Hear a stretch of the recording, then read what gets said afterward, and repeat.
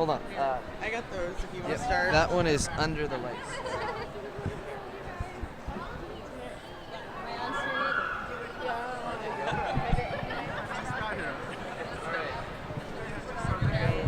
Okay, so this was short, so let's be shared between you guys. Well, we can pass it. Oh, okay. Oh, I see here.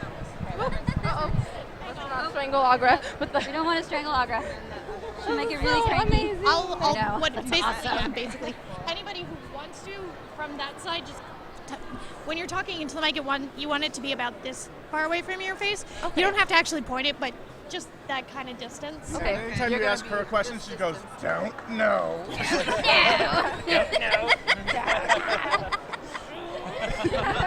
Oh, this is gonna be great. So if you ask any questions about the craftsmanship of these, definitely ask them. Okay. Because, yeah. I didn't. Mine's all held together by glue. All of them. Want me to grab this? Thank you so much. I'll grab it back from you. And an old laundry basket bag that I cut. Very nice, very nice. Yes. Here we go. It's One more. okay. He's a... One more. Behind me. Oh, hang on. That I can do.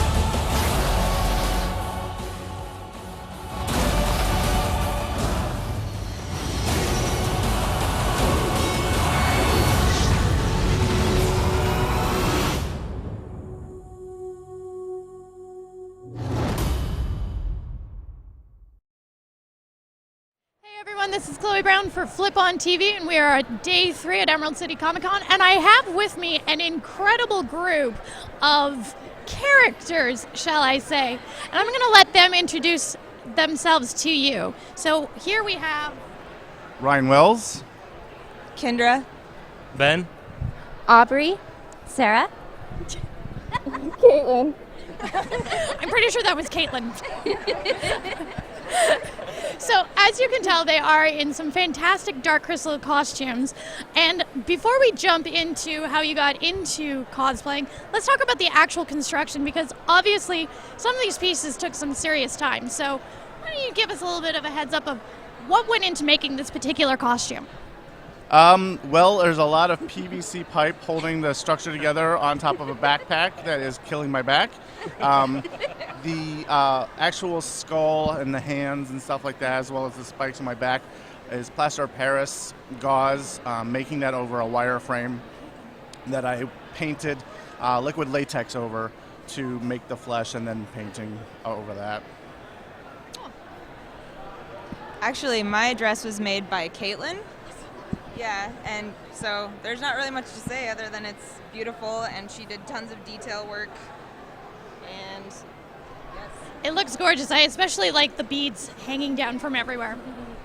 The frame is PEX pipe, and the head was a combination of wire and clay over that with hot glue, actually, for the detail, and then latex over that to smooth everything out. So. And what about you three? Mine's just held together by glue. I'm not so good at sewing, so I just glued that together. Nothing And wrong with a hot glue random gun. pieces that I found, and more glue and a wig. Whoop. Try and hold this. Well, really, most of mine is Fizzgig was crafted, so I made him out of a bunch of old socks and some felt. His teeth are made of Sculpey, and he's a puppet, so he actually moves. Yeah, and he's really the main thing I actually sewed myself. The rest of this I kind of pieced together from things I found online because I don't normally sew, so this was an adventure. All right, and as for you, Well, this mask was made by Ryan, who made Chamberlain over there, so it's absolutely amazing. And then I just made the dress, and underneath I've got a pillow and like a wire bustle thing and a really large bra. so we've got pillows in the front, basically another pillow in the back, and then some more pillows up top. Got it. So for the two major big costumes that we've got going on here and for her mask, about approximately from conception to when you guys were first comfortable wearing them to a show, how much time do you think those pieces actually took to create? It was about 2 months for this one, and I previously wore this to another con, and while making that, I had met these guys, and they said that they wanted to bring this to this con, and we had met through that, and we wanted to create a group, and through that, she said that she wanted to also create this character as well, and with our collaborative efforts, we came up with this costume through a 50-50 effort, and I did half the head, and she did the amazing body half, including that. Yeah. Very cool. And for yours, approximately how long did it take you? It probably took me off and on probably 3 or so months to work on it. Actually, I had started mine, and someone had pointed me towards Ryan's build, and so that kind of inspired me to make mine with kind of a different setup as far as the frame underneath. But yeah, probably about 3 or so months to make it. Very cool. Now, in the cosplayers that we've talked to this weekend, a lot of them have kind of mentioned one thing, and that is that they have to fight the urge to procrastinate when they're doing their costumes. And I don't know if that's something that you guys feel that is kind of similar, but what's your best trick for getting yourselves out of that mindset other than, oh God, the con starts tomorrow, where's my hot glue gun? Let's go with you. For me, it's just wanting as much accuracy and detail as possible, and you can only do that with time. So I just remind myself that I want it to be really good, and I want to feel proud when I'm wearing it and not like, oh gosh, I'm missing all these things. So yeah, that's pretty much it, just wanting to do a good job. Very cool. What about you guys? You got your own mics. Oh, I procrastinated to the very last minute, so I can't give any tips about that. We left for Seattle on Thursday, and I was up until 2 a.m. on Wednesday gluing together everything. So I procrastinated to the very last second, so no one should listen to my advice on that. I would say the only thing I really procrastinated was my wings. Ooh, she has wings. Of course she does. She's a girl. Yeah, and That's a fair point. only girls have wings. And I couldn't stand the idea of the outfit being like incomplete, and so I did it like 2 nights before, and I was like, I'm just gonna do this. So I guess just force yourself to do it. Like, put down whatever project you're also working on and just do it. And what about you guys? Because obviously your costumes don't really allow you to not have them done. There's actual construction work that goes into making them. So what do you do to fight your procrastination urges? I think, first of all, the most important thing is do something that you love. If you're not into it wholeheartedly, you're not going to get to that point. And anytime that you feel that you're losing interest, is you have to get back to that point that you started at, remembering that you loved it. And for me, it's important that I kind of stick to movies. And when I start to feel that I'm kind of worn out, is I either watch a movie or listen to the score or the soundtrack, whatever, and it brings me back to how I felt when I first saw that movie, or the 100th time that I've seen that movie, and it motivates me and it gets me energized again and puts me right back in the game. Very awesome. And anything that you want to add? I would have to say with procrastination, I mean, the bigger thing is disappointment. When you're building something, you might not meet your expectations, and that's the biggest thing, is whether or not you keep going after you failed on maybe a certain part of the build or not, and that'll really help you to make it to a finished costume. Very awesome. Well, thank you absolutely everybody for cramming in here today and for showing off your fantastic costumes. And we'll see you all later. Bye, guys. Bye.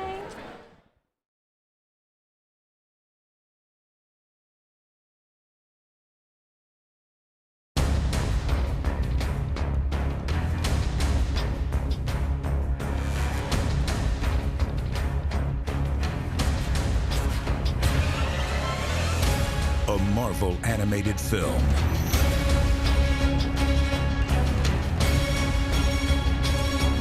Featuring the Avengers. Two legendary heroes go toe-to-toe against one unstoppable force. With the voice talents of Jennifer Carpenter as Black Widow and Brian Bloom as the Punisher.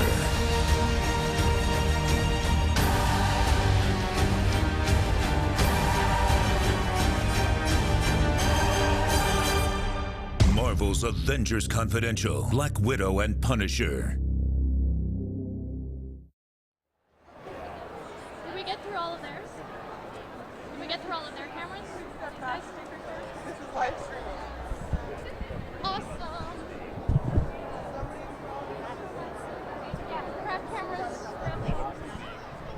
Do you need a hand up?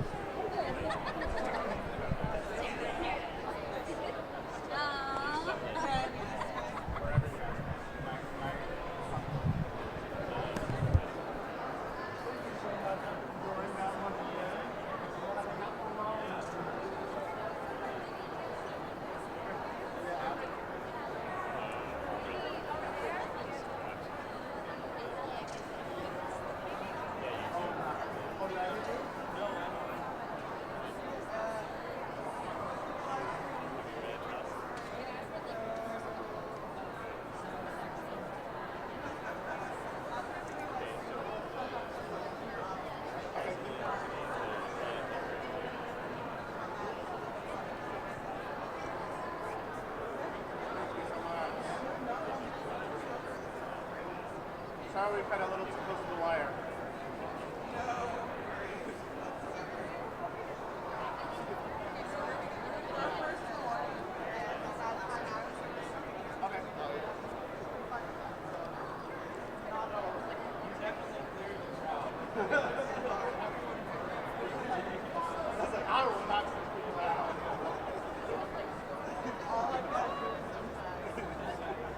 This thing's a rock. It'll knock everybody out.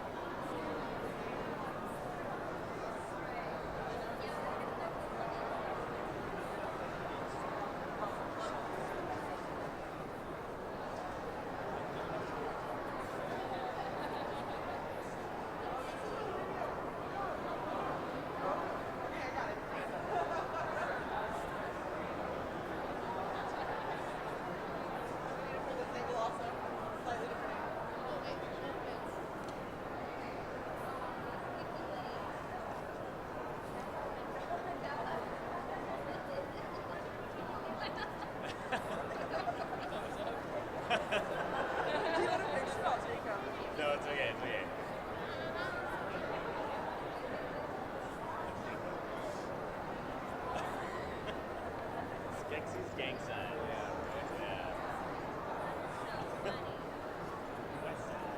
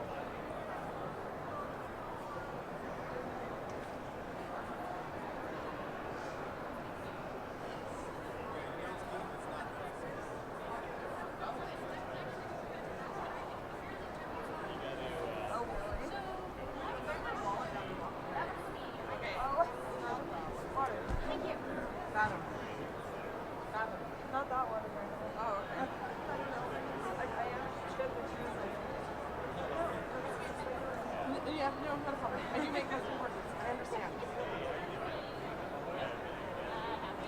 I learned to sew by making ballet costumes, so I understand.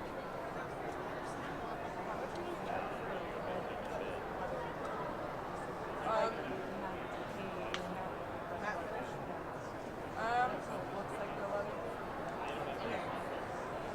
You're going to be $100? Thank you. You're awesome.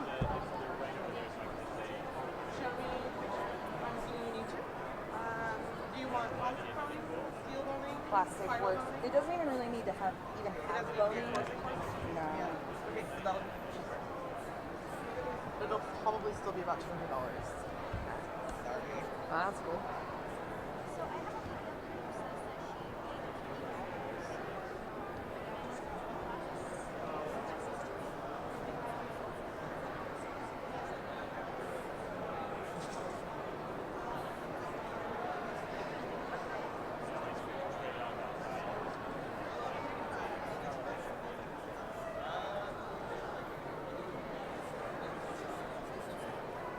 Did you see the Eccc here?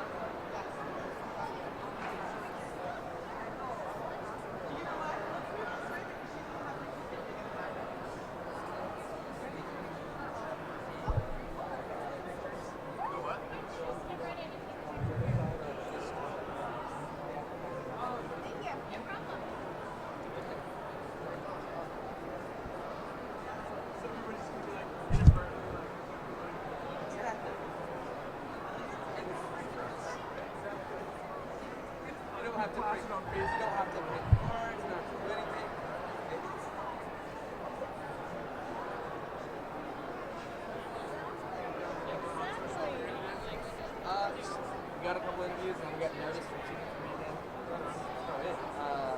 And he's going to be over here in like 5 minutes for an interview. What does she do?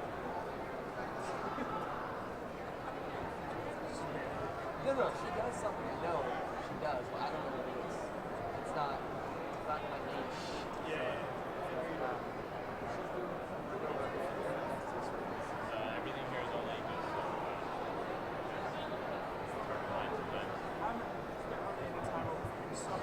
Check it out and see what's up. Yeah. I dig it, man. This would be a fun video.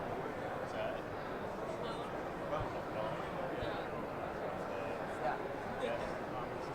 I was in Spotlight last year, and I was actually because it's a one-on-one. It's like it's yeah, exactly. So if you really do that for you, it's awesome. Yeah. So there was a couple people in there that I was TV that was nice, and it was fun because right. so you can actually play around with it and stuff like that. It's not just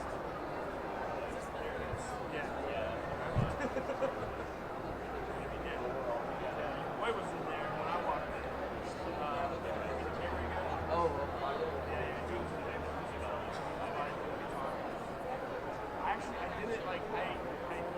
knew up with the camera and I didn't know what the camera actually looked like. Oh, So I was just in there working. Like, just there. right? Yeah. That's his trademark. Yeah, it's like Trent Mount here, man. Yeah.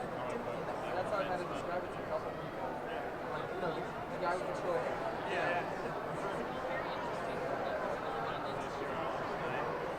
I was really great.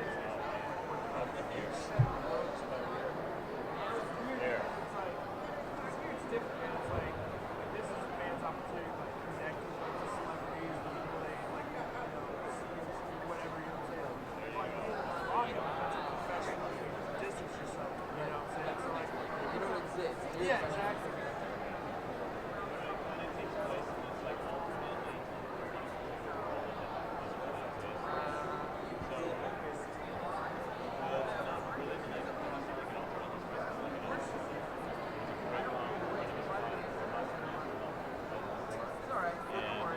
That's Roman Taylor and his dad. He's kind of running his one day. Yeah, that's what the game is about. Like marriage, Yeah. Kind of, yeah. He crashes through Roman Taylor's car and he's being chased by this giant robot. Yeah. Go watch my movie. That's bullshit. It's like a sports guy or whatever. You know, it's like the only reason you're relevant is all these people. You know, out there, you know, busting out and acting bigger again. So when you're watching, you might be where you are. So I feel like actors have that kind of like separation. Like I get it to a certain extent. Like you know, you're a public figure, you want to bring a person like this. You know what I'm saying? How to play the part, man. It's like these people that just want to see you for 5 minutes, you know, out of their whole entire life, you know. People want something, shit, you know. That's why, like, No, not at all. there was a baseball player, I heard a story a couple years ago where he would come after each game and stand there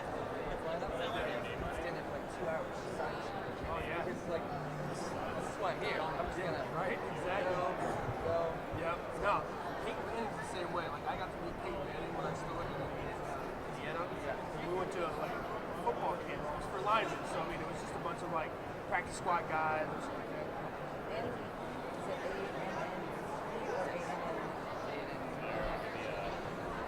But yeah, we were at the camp down there at where they it wasn't the like what they have now. Yeah, it was practically what the actual stadium, you know. But yeah, Peyton showed up. He was just like there watching a game film or something like that. He showed up and came out and like signed autographs for all the guys. Like he didn't have to. There's no reason for him to stop. You know, he wasn't even part of the camp. But he stopped and like signed everybody's autographs, shook everybody's hand, gave us a little pep talk. And said, you know, it was cool. You know. And then I read a story online that you know after the Super Bowl, which is arguably one of the worst games he's ever played. And I mean, we're talking about the biggest game on the face of the planet, basically. You know, it's the Super Bowl. Devastating defeat. And one of the like, janitor or food service guy that was just back, you know,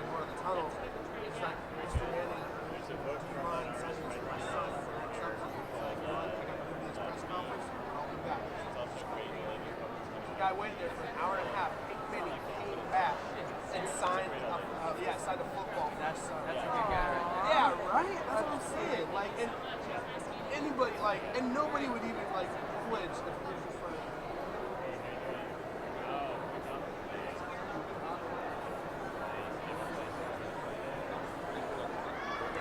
Go onto the FlipON.TV site, and there's a contact link down there. Email it.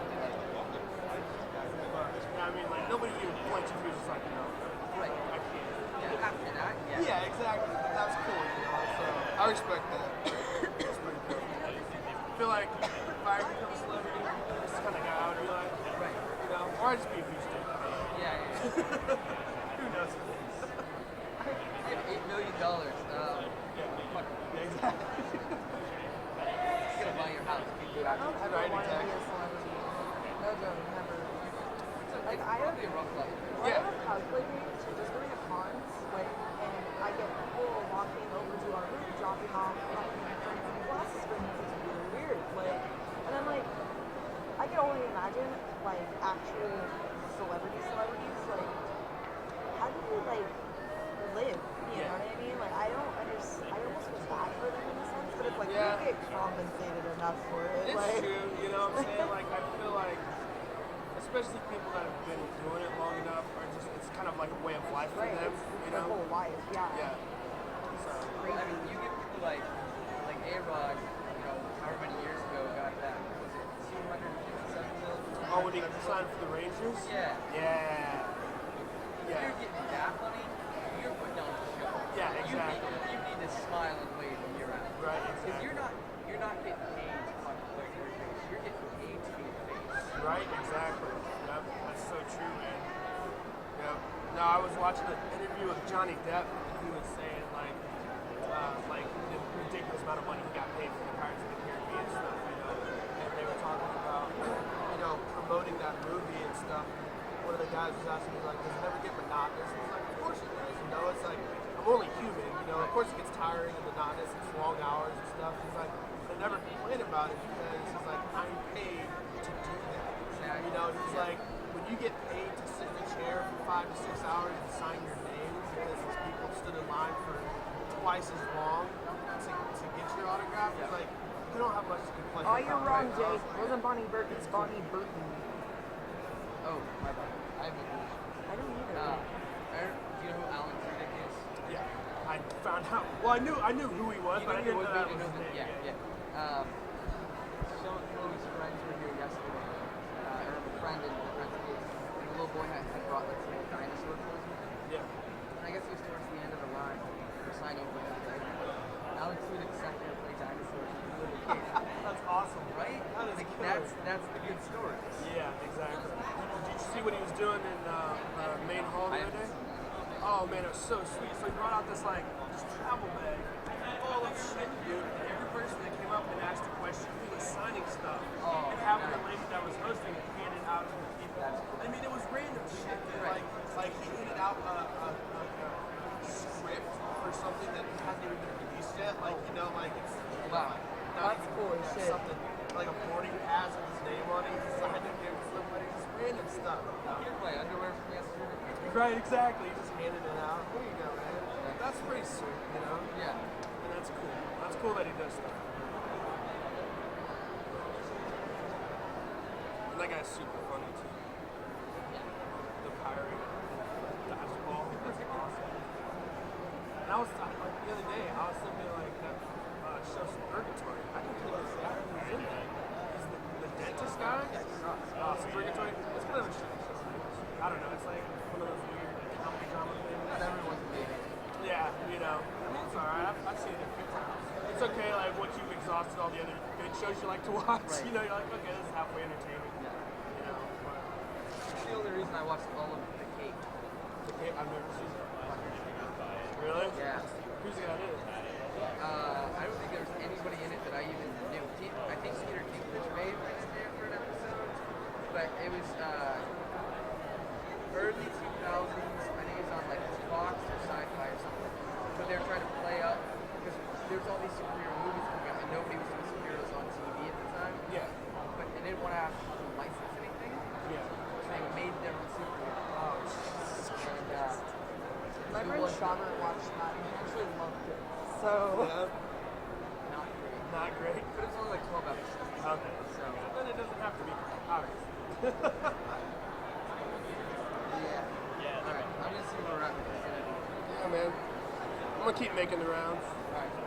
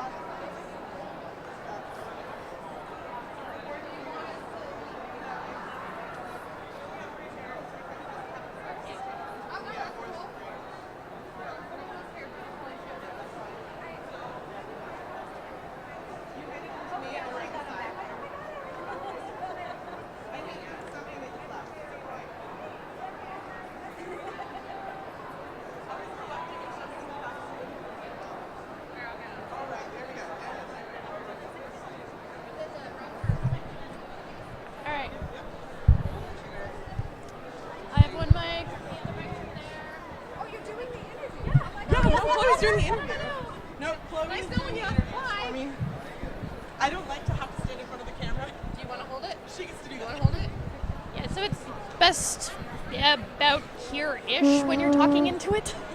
And then, can we get a couple photos like for, this is our social media person for FlipON.TV. Her name is Sam. She falls down a lot.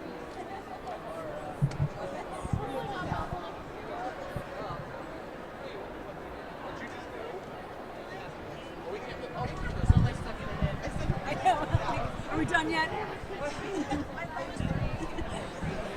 So am I. I'm not reading You can do that later. I kind of forgot what it's like to record something. Oh yeah, I did that yesterday, and I was like, I'm not doing that today. I'm only cosplaying for one day. Okay, that good. Was, It's hard to do multi-days of that, for sure. Did it work? I have no idea how Sarah Chickasaw does it. Oh, no, I don't either. I I never respect do. her, but I have no idea.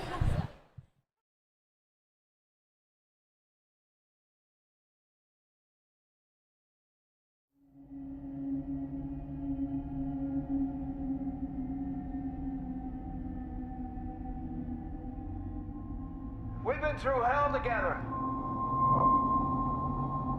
We spent 4 years, 4 years, fighting that virus, and then another 4 fighting each other. It was chaos.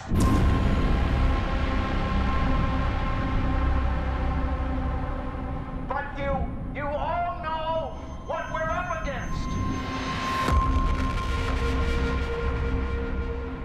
I need to speak to Caesar!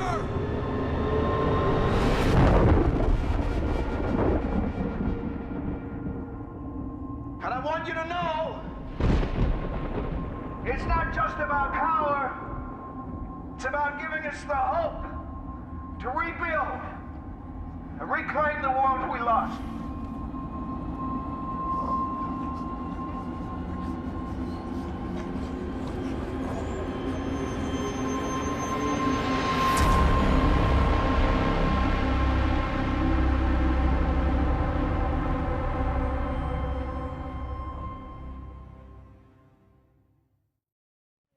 This is Chloe Brown, and we're back with FlipON.TV, and I am standing here with 2 very special people and a fantastic representative from Espionage Cosmetics. Espionage Cosmetics. Thank you so much. So I'm going to let them introduce themselves because they can do a far better job at it than I can.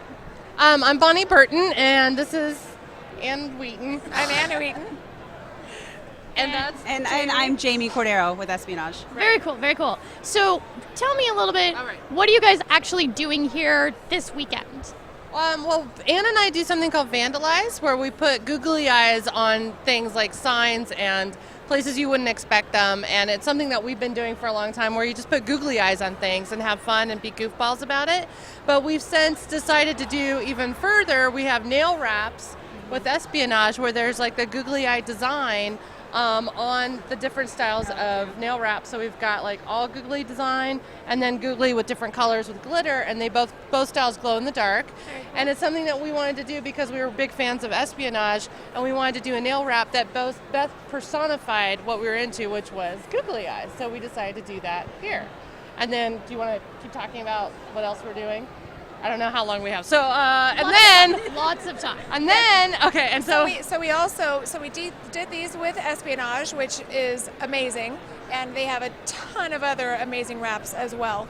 And then we also designed some T-shirts, vandalized T-shirts, and we did this with We Love Fine T-shirts, and there's this blue with the red. You can also order online. It's green with yellow writing and brown with orange writing. And then this with the anatomically correct heart, which is pretty awesome. And there's another one that's just like an actual, little animated heart.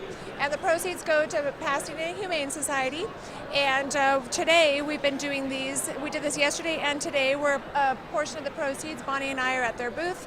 And a portion of the proceeds are also going to the Pasadena Humane Society, which is a charity that's close to my heart, and I do a lot of work with them, and I'm a board member for them. And we're signing photos too. So Espionage was nice enough to bring us in to do a photo shoot, and we did kind of like this Mad Men-esque photo shoot where we had these They make us look way cooler We than we look are. so awesome, and they put us in these dresses that are just covered in googly eyes, and they're gorgeous. They're loud, and they're not good to. Don't murder anyone in those dresses because you will leave Way a too much trail noise. trail Way of too much googly noise. eyes. Not that we committed any crimes in them, but we wanted to do a great photo shoot, and so we did a photo shoot with them to celebrate the nails that we were promoting, and it was so much fun. And that was like, I feel like that was high couture googly eyes Yes, it because was. And it we was definitely fabulous. normally when we vandalize things, we're not dressed in ball gowns. Normally we just look like this. Yeah, well, in the photos, there's a lot of photos where we're holding like a cocktail glass because you can see, so it looks like we just walk around totally glammed up with some whiskey in a glass. It was a nice amazing fantasy. nails. Yeah, it was a nice fantasy life to live where we just Yeah, it looks pretend like a that soap we just opera. walked out of Dynasty covered in googly eyes, a little tipsy, and vandalizing things. So, but normally we just kind of look like this, and we like to put googly eyes on things, and it became a movement because we're both really good friends, and we decided to do this stuff and just hashtag it. And Anne came up with the name because we were just calling it like googly eye fun or whatever. And Anne is the queen I'm of all puns. about the puns. Oh my God, queen of puns. So she's like, let's call it vandalize because it's like you're vandalizing, but it's with eyes. And so that just stuck. And so now when But people, not for reals vandalism, kids. No, Don't no, do that no. at home. Don't do that. Don't go to like your favorite art museum and try to put googly eyes on the Mona Lisa. That's not good. But They frown on Although I that. think that might actually be almost an improvement on the that Mona would be Lisa. pretty awesome. She would look a lot more awake, I think. But when you do vandalize something, we encourage people to go to our blog, which is vandalize.net, and submit photos of anything that they've googly-eyed or vandalized. Or also you can tweet either one of us. I'm Bonnie Girl, GRRL on Twitter, and she's Ann Wheaton on Twitter. And just tweet at us with the hashtag vandalize anything you put googly eyes on. Yes. And it's pretty amazing. The people have been doing it all over the world. We get submissions, and it's hilarious. And I even had 2 little kids come here. They did a drawing for me, and they have little googly eyes on it because they know how much. I don't know how old they were, like maybe 5 and 7, or I don't know, but they were adorable. And it's a silly, fun thing. Any age can do it, and it just makes anything better. It makes it look cuter. It's funnier, and Makes it less scary. We have an office Dementor when we did the photo shoot, and it's terrifying. But with googly eyes, not so. Not anymore. Not anymore. Yeah. We actually put like quarter-size ones on this big black scary creeper thing, and now it just looks like this horn nose, and it's adorable. And I mean, the whole point of it is just to have fun. I mean, we're big goofballs, so we always try to encourage people to like show off their inner goofiness, and this is a great way to do it. And actually, it doesn't take any skill level other than peel off the sticky part of the googly eye and stick it on something. And the great thing is you can get these googly eyes anywhere. I mean, Archie McPhee, who are based out of here, they've got these great emergency googly eye tins that they made because we just... For all your googly eye emergencies. Yeah, and Of course, they're different sizes, Yeah, right? yeah. There's a Different variety. sizes. They're all self-adhesive, and they have glow-in-the-dark ones, and then they have big eyes that are about this long, and then bigger eyes. So I put them on my front door as you're leaving my house, so it looks like the house is saying all yeah, and you can put I put them on the side of a bus just for fun to see how long it would stay there, and I live in San Francisco, so it was there for quite a while. But it's fun to see how people do it. Like they put it on their refrigerators or whatever, and they turn their house into almost like a Pee-wee playhouse, and it's really really fun. I like using the giant googly eyes, and I use the glow-in-the-dark ones as a path to the bathroom, so when guests stay, they don't have to have a nightlight on. It's like the landing ship to just right through here. Very creepy landing strip. I do not recommend substituting the glow-in-the-dark stars in the ceiling with the glow-in-the-dark eyes because it does kind of look like you're in a cave, and when you wake up and forget they're there, it's not. But the best part of these nail wraps is we forgot that they were glow in the dark, and we came to their booth on Friday for them to put them on it was on Friday. Yeah. And then Bonnie and I were in hotel rooms next to each other. And I go to sleep and I turn the lights off, and I was like, I just texted her in all capital letters, the nails are all glowing. It was the coolest thing. And I keep forgetting. Yeah. I keep forgetting They're because I went so to bed cute. last night and I'm like, what's happening? And then I'm like, Just oh, it's like my nails. these little things moving. It's They really glow cool. really well. They really do. But the Sounds thing like that's I'm gonna good have is to get a the- pair put on underneath my gloves. Yeah, they do. The glow in the dark part, it isn't discolored like stuff from the 70s, so they just look like my cute little nails until you turn the lights off. Yeah. They're amazing. So if you're hiding from someone like a serial killer, don't wear these. Yeah, not a good idea. You should probably put that warning on the pack. Done. Yeah, okay, Done. good. Not serial killer approved. Yeah, but we do encourage that people get the nail wraps from Espionage, which are also online as Yes, well they are for also purchase. online. If people get that, please tweet us all pictures of your nails, And because we'd love hashtag to it. We see wanna see how 'em. people are doing them, because we changed it up. So we did colored with one black and white, and she did all the black and whites with one color. So we were trying to be artsy, but we'd love to see what fans are doing for sure. Did you want to talk a little bit just about espionage in general? Because we haven't really absolutely. gotten much So, into that. We are a niche makeup company. We're for nerds by nerds. We're definitely not the Walmart of makeup. Obviously, we have googly eyes that glow in the I don't dark. know. I think that might actually be better than what you can get at Walmart. I mean, in our personal opinion, it is. So we have the nail wraps. We just kickstarted the project last year, and that's actually how we met Ann and Bonnie, because fans kept tweeting it at them, and then we managed to make the connection, and we're huge fans. So we have a fangirl clause at Espionage. So after, we had to be professional the whole photo shoot, and then we had 15 minutes, and we had a timer for it too, for us to be fangirls and have them take pictures and sign pictures for us and all of that. But we're in booth 102, and Ann and Bonnie are going to be with us from 12 to 3.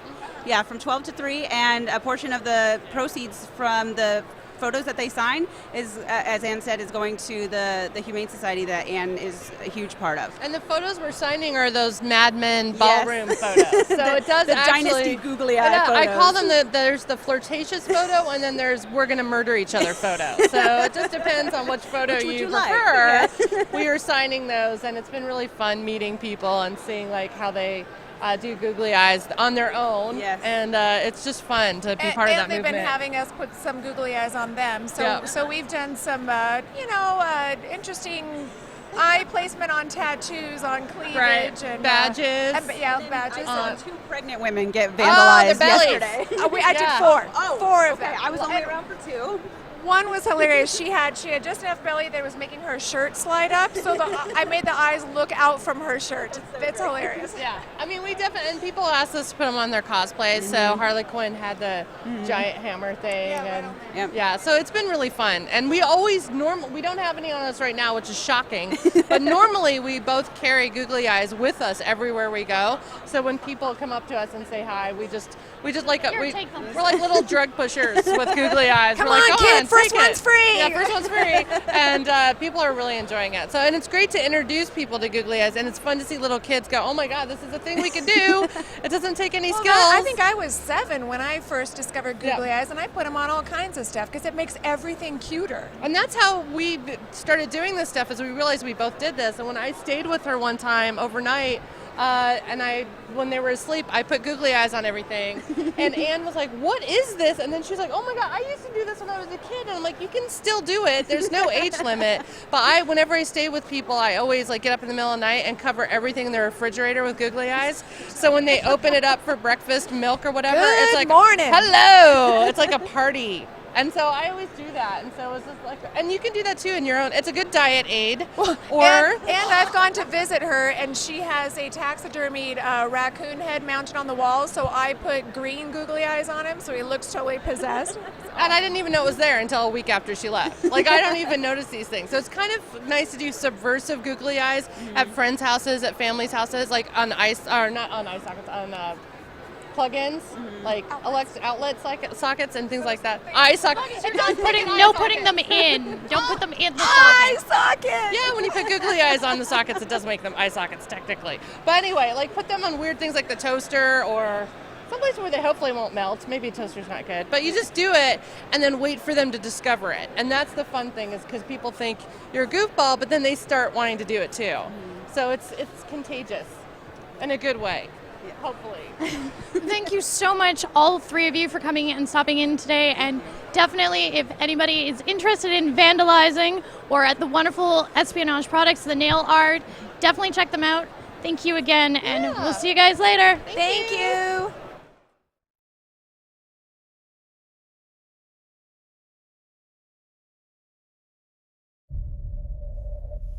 I'm gonna tell you a story. At first, it's gonna sound ridiculous. But the longer I talk, We have to find the keys. the more rational it's going to appear. I can't believe you found coffee. Sugar, right? Yeah. No, hold on. 3. You like 3. How many times have we been here? How many times? For me, it's been an eternity.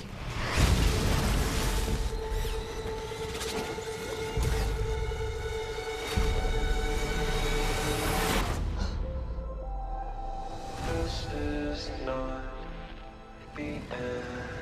The invasion will fail. We lose everything. This is not the end. I die within 5 minutes of landing on that beach, along with every other soldier.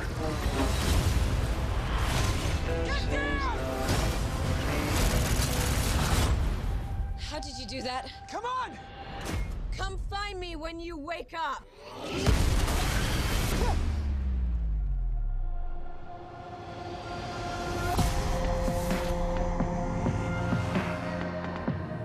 You do know what's happening to me. What happened to you happened to me. You hijacked their power. How do I control it? You have to die. Every day. Keep coming here and I'll train you. Again. Your leg's broken. No, I'm good. Then you better start over. Oh, come on. I'm not a soldier. Of course you're not. You're a weapon. They want to conquer the rest of the world. Unless you change the outcome. We are not equipped for what's out there.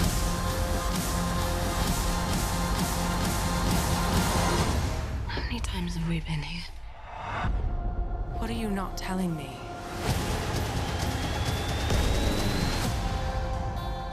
It's gonna be dark in a few hours. And curl up by the fire and open a bottle of wine. We should just reset. Whoa! We're back with FlipON.TV, and I'm standing here with two interesting individuals from a new comic book publisher, right, called Around the Sound. So why don't the two of you actually introduce yourselves, because you can do it far better than I can. Well, hello, I'm Devin Tuck. I'm the CEO and co-president of Around the Sound Comics. And I'm the Will Barrett. And you do what at the...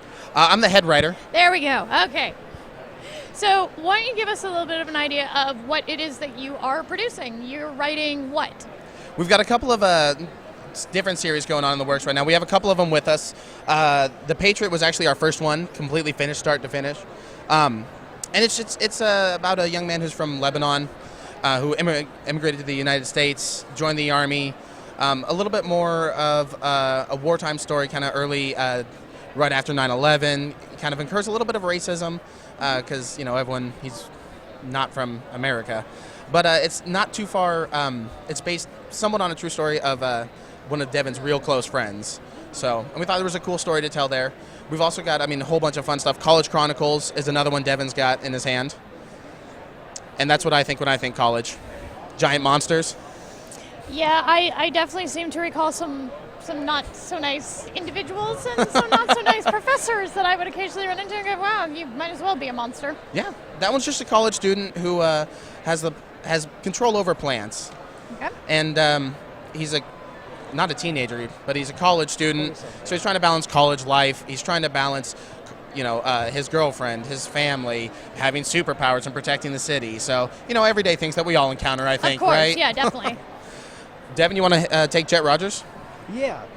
So this is Jet Rogers. I don't know if it's too far away from the camera. This is our cheesy, campy sci-fi. I'm a huge fan of 1950s Adam Strange, Space Ranger, Space Cabbie, Challengers of the Unknown, really out there 50s to 70s, egad, golly, oh my goodness, spacey stuff. And so this is kind of our take on that. It's a little bit gory. It's kind of like if Buck Rogers met Quentin Tarantino. It's what we like to call a classic, but with a modern twist. It's probably one of my favorites. The art's done by our buddy Sam Zaninovich. He's a Seattle local. He's actually at our booth right now, 2313, if anybody's paying attention. I'm going to cut in here real quick. If you guys have the program and you're here, yes, we have an ad in there. And if you bring that ad by our table, 2313. You get a free comic book or $3 off a T-shirt. So in the come on very by and back. check us out. In We're the right very by the back. T-shirt tower. Mhm. Or is it the Tower of T-shirts? We're one Okay. row over from the T-shirt tower between Snapping Turtle Comics and Cloud9 Comics. You'll find us there. Yeah, just bring us the advertisement. T-shirts are pretty cool. We have them in black and white, all sizes. So just let us know. Come find us. So obviously you guys are actually doing your own comics.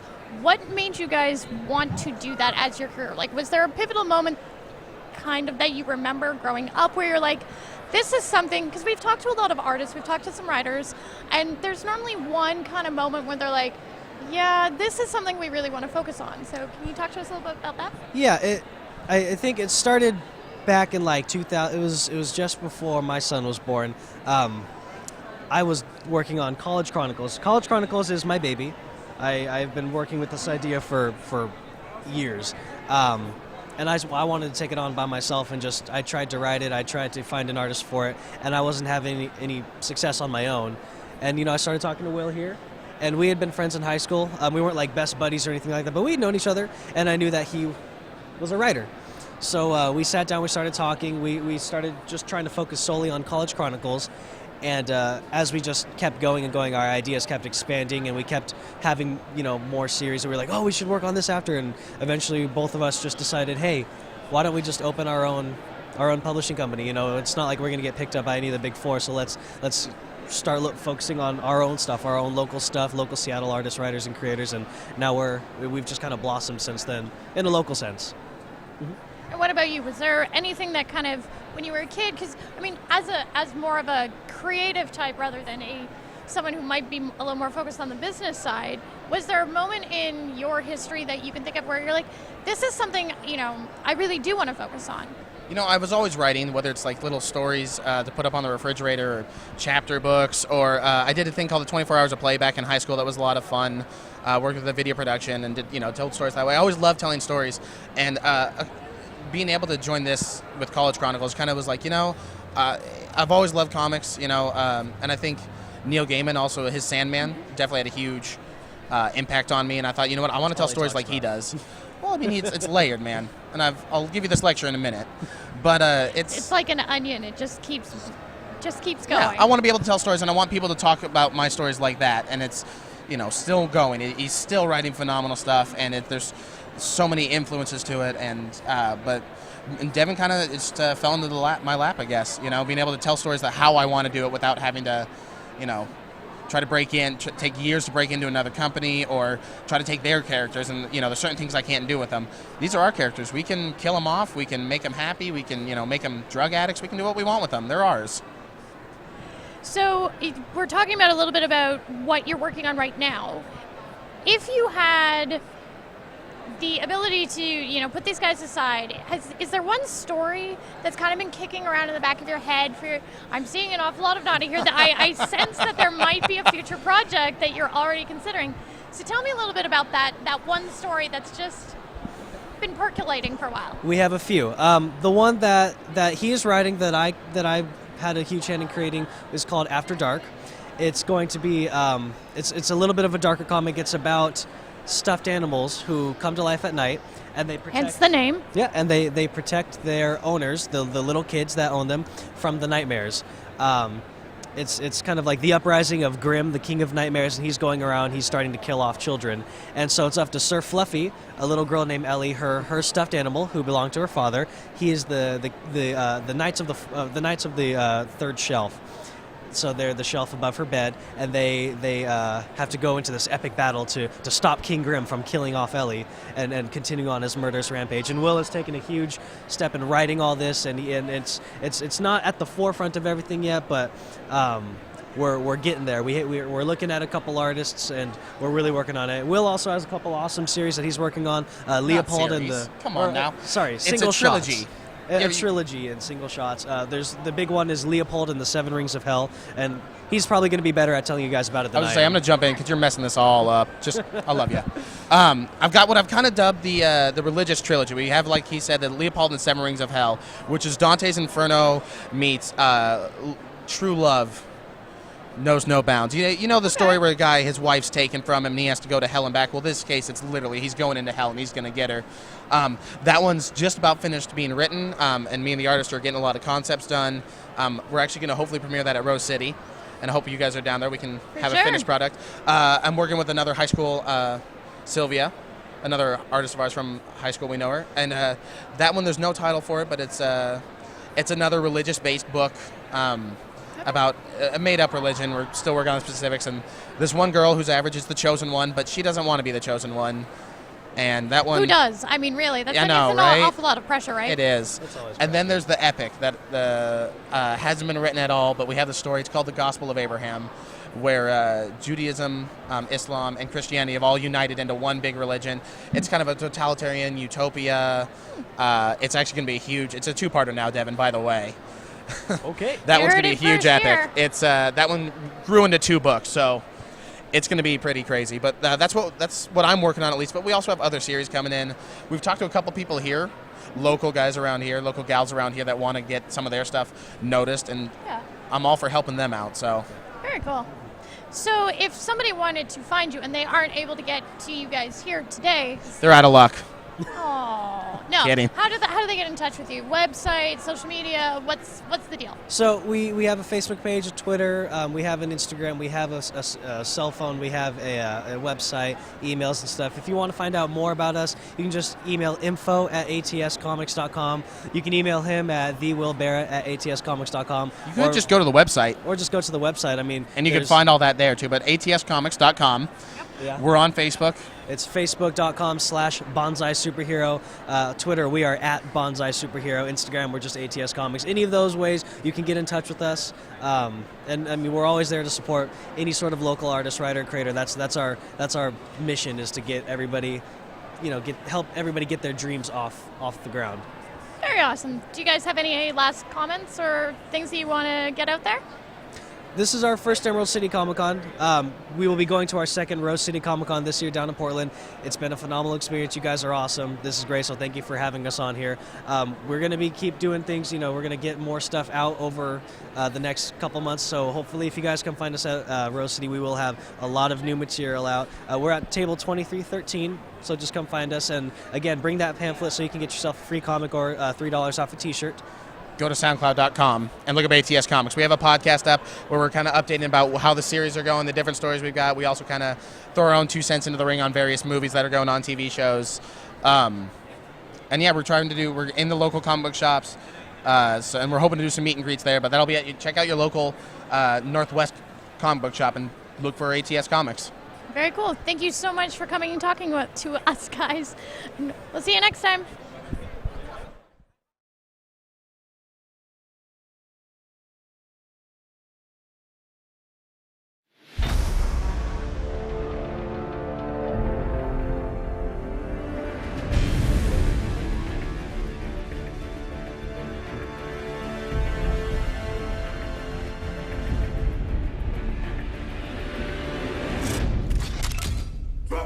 Now! Yeah, hey, cool, man. No problem. No problem at all. Who are you? Star-Lord. Who? Well, Star-Lord, man. Legendary outlaw. Forget it. We arrested these 5 on Xandar. Check out the rap sheets. Drax, aka the Destroyer. Since his wife and family were killed, he's been on a rampage across the galaxy in his search for vengeance. Gamora, soldier, assassin, wanted on over a dozen counts of murder. Rocket, wanted on over 50 charges of vehicular theft and escape from lockup. What the hell? Groot, he's been traveling recently as Rocket's personal houseplant / muscle. Peter Jason Quill. He's also known as Star-Lord. Who calls him that? Himself, mostly. He's wanted largely on charges of minor assault, public intoxication, and fraud. Oh, I'm sorry. I didn't know how this machine worked.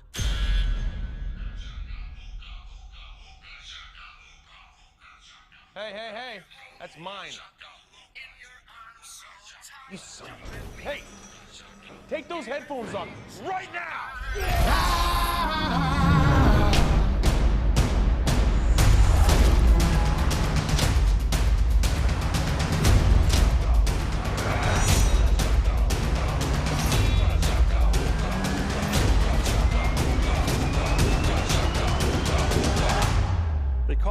themselves the Guardians of the Galaxy. What a bunch of a-holes. Hooked on a feeling, I'm high on believing that you're in love with me. I'm hooked on a feeling. We're back with FlipON.TV, and I am standing here talking with two individuals from Tiny Blue Dragon Studios. I got that right? Yes. Okay, awesome. So why don't you give me, first of all, why don't you introduce yourselves, because you can do a far better job at that than I can. Okay. So who are you? Fair enough. I'm Ben Sue. I'm the primary writer and co-founder of Tiny Blue Dragon Studio, and I write a ton of comics, and I love doing it. And I'm Elaine Tipping, and I am also a writer, but mostly on the side. I do most of the art for Tiny Blue Dragon Studios as well. And we're a creative team who does a gazillion comics. We have so many that we had to consolidate under one title, which is Tiny Blue Dragon, from our first series. So. Fantastic. So what did you bring with you to talk about a little bit about today? Oh. Okay, cool. So this is our latest cooperative project. It's called Licensed Heroes. You can find it at, I don't know if you can catch this, but the website's here. It's on Smack Jeeves. And you can just Google Licensed Heroes, and I think we're the first top 3 or 4 hits. And it's about this kid, Tempest, who graduates from hero school, and he thinks he's going to go on adventures and slay dragons and get halves of kingdoms and things like that. And he walks out into the real world and finds out, hey, the market is flooded with cut-rate heroes, and I can't find a job. And rent's coming up. And I'm in trouble. It's not an analogy for being a liberal arts major at all. And it's certainly not semi-autobiographical. You can find most of it online now at the aforementioned website. And we just had a successful Kickstarter. It was amazing. We got almost double what we needed. And we're hoping that we can get the first physical volume out by July. I'm going to guess August, because printers always go, oh my God, this isn't the right size.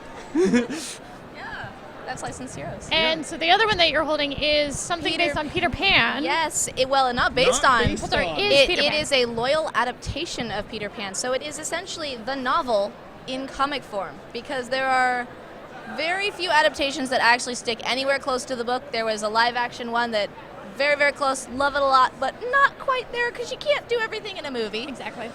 So I took his words, I took the novel, and I just put pictures to it, basically. And we've gotten into digital fistfights with people who are like, this isn't Disney. This isn't Disney. Didn't Disney write it? No, Disney did it. They did a J.M. nice Barrie job. did the original work. Disney did a wonderful adaptation, Yeah. but they took several liberties, as they are allowed to do. Yeah. But she is following the work as closely as she possibly Yeah, can. and it's my baby project. I love it. I grew up on Peter Pan. I'm totally obsessed with it. I know way too much about it. But yeah, these are the two that we're not selling this one yet, but we have will. this and a story about me living in Japan, because that's where I'm from. And also our very first series, Dubious Company, and online under Tiny Blue Dragon Studios or Tiny Blue Dragon Studio, no S. Sorry, yes. And I'm also on DeviantArt as Tria Elf9, where I post Princess Retribution, which is a comic about princesses who have to rescue their princes because they went and got kidnapped. Which is really probably more realistic. Exactly, and they get kidnapped by evil queens. So Those inconsiderate princes I know, and their right? inconsiderate evil queens. Yeah, right. So the main website that people can go to if they aren't able to be here today to grab one of these guys is Tiny Blue Dragon Studio. No S. .com. And where else can they find you? I mean, you just mentioned DeviantArt. All of Dubious Company is listed at dubiouscompany.com. And Licensed And Heroes. we're on Smack Jeeves with Princess Retribution, Peter Pan, and Licensed Heroes. And I'm Tria Elf9 everywhere, so Tumblr, Twitter, Yeah, I'm Tagalog DT on any social media thing I hit. Facebook. Very cool. But Tiny Blue Dragon Studio is our portal site that links to all of our other comics. Yeah. So what was the sort of driving thing that when you first got into comics, like was there a pivotal moment when you guys first started before Tiny Blue Dragon, existed? Right.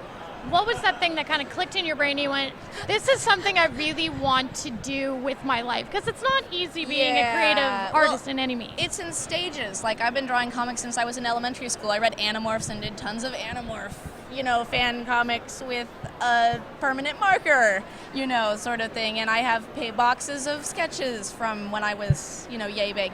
But it was more of a hobby through college. I started taking art classes because I discovered that I got more interested, but I was so afraid of taking a hobby and then hating it if I did it as a job because I loved it so much.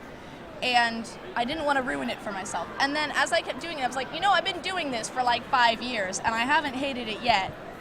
Let's give it a try. So I moved to Japan and started teaching part-time and had extra time to draw, and then just slowly started getting more into it. I have everyone says I'm supposed to have a pivotal moment, and it's... You don't have to. Well, it was a little... It's always tiny steps. So I started with, I wanted to write prose and write short stories and things like that, but my dialogue was terrible. It was stilted. And Elaine and I worked at an opera company together, and I noticed she was drawing, and I thought I could learn dialogue by writing comics, because that's primary dialogue, because I was an idiot and didn't know that 20 years ago. So I pitched to Elaine the idea of Doobie's company. She was actually the third person I talked to. The other two people were like, yes, a year later. Can I get some art from you guys? Yes.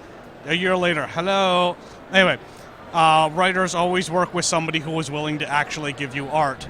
But I thought it was just going to be a hobby. I thought it was just going to be practice, but I ended up spending more and more and more time. And I'm like, I'm writing these comics 8 hours a day. Hey, let's just try to monetize them and see how well that works. And it has been, and people have been loving our work. Very cool. So if you had one piece of advice that you could give to someone who is thinking about pursuing this as a career but hasn't taken that final step, a piece of advice that you wish you had had before you started, what do you think you would be saying to them? Yeah, so do I. Don't. All right.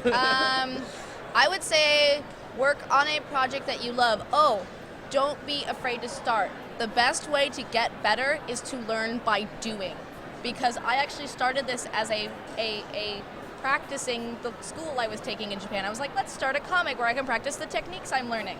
And I did end up going back and fixing the first terrible pages for the book, but you have to do, because I've literally been drawing for 9 years every day on a webcomic. I mean, now I do like 5, but I draw every day, every minute of the day. And the more you can draw from the artist standpoint, the more you can practice telling stories, the better you will just get. And don't be afraid to take classes, because this was my mistake, even if you think they're simple and easy, draw a happy line, sort of thing, they will say something that you just didn't think about, like, hey, your cover should summarize the plot of your book. There's just things you don't pick up, so it's good to go simple. And it keeps things simple. Don't get complicated into the composition until you really understand the basics. So draw every day. That's my advice. The same goes true for writing, by the way. Write every day. Keep a schedule. You get better by doing. The biggest piece of advice I have, don't be afraid to put your stuff out there. It's scary. It's frightening. People on the internet will yell at you and say it's terrible.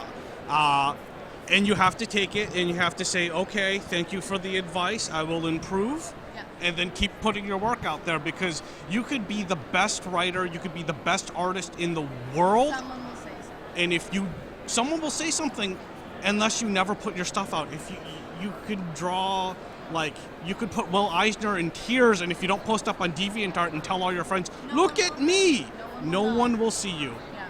So you have to put yourself out there. Can't be afraid. And luckily I find that when you start out, people tend to be a little bit nicer in the beginning.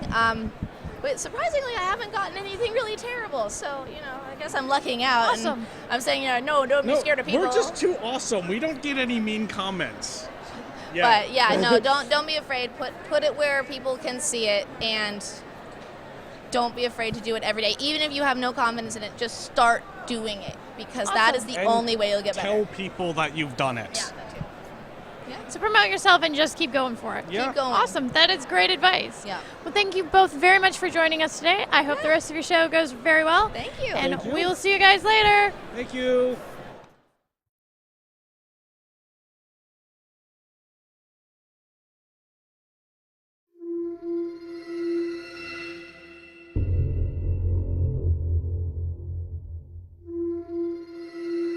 You're the perfect hunting machine.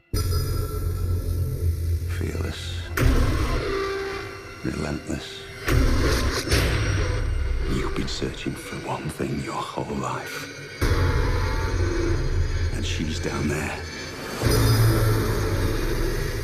Make sure this is the right one. It's her. Good. Kill her. Who are you? I'm here to help you.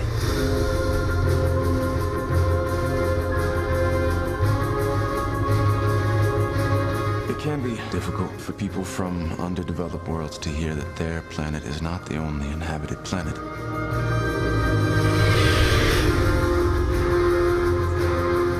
Your Majesty, Kane was the best soldier I ever went into battle with. If she's what you say she is, we're not getting off this planet without a fight. Your Earth is a very small part of a very large industry.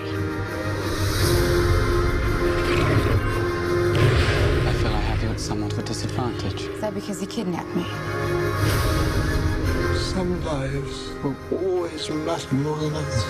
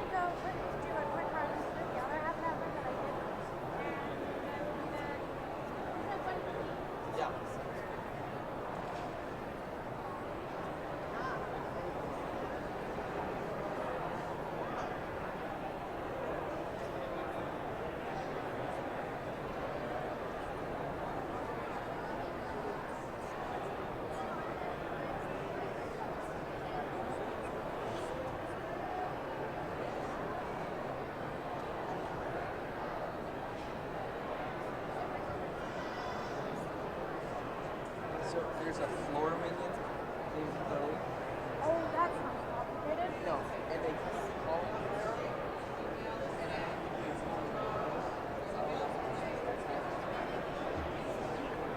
I have my cell with me if I need to get texts or anything.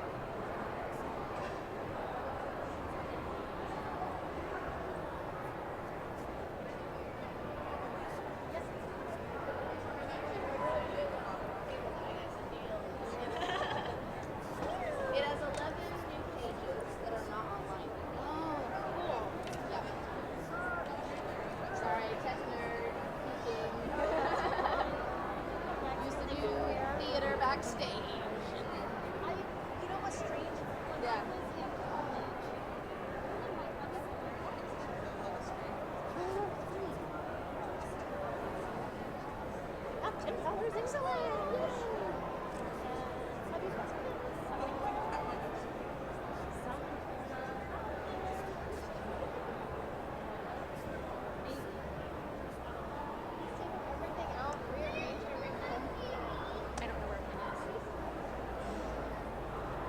I usually carry them, but I'm not carrying my standard purse. I'm.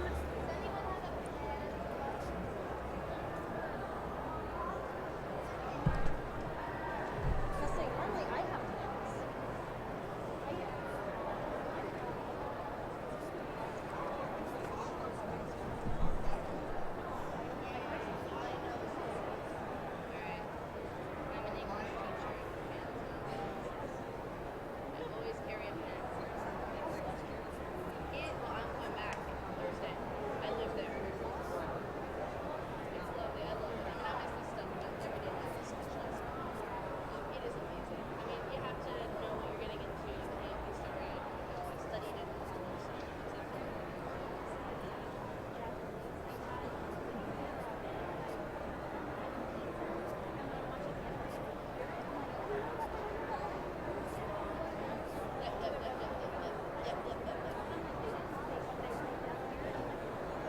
It drives me up the wall. Oh yeah, I can't watch 6 or 7 minutes.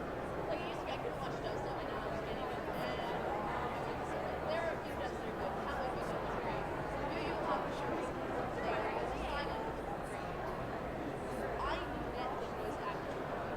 I met, I did a TV show. I went eel fishing. And like, when I was little, I was eel fishing. Well, I'm not this was why I was young, and he went into Grant Plus. I can't believe it. Everyone else died with magic. Oh, I remember. Still bitter. But yeah, no, reserve. I've seen.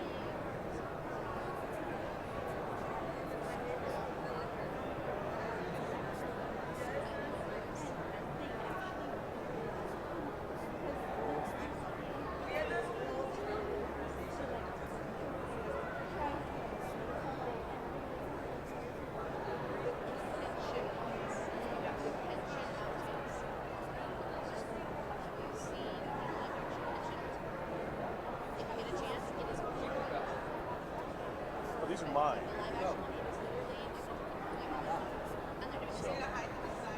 Yeah, he's not here till 2:30. So.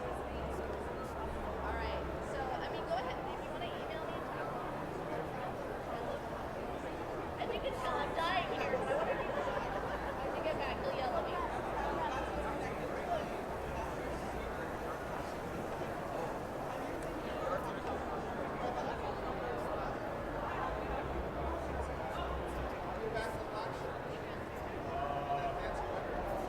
No, Zora. Because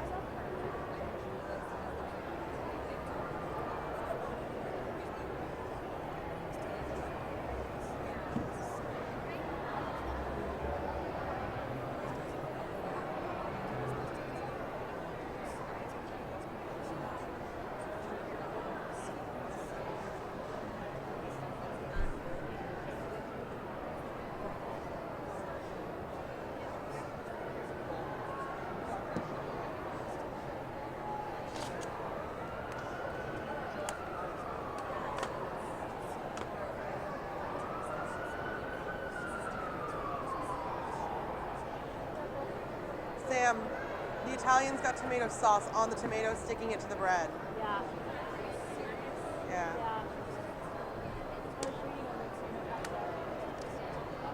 It's cool. Don't worry about it. It's cool. Don't worry about it.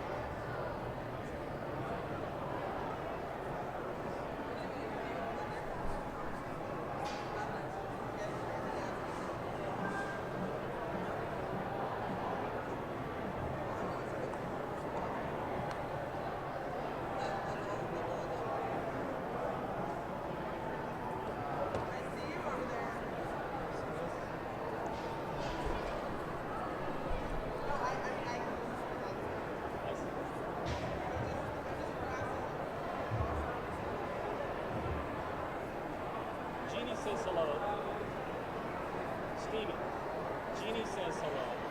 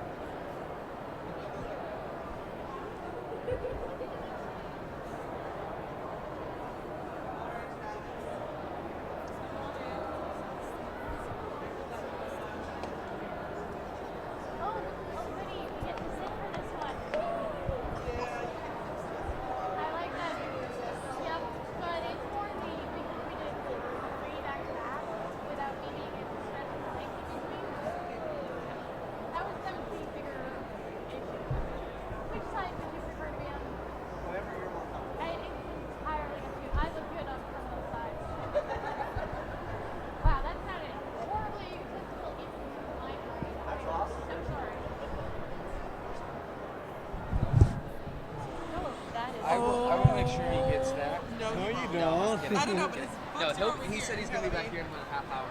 Okay. So I'll sit here. So this will be for you. All right. Texting Doug. Obviously, he likes Doug best, but I guess it's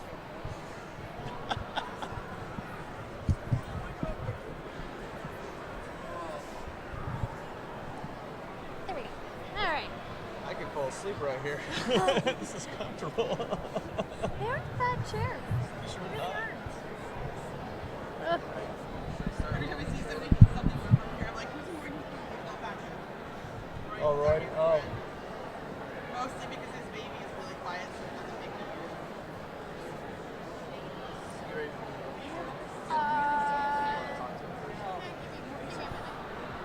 Seriously, this baby has not cried once in 3 days. That's awesome. It's kind of mind-blowing. It's called Ether. Oh, is that what it is? A little dab right there. I was going to order that or a little rum. Well, no, it's not rum that they used to. Scotch. Scotch. But like, it's one of them. I don't remember which one it is. Yeah, my wife's family's Scottish, and when my baby there was we born, go. that's what they wanted to do. And my wife doesn't drink, and I don't drink, and she's like, no, we don't want to get the baby. Don't need to encourage the baby to possibly follow its Scottish roots to That's become right, not yet. a borderline. But of course they're Scottish, so they're never truly alcoholic.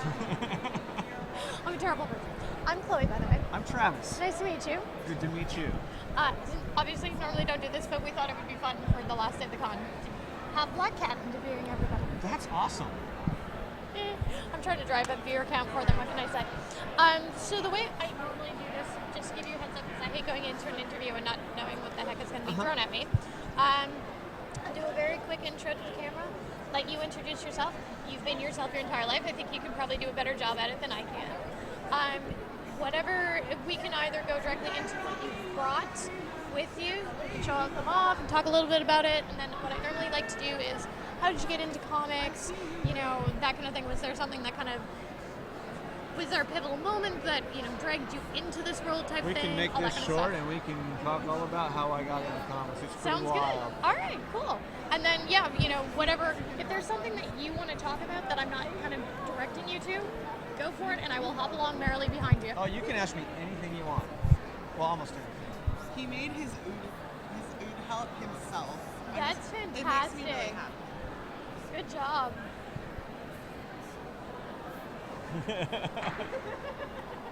Hasn't said a word the entire con. He just keeps walking by and going. That is so awesome. Oh my god, he spoke!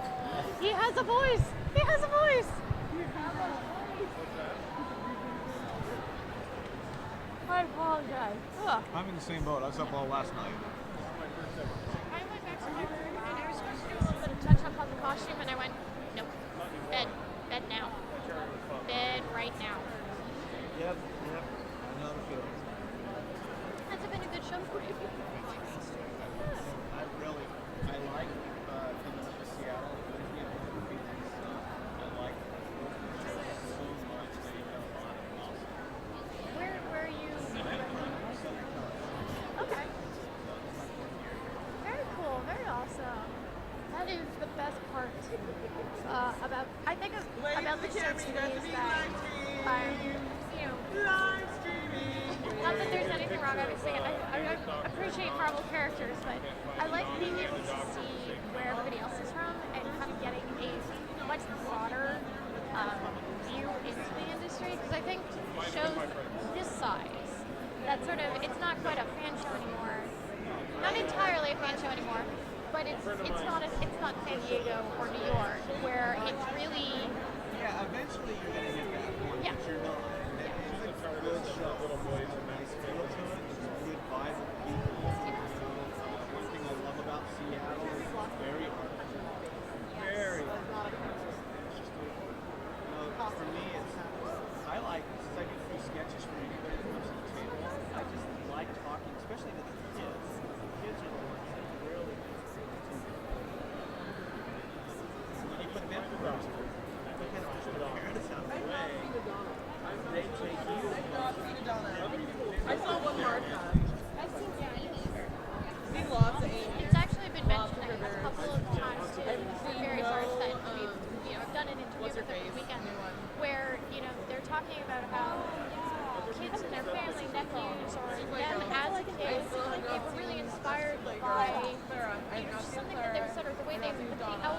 light that they have, which I think is fantastic.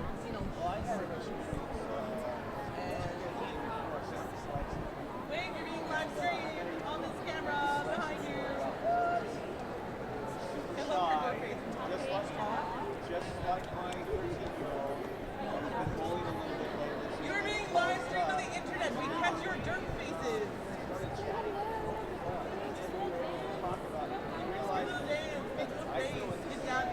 Tiny Spider-Man.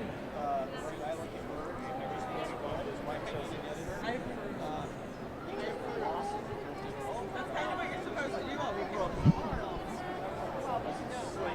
It's like just wait until they get home and they're looking at pictures of the princesses. And there's this man walks away feeling like Yes. Photobomb. I can do something. Did you see that photobomb that was like, there was a person that was had a bomb on her face, and there's a, I think that might be photo written on me personally. I thought that was clever. That is clever. Want to do and I know you can use them, You're being live streamed on the internet. Wave and pay attention to the camera. so that they can say, because of whatever the product was, their life was changed in a positive way. And this is exactly what that is. Absolutely not. Casey! it's happened like 3 times, so it's been really, really cool. Yo, Katie, hi. I'm totally sitting on the floor because I'm being late. How are we? Carrie, where is your man thing? Are you ready to start rolling? No, I'm not having to be back. You know, Travis. Just so you can get back to it, because I know it's a bit of downtime. I don't want to rush you, but relax. We're watching the people walk by. We are one of the best ones to watch the cosplayers. Just watch all their costumes. And apparently we have a group of the Disney princesses over there. Stand in front of our camera. Whatever. Be merry. Alright, you ready? Merry making. Tell us about yourselves. How close do you want me to hold the mic to my... Probably about here is a good distance. About a fist length. Yeah. About right So here? about there. Yeah. All right. And then I got sliders back there if I need to turn it up for that. Okay, cool. Alright, you guys ready? Once the pirates are finished being pirates on camera. Are you sure they're not going to think I'm interviewing you?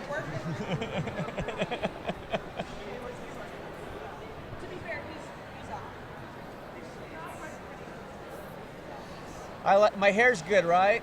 Your hair is wonderful, Travis. I'm not going to fit. I'm not blending in, am I? No, it's okay. Don't worry. I mean, I'm from SoCal, but I'm white as a sheik right now, and I don't know why. You can't.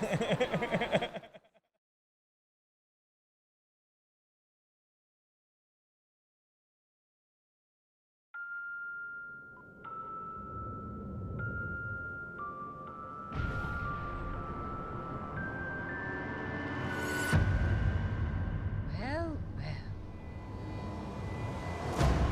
I shall bestow a gift on the child.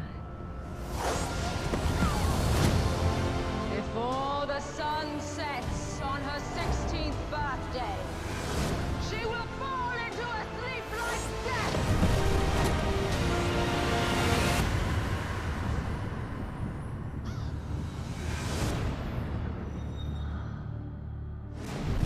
Curious little beastie. Bring her to me. I know you're there. Don't be afraid. I'm not afraid. Then come out. Then you'll be afraid.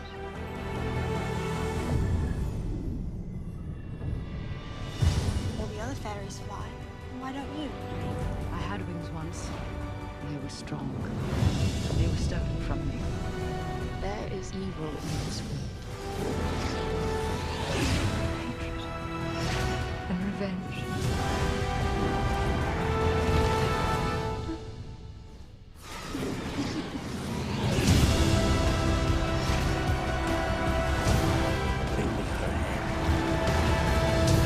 I call on those who live in the shadows. Fight with me now!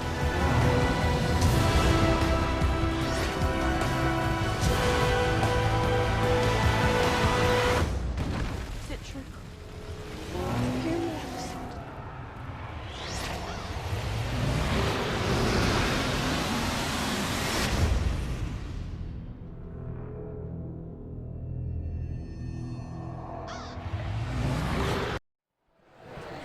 everyone. This is Chloe Brown back with FlipON.TV, and I'm sitting here with a wonderful artist, I believe. Artist and writer. Artist and writer, all right. And I'm going to let him introduce himself because he can do it much better than I can. My name is Travis Hansen. I draw the Eisner-nominated comic The Bean, and I do children's illustrations and full-on fantasy prints. Very cool. So since you just mentioned it, why don't we actually show off a little bit of The Bean? So you got a couple here. So there's the bean, riddles, and shrimps. So why don't you give us a little of an overview of the bean itself, just so our viewers know what they're looking at. Well, The Bean is about a 12-year-old kid that works in an inn with a bunch of ogres. Ooh. They send him out for shrooms one day, and he gets kidnapped. Finds a broken sword that he's got to heal, which he has no idea how to do it. Because anybody who is ever, tasked with fixing a broken sword is a sword master, right? Exactly. So it's basically the epic fantasy tale of a dishwasher. Okay, I can see that. And then you've got another one here, Bean in the Lost Prince. It's right now there's 3 books in the series. Okay. So it starts with Riddles and Shrooms. Okay. And then it goes to the Lost Prince. Right. Lost Prince. And then it ends with Broken Souls. And book 4 will come out. Book 4 comes out at the end of the year. Okay, very cool. So, if someone was interested in grabbing the 3 books but aren't here today, how do they go about finding you? Just go to beanleafpress.com. Well, that's pretty simple. Beanleafpress.com. Okay. And so, you've been writing this series for about how long now? I've been working on this series for almost 11 years now. Very nice. And it's been as the comic since 2009. It debuted in 2009 as a webcomic. Okay. And in 2011, we were nominated for an Eisner for Best Digital. We didn't win it that year, but we still got nominated, so that was a big step for us. Yeah, definitely. And we decided that, well, my goal has always been to take it to print, and I think that the web and print work hand in hand. I don't think they should compete with each other. And I have found that my fan base online is just as supportive with the print material as they are with the online material. Very cool. And we've been doing the books now since probably 2011, and it's been going strong ever since. So it's an unusual, bit of an unusual process. Most of the artists that we've talked to are one or the other. They're not someone or they don't necessarily cross over. So when you're looking at from the time that you start to draw, the time that it gets online, and then the time that it goes into a book, what's that, what time frame are we looking at for something like that? Obviously, when you're doing a volume, that will add additional time as well, because these aren't available separately, right? You collect a bunch of strips. I collect them now into, they're basically books of 4 or 4 chapters. Okay. So each book is about 178 pages. Oh, wow. Book 4 is going to be almost probably 220 pages. It's a little bit thicker. And the process starts with the script. I'll write the script, I'll write the entire book set out, and then I start going page by page. My goal is to update twice a week for the reader, and I keep about a 6 to 8 week reserve. So what they see online now is probably 6 to 8 weeks old, and it just allows me to keep my current progression, and I don't fall behind. Heaven forbid real life comes up and bites you, right? Well, we actually found that out about 8 months ago. My dad and my kids were in an accident, and I actually had to take about a month off to deal with that. And because of my buffer, no one knew that there was a pause in the comic work at all. Fantastic. It constantly updated. And so it's really important. You kind of have to look at it like a newspaper strip. Right. And then after I reached that certain point of having 4 chapters done, or about 160, I started them as Kickstarters. I've done 5 successful Kickstarters. Congratulations. Thank Those you. are not always easy to do. No, they are not. They're a lot of fun. It's like a drug.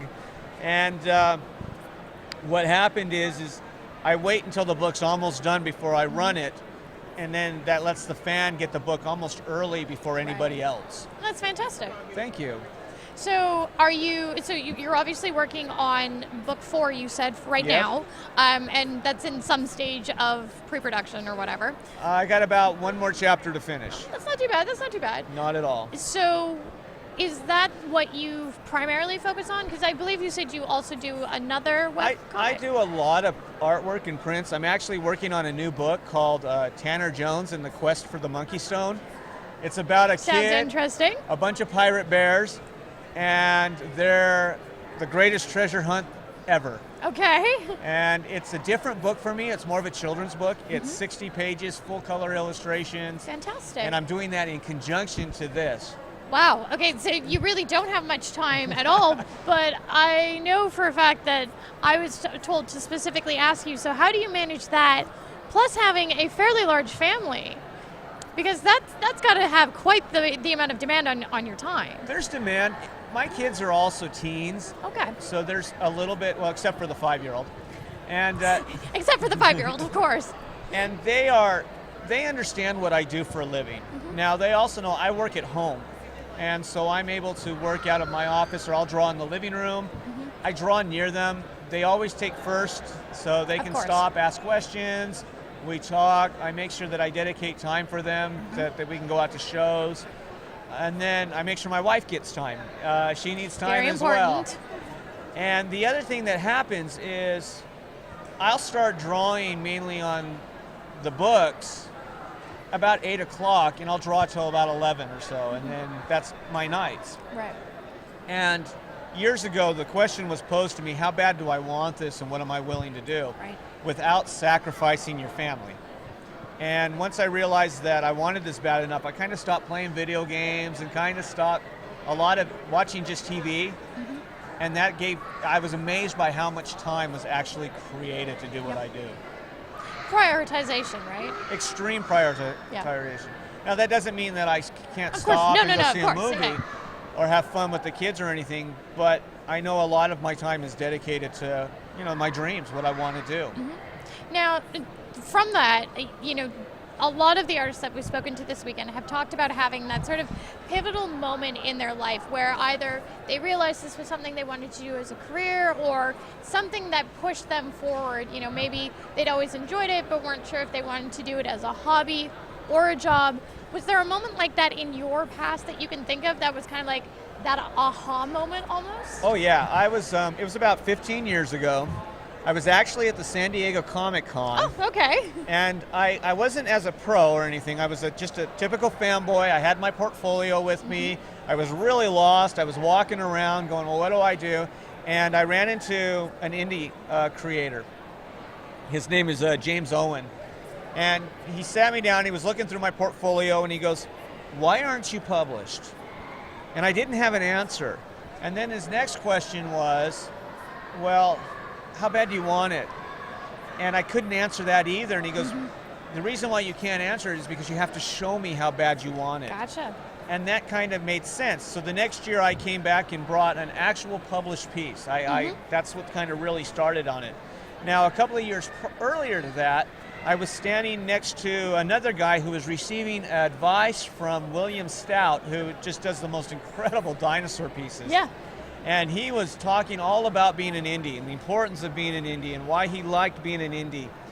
And I was able to come back to him about 6 years ago and actually hand him the books and say, you have no idea who I am. I was standing next to another guy you were giving advice to. I don't even know if that guy listened to what you said, but I listened. Here are the books that I have done. That's fantastic. And it was just a pivotal moment that yeah, I was following my dream. It was actually becoming a reality. And the other thing that I was telling the stories that I wanted to tell and not telling the stories someone else wanted me to tell. Okay, so a question that I have and I've asked is, do you have a story that's been percolating in the back of your brain, maybe your entire life, maybe it's something that you have plans to work on, but you just haven't quite had the opportunity to do so yet? What is that story for you? Oh, I've got several. There's a whole Most people do, definitely. There's a whole bunch. I would say Tanner Jones and the Quest for the Monkey Stone is the story that has sat in the back of my head for about 15, 16 years. I've always wanted to do this story. I never knew how to do it right. And I finally figured out the script about 6 months ago and set it up as a Kickstarter. It funded in 35 hours. Wow. And it's got 28 days left. So I'm gonna say it's been just a little successful. It's been a while. Just a little bit. Now, what's been exciting about it is now seeing that idea that I had back in my head actually become a reality and getting closer and closer. The book will be done by the beginning of next year, but the art is just, it's flowing the way I want, and it has that nice feel to it, and I know it's right because all the inspiration hit at the exact right moment. Well, that's fantastic. So if someone wanted to find you online, social media, or not for stalking purposes, just to be clear, we don't condone stalking in any way, shape, or form, but if someone is not able to get to see you here today, how do they find you? They find me at beanleafpress.com, or they can find me on Facebook, Twitter, Instagram. Be careful when you Google Travis Hansen. Google Travis Hansen the artist, or you get Travis Hansen the underwear model. Which, you know, if that's your thing, well, we're not going to judge. But and that's I don't not going to help you. I'm not that built, so, you know, I don't. As long as there aren't necessarily pictures, unless you're very comfortable with this, of you trying to pose like him. No posting whatsoever. But you definitely want to look for me as the artist. You'll find me. You'll find that I'm very open online. You can say things, tell me about how the story's going, what you like, what you don't like. I'll always comment. I believe that the fan, you know, we're in a day and age where the fan has a lot more access to the pro than ever before. Definitely. And there's pros that don't know how to deal with that, and then there are the pros that are embracing it. And my deal is embrace it. You know, take that moment, get to know your fans. They're not all going to stalk you, but a lot of them are very realistic people that love to see dreams happen and like to be a part of it. For sure. There's, we may have already touched on this, and if we have, then you can just tell me, no, I've already said this. But I've been asking, what is the one piece of advice you wished you had gotten now that you're kind of established, you are literally living your dreams? What is the one piece of advice that you wish you had gotten as a young, almost artist, almost professional? I think the biggest bit of advice that I wish I had really listened to was to grow a thick skin and to realize that at any age you can be taught. Yeah. The biggest mistake that I had at the very beginning was I thought that I could do it all, that I didn't need to learn anymore. And I was really wrong, and that kind of prohibited me from achieving some of the things that I wanted to early on. It wasn't when I learned to actually listen and separate myself from the critique, realizing that they were critiquing the artwork and not critiquing me as the individual, then I grew. And I was realistically 30 years old before I actually started to be happy with the way I was drawing. Okay. There's nothing wrong with ever learning, right? No, not at all. In fact, I encourage it. You know, it's kind of that. I mean, everybody has to learn at their own pace. They learn at their own type, their own path. But if you can learn to listen real early on and be willing to kind of step back and soak in, you don't have to heed all the advice that you get, because sometimes your initial gut feeling is correct, but you just need to listen. And once you get to that point, then your work will start to improve, it starts to grow, and you actually find yourself moving in such an incredible direction that you can almost, it's just wild. It's a wild trip. Very cool. Well, thank you so much for coming and speaking with us today. Once again, he makes, almost dropping the book here, The Bean, and he's got 3 books out right now, and book 4 is almost out. Will be out by May? It'll be by the end of the year, and we have an art book that sold out yesterday. You Fantastic. Can pick it up online as well. Very cool. Well, thank you so much. Thank you. We'll see you guys next time.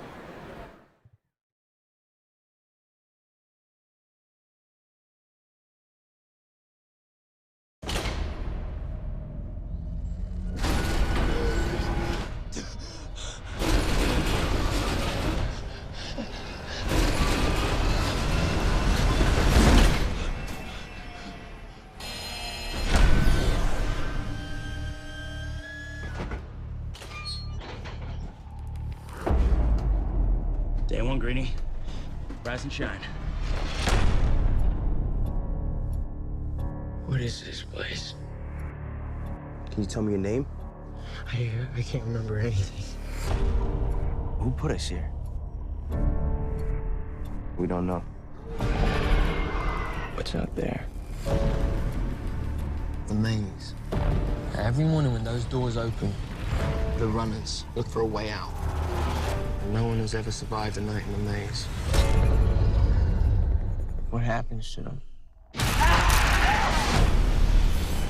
We don't belong here. I think it's time we find out what we're really up against. Everything started changing the moment you showed up. It's a girl. Thomas. Why are we different? What if we were sent here for a reason? You're not like the others. You're curious. But if you want to stay here, I need to know that you're gonna follow the rules.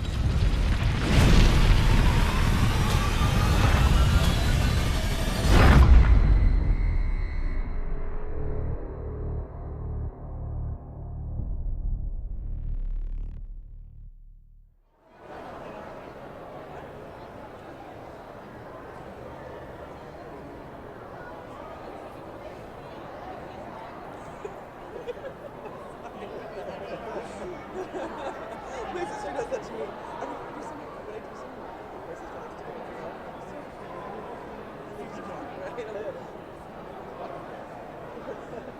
So now it's like a thing that I do to everybody else too. I'm like,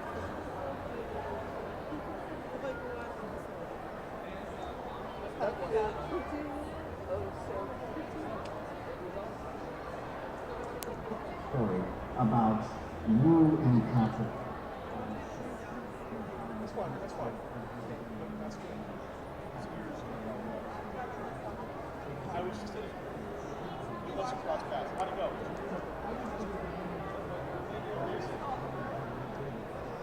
I paid for it, by the way. Your son's like, yeah, you can look at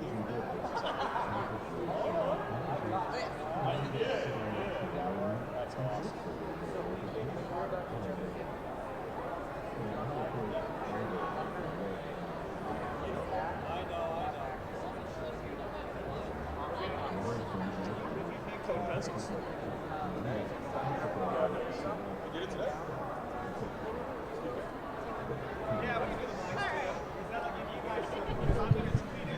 Awesome. There you go. Actually, I'm going to Instagram it, and Emerald City has been Instagramming everything that I've been putting. You all right? Yeah. I clipped the chair sitting down. All right. I'm good. I'm good. It's fine.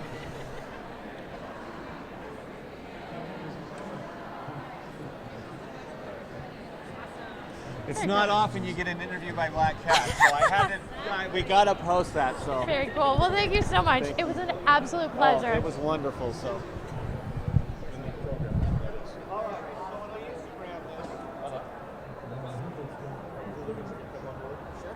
It's not off. I want to make sure.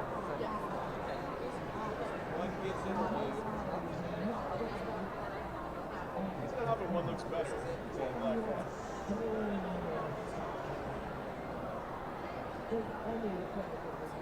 This is ABJ. FlipON.TV. Yeah. Is it Yeah. Yeah, they can just check that and find out www. This is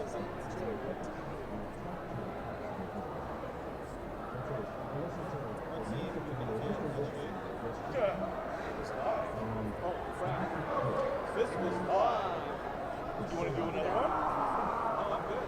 If you want to do one, it's great. They tell them to come watch. All right.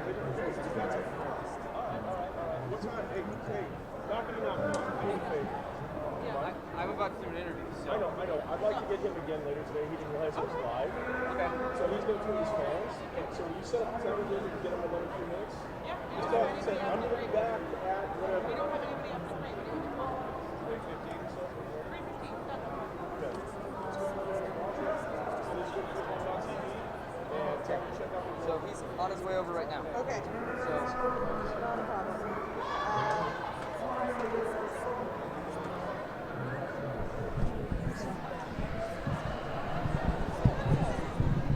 you like to sit or stand? Sit is fine. Stand is fine. Whatever works for you. You're a little taller than me, so let's sit. Sounds good. Okay.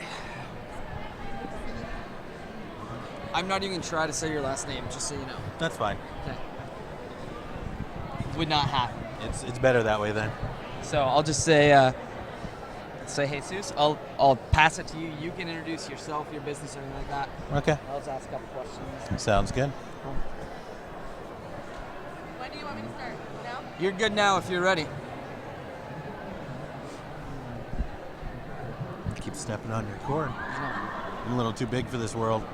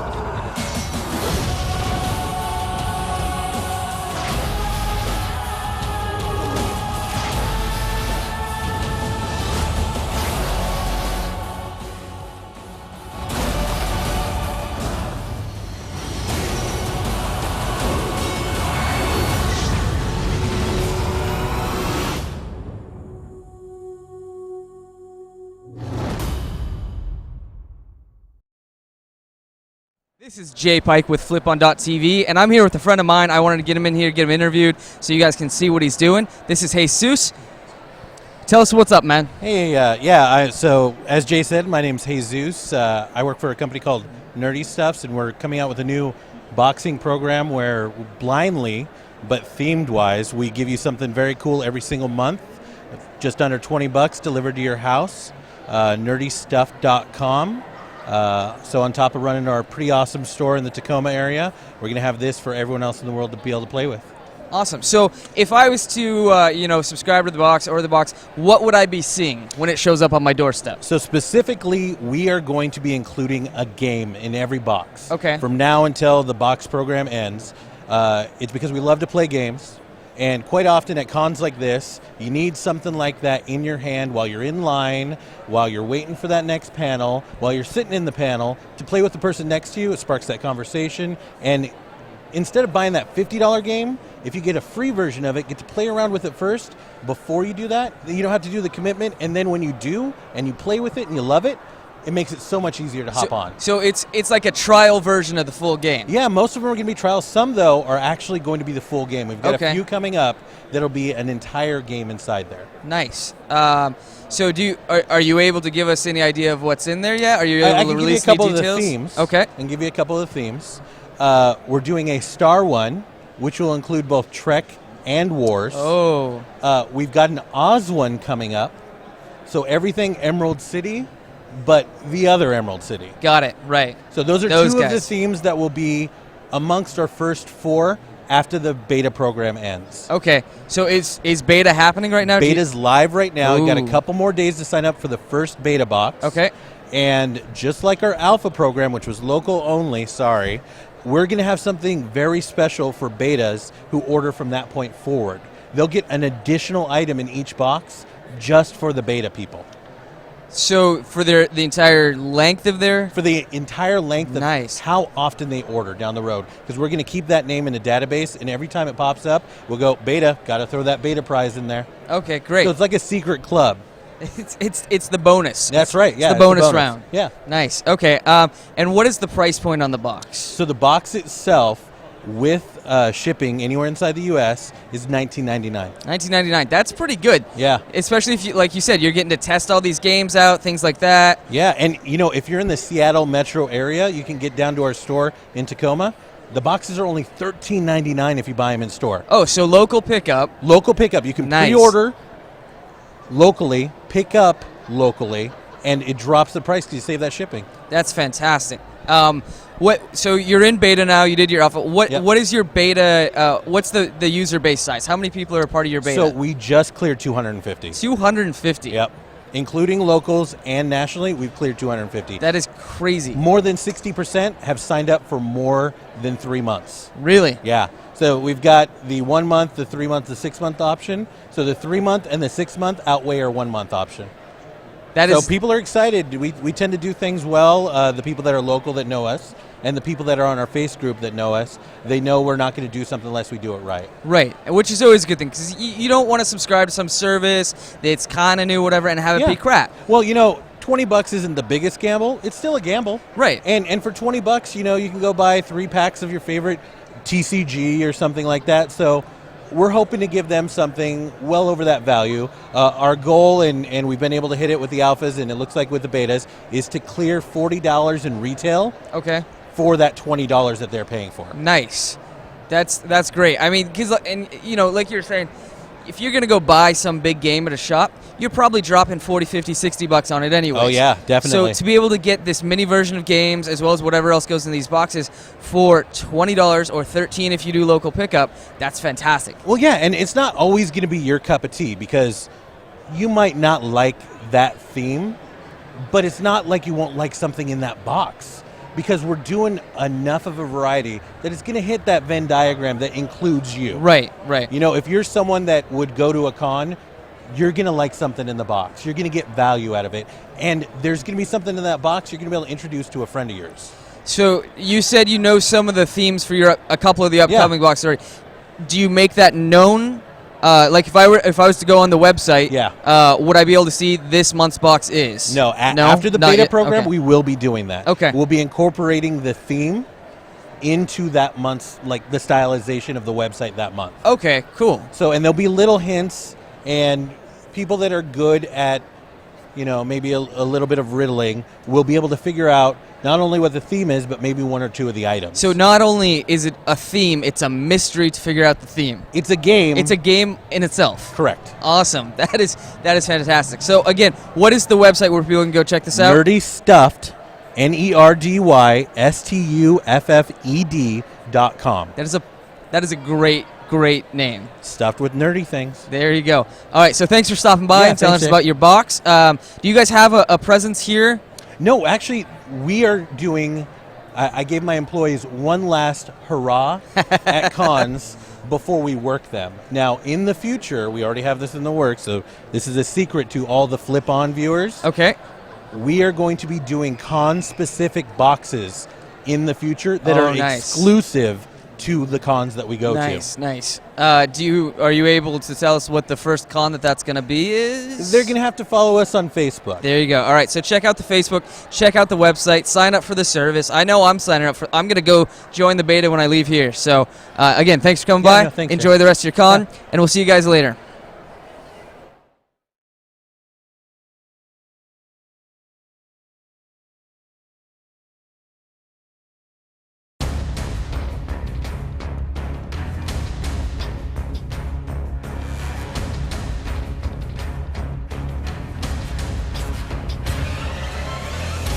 A Marvel animated film.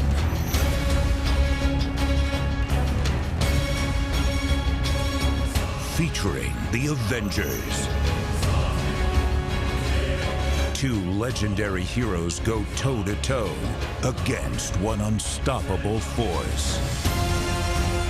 With the voice talents of Jennifer Carpenter as Black Widow and Brian Bloom as the Punisher.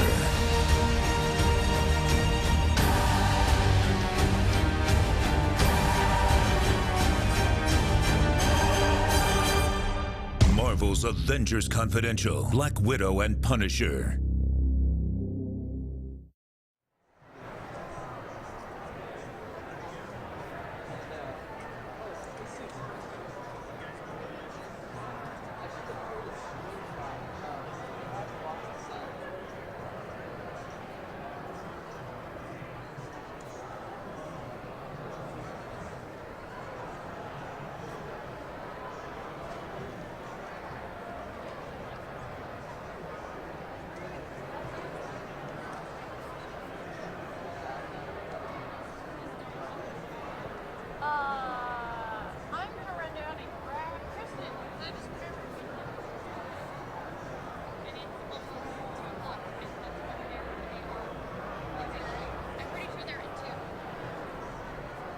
Yes, I noticed this too.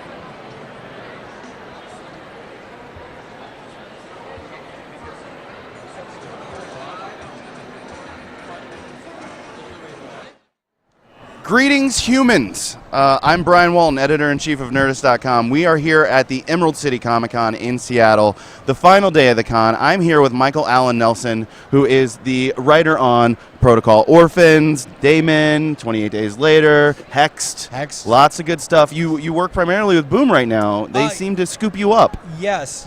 I've been fortunate enough to. I've known Ross Ritchie, the founder and CEO of Boom Studios, for a while now, and when I first started writing, I started in prose, and so I wrote a novel called Dingo and put it online for free, and he'd happened to read it and said, hey, I really like that, I'm starting this comic book company, have you ever thought about writing comics? And so he gave me a shot at a little zombie tale, a little 8-page zombie tale.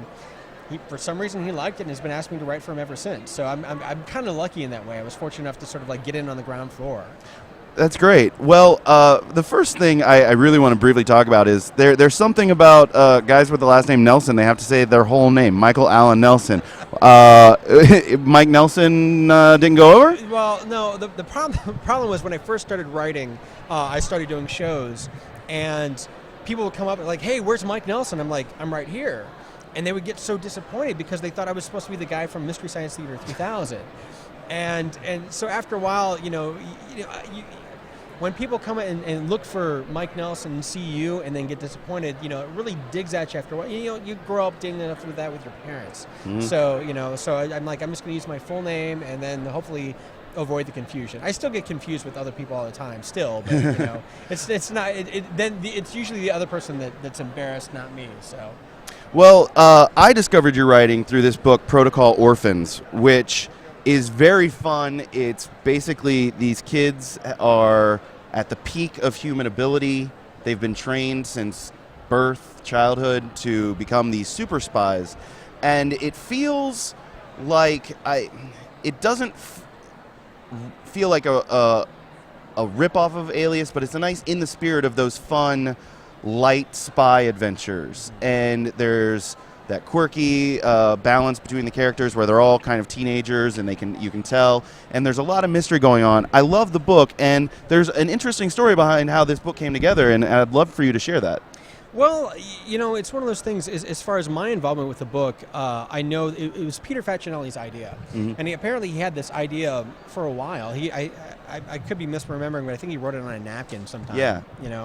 And so he brought it to Boom, and they really liked the idea. And so they said, hey, we got this guy who writes comics and is really familiar with, the craft of making a comic script. Let's bring him on board to kind of, to kind of help out and really streamline this. So that's when they brought me on board. And Peter's idea was fantastic. He had all kinds of source material, a great outline, and just like talking with him and getting his ideas and seeing what he wanted to do with it. He really seemed to gel with what I was adding to the process as well. And so it was this great collaboration to be able to, to understand the world that he was working in and to be allowed to play in that. And I really like the idea that he came up with of basically finding humans, at the peak of human potential.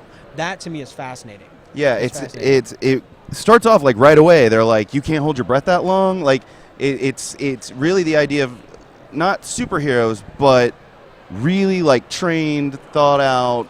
It's really cool. It's like how much research goes into like seeing what are the records, what's the average, what can a special ops guy do? Right. I mean, quite a bit. I mean, that's part of the fun. You have to kind of be careful though, because sometimes you'll fall down that Google rabbit hole and get no work done at all. But no, it's sort of like, what is the limit of human potential? How long can someone hold their breath? And and at what age? There's a moment where one of the favorite things that I like about this series is when we do the flashbacks. Yeah. When we see them being trained as kids and the horrible things that were done to them. But you also see, I had to research, well, how long can your average 9-year-old girl hold her breath? Which, by the way, you have to kind of be careful. I'm on so many different watch lists right now. I know all the research that I've done. So, but yeah, there's a certain element of research that goes into it because you want to be accurate, but you also want to sort of like play on those on the furthest edges. Yeah, if you're Googling how long can a 9-year-old hold their breath, it's like, where's she buried? Where is she buried? Give us the girl. I honestly am expecting one day to get an email or a text message from the NSA saying, you know what, this works great, but the third act just isn't quite, like, just out of the blue. The NSA just going, hey, we noticed you're searching here. This has a better resource for what you're trying to find.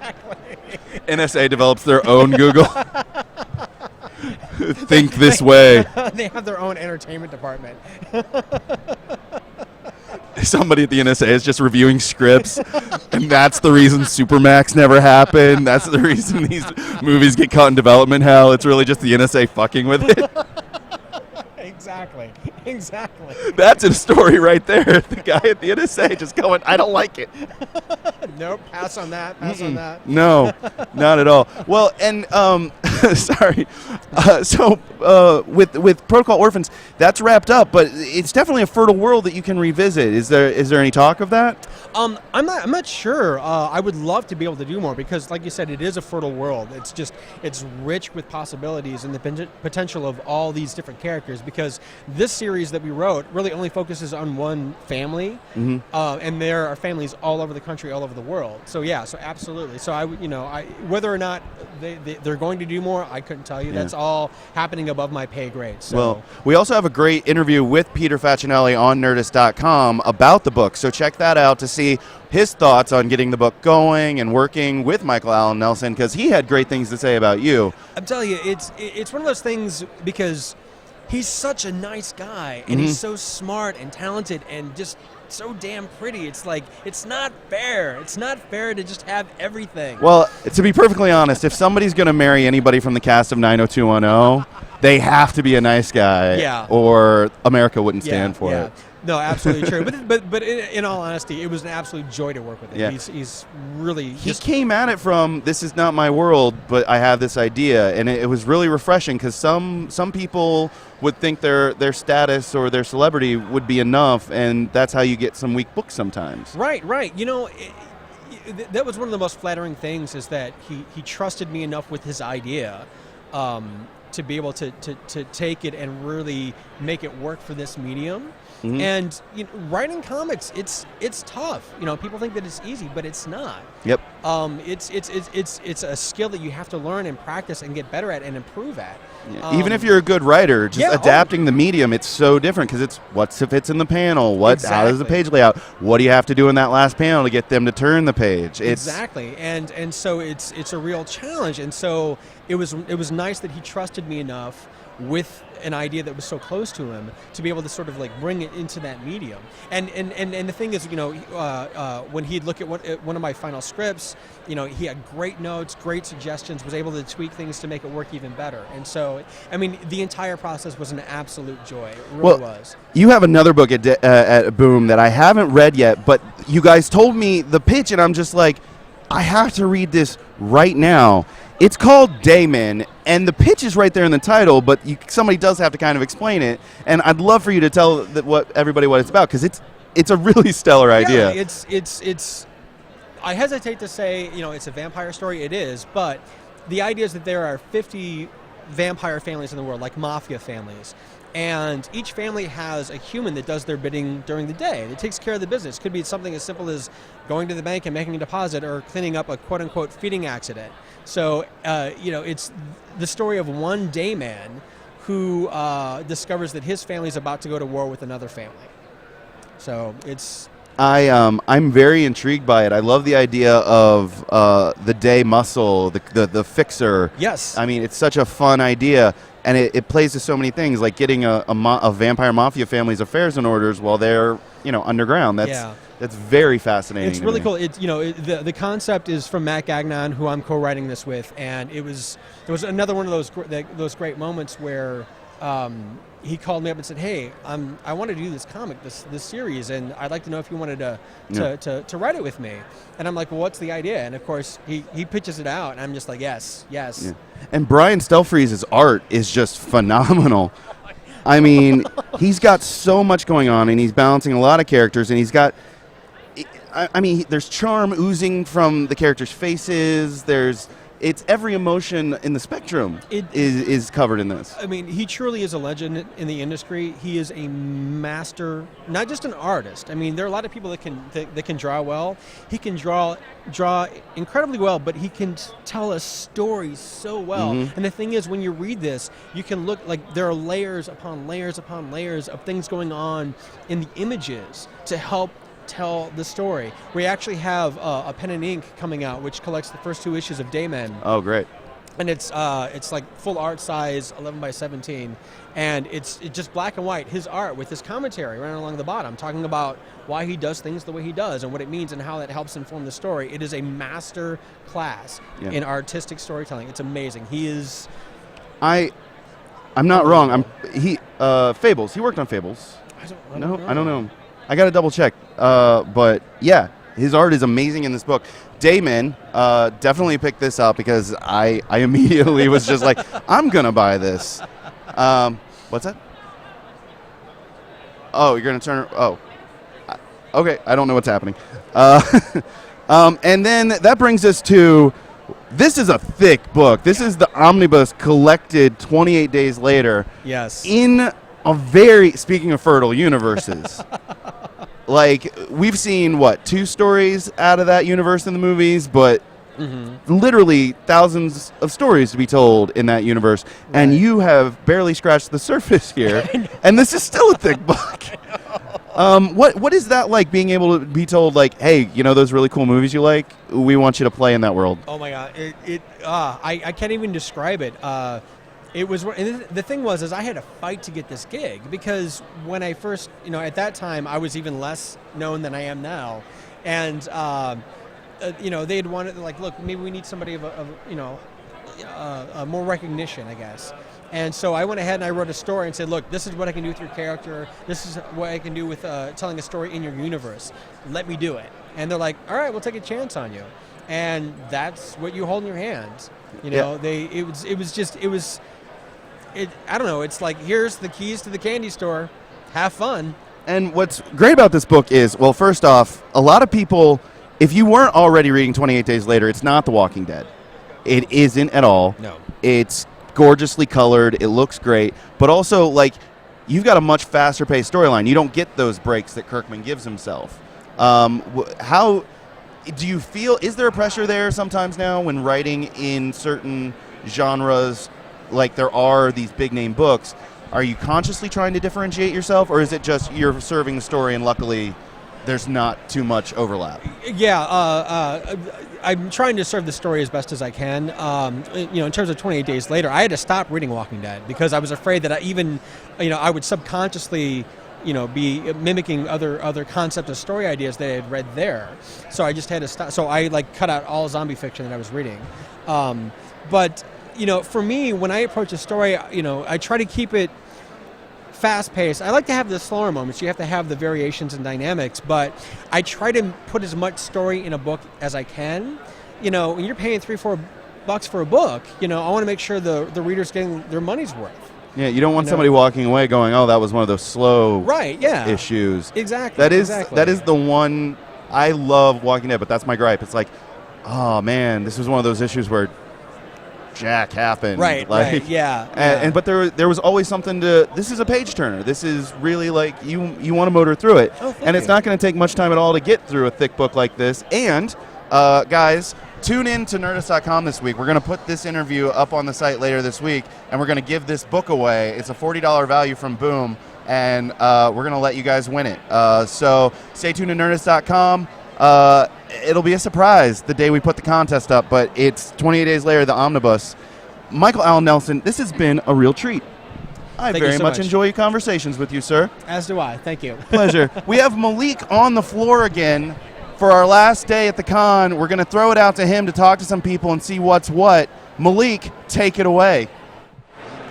Hey, how's it going, everybody? I'm back again, still here at Emerald City Comic Con, having a great time. Look at the crowd, yo. This is Sunday, and the crowd is still very robust. Still lots of awesome cosplays. Still lots of crazy stuff going on. Now, let me tell you someone I ran into. This is Mel, and she has a very awesome cosplay. I want you guys to try to guess what this is first. Try to guess. Now, if you guys are typing something into the comments on what this is, you're wrong, because this is an original cosplay. And tell us a little bit about this, Mel, because this is awesome right here. Oh, thanks. I really appreciate it. I sort of have mixed feelings about original cosplay because everybody's always asking me, hey, what are you from? So my dirty secret is that I used to be really into illustration, and that's how I got into comics, is that I really wanted to be a comic book artist. And I went to so many of these cons that I just got kind of bummed out because I would have to stop people and be like, hey, you want to look at my sketchbook? And then like wait there and kind of creep on them. Yeah. So now I guess, you know, it's way easier to be like, hey, you know, like I like your costume. And I'm like, oh, that's great. We should talk. We should be friends. But just as backup, I do carry around sketchbooks and stuff. Sketchbooks. Oh, wow. You have your art like already on print form, in print form here. I do. Okay, let's check this out. Yeah, so I do illustration as well. I do a lot of like traditional media stuff. I'm also super into, more illustration and concept work. These are some of the Magic the Gathering cosplays I'm into. I really like that game, and it's awesome living up here in Seattle, where I have a bunch of friends who get to work for that company. I'm into science. I actually work over at the University of Washington in my other lifetime. I'm you have a double life. I do, yeah. I'm a scientist by day, but not an evil one. That's good to know. Yeah. Here's my other cosplay from the other day. So I got really into cosplay because part of my job is to make electrical rigs, and so it was sort of a really fun way to like share the things that I want to learn about. And so all your costumes have like illuminations of some sort on them. Yeah, ever since I was a kid, I've been into computers and computer games, and I remember one of the coolest things I had as a kid were like those fans with lights on them. And the cold cathode lights that would be sound activated, you can stick them in your case, and you know you'd be like playing Unreal or something, and then you know you get like a headshot, and your computer shakes, and it lights up. I mean, what greater joy in life can there be? I hear you. So let's show everybody what you got going on here. What was the inspiration behind this costume? Because you got kind of like a Black Widow / Iron Man / if you turn around some Dead Space or Dr. Octopus or Fallen Skies, where they have like those little hatches put on them. Exactly. Yeah. Oh man. So I'm like a nerd of all flavors. So I really love all kinds of like cyberpunk and like fantasy. So I actually derived this symbol from both the Iron Man thing and the placement on the chest, as well as a Ghost in the Shell sort of thing. So Ghost in the Shell is like a huge influence. I love the idea of cyborgs and robot chicks. And so part of my previous work in my old lab was making robotic exoskeletons. Yeah. And so I've always been obsessed with the idea of integrating people and electronics and mechatronics. So the spine part was sort of an homage to my work during the day, which is biomedical engineering. So what I did was I have the different sections of the actual human spine that I took from an anatomy website, and then took those cross sections and recreated the spine in like a glowing sort of incarnation. How did you make them light up? So I use a bunch of LED strips. This particular costume is not as complicated in the lighting patterns, so I don't need a separate controller, but I do have like I have an electrical inline splice, and what that does is it regulates the power source, so I can directly regulate the power source and not have to do any like extra fancy programming. Wow, guys, we just got like a big lesson right there. And where can people find you on the internet before we go? Oh gosh, I should probably make a Facebook page, but I'm on mell.deviantart.com. So that's mel.deviantart.com, and I guess a lot of other random places, but yeah. All right, guys, and you got it. We're going to go ahead and kick it back to Brian. He has a very cool interview lined up for you guys, and then we'll go wander around again. So let's kick it back to Brian right now. Hey, guys. Welcome back. Brian Walton here at Emerald City Comic Con, the final day. We're here with Paul Jenkins, legendary comic book writer, and I am a big fan of what you've been doing lately. First thing I want to talk about, I love this book. It's called Fairy Quest. And it's basically about fairy tales turning against their nature, and like Little Red Riding Hood and the Big Bad Wolf are besties. And it was a success on Kickstarter. We wrote about it on Nerdist.com for our Kickstarter article, and people really engaged with it. And it's nice. Humberto is doing just this great, soft, fun art, and it really works. What can you tell me about the inspiration for this book and why you guys wanted to do it? You know, Humberto and I had done another book, which you actually have a copy of as well, a few years ago. It was called Revelations, and it was a murder mystery that was set in the Vatican. So people really don't expect us to do that kind of thing. You know, we had done years of Spider-Man together, and we did Revelations. It was really, really popular in Europe. It's a bit more of a difficult sell here because it's not considered to be mainstream comics. But nevertheless, we had a great time doing it, and people expected a follow-on to Revelations, and so Umberto and I did a fairy tale story called Fairy Quest. So the premise is it's a world called Fablewood, and Fablewood is where all of the stories that have ever been told live in the same kind of universe.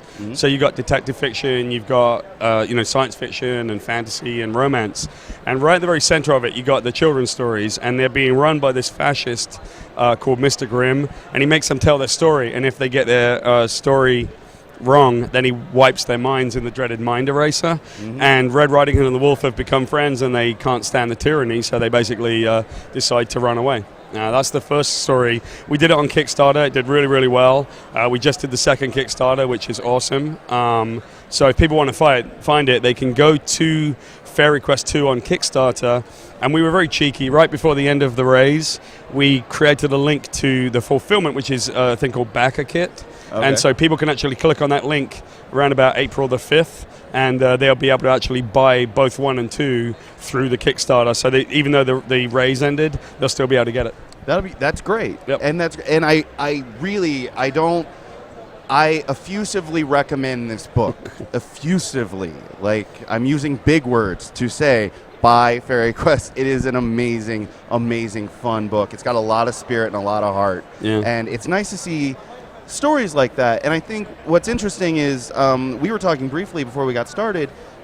You've done Spider-Man, you've done Hulk, you've done She-Hulk, you've done all these things, and you are starting to really just choose to do these indie books now. You're really doing a lot more creator-owned and stuff you want to create. How does that feel? Are you feel free lately? Yeah, I mean, I think the thing was I was getting to a point where not that sure that I was going to be doing that many more comics, because I work also in film and animation, and I work in video games, and I'm writing a novel. So in a sense, comic is not really the biggest revenue, right? It's not. It's a smaller industry. But I happen to think it's the greatest, most economical form of storytelling, and it really keeps you sharp as a creator. So there's nothing you can't do in a comic because you have an unlimited science fiction special effects budget. It's ink and paper, so you can do whatever you want to if you know how to tell a story that way. And for me, the biggest problem is that back in the days of Marvel Knights, they would come to somebody like myself and say, we really could use your kind of style of storytelling, a lot of single issues, a lot of books in which we're given really clear creative freedom.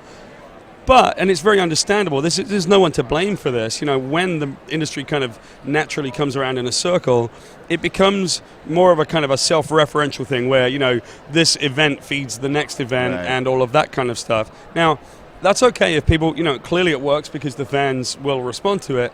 But I think at that point, that's not my way of doing it. I used to write single issues all the time. That was my biggest thing, especially with Peter Parker Spider-Man.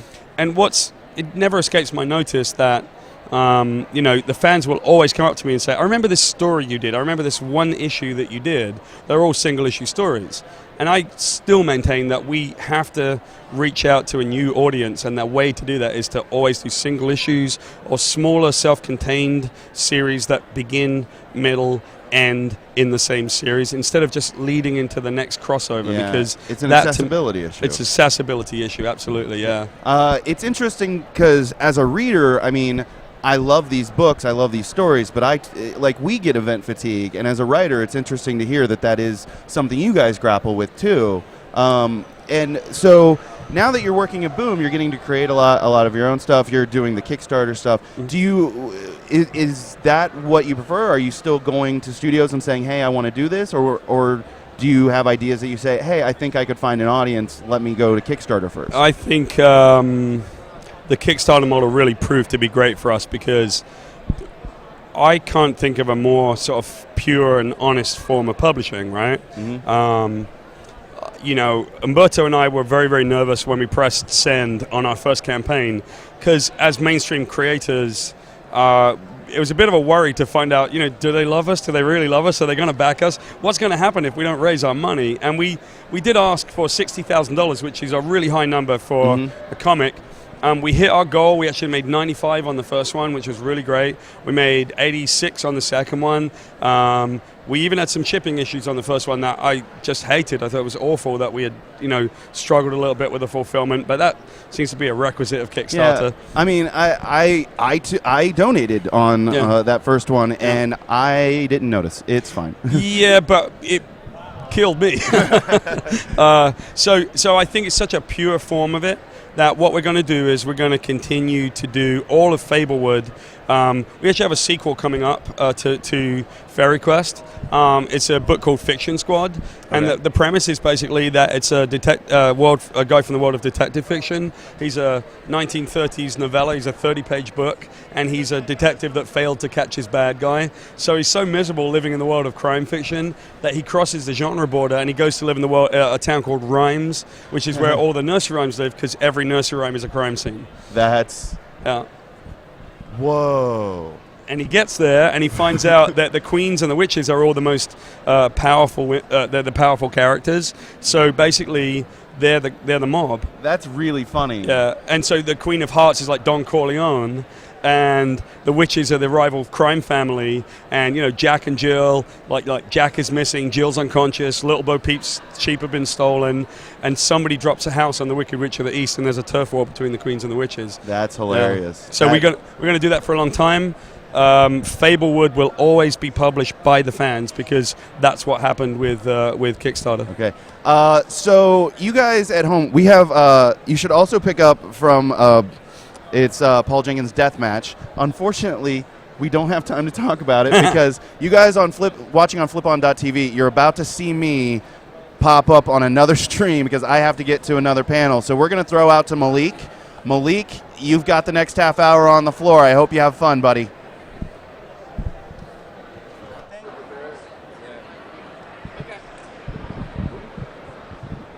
All right. And how's it going, guys? It's back to us. We are here at the Boom Comics booth, or Archaea booth, and I am joined by Tom and Megan. They're the masterminds behind this awesome book, Willow and the Wisp, and they're going to tell us a little bit about it. Let's start with you, Tom. Hey, totally. So this book is this Southern Gothic tale about sort of a Nancy Drew-like girl who goes to the southern swamps, and she and her pet raccoon solve ghost mysteries. There you go. That sounds awesome. When you said she has a pet raccoon, like, does this raccoon talk? Is it like something that she communicates with? No, the raccoon doesn't talk, but it behaves very much like a raccoon. My dad actually grew up with a pet raccoon, and the raccoon's based on his raccoon from way back in the day. Okay, so how much of this project is you guys' undertaking? Oh, man. Tons and tons. As far as like... You guys are the writers? He's the writer and I'm the illustrator. Gotcha. Yeah. Okay, cool. So show us a little bit of the artwork inside here. Let's get a sense of the vibe. The cool thing first is that there's a clasp on the book, so you have to open it, kind of like a diary. Very nice. And then it's printed like an old book with marbling, but Megan actually hand inked it, which sometimes is a bit of a rarity these days. So there are just a few, cool pages. I like how dark it is. It's pretty dark. Yeah. Yeah. It definitely gets into the horror side of things. Yeah. Okay. It's creepy. So you have a history in horror, if I'm not mistaken, Mr. Tom?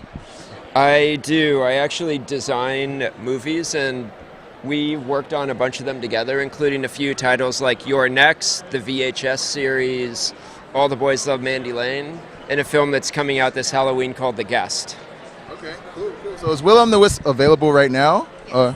Yes, it is. It just officially came out at the beginning of February. Okay. Where can people get their hands on this? Any bookstore, any comic shop. It's awesome. It's everywhere. Or the Boom website also has it in stock. Awesome. Let's take a look at the back too as well. Cool. Yeah. Yeah, and even some super cool people said nice things about the book, like Steve Niles, who does 30 Days of Night, and Eric Powell, who did The Goon, Dave Johnson does 100 Bullets. Right. So, yeah, nice people saying kind things. I love the little clasp on the side. Yeah. That's just such a nice touch to it. Yeah. Yeah, it's just sort of makes it an experience getting to the book, which is great. All right. Well, thank you very much, guys. We're going to continue to roam around here and check out everything. Guys, Willow and the Wisp from Boom Comics. Make sure you check this out. All right. See you guys later. Thank you very much. All right. Lots of cool comic art around here. We're just wandering around, checking out some of the cool comic books, cool cosplays. I just saw somebody with a V for Vendetta cosplay. I'm going to try to find them again, possibly walk up to them, see if they remember the 5th of November. I don't see anybody here. I think he disappeared on me.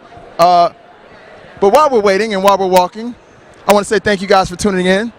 I'm glad we're able to bring you guys this Emerald City Comic-Con experience so you can see it firsthand, you know, for those of you who are not fortunate enough to make it out here. And, oh, look, here goes all the cosplays right there. There was Garen from the other day. All right. Oh, wow. That's a bad poison ivy. Thank you. Hey there, guys. Hello. We'd like to interview you. Cool. This is a nice little poison ivy cosplay you got going on there. With matching bag. With matching bag. She had to accessorize poison ivy too. That's pretty nice. What's your name? My name is Steph, or Dr. Pamela Isley. Okay. She's staying in character. Understood. Now, are you enjoying Emerald City Comic Con? I am loving it. On day 3, I don't want it to end. I know, it's kind of sad this is the last day. I've been like crying inside about that all day long. So I have a question for you. Is this your first time here? This is, actually. I mean, 3rd day, but first year. Same here, first year. Well, congrats. I was going to ask you what's the difference between like last year and this year, because a lot of people are telling me like this year's a lot different. It's a lot bigger.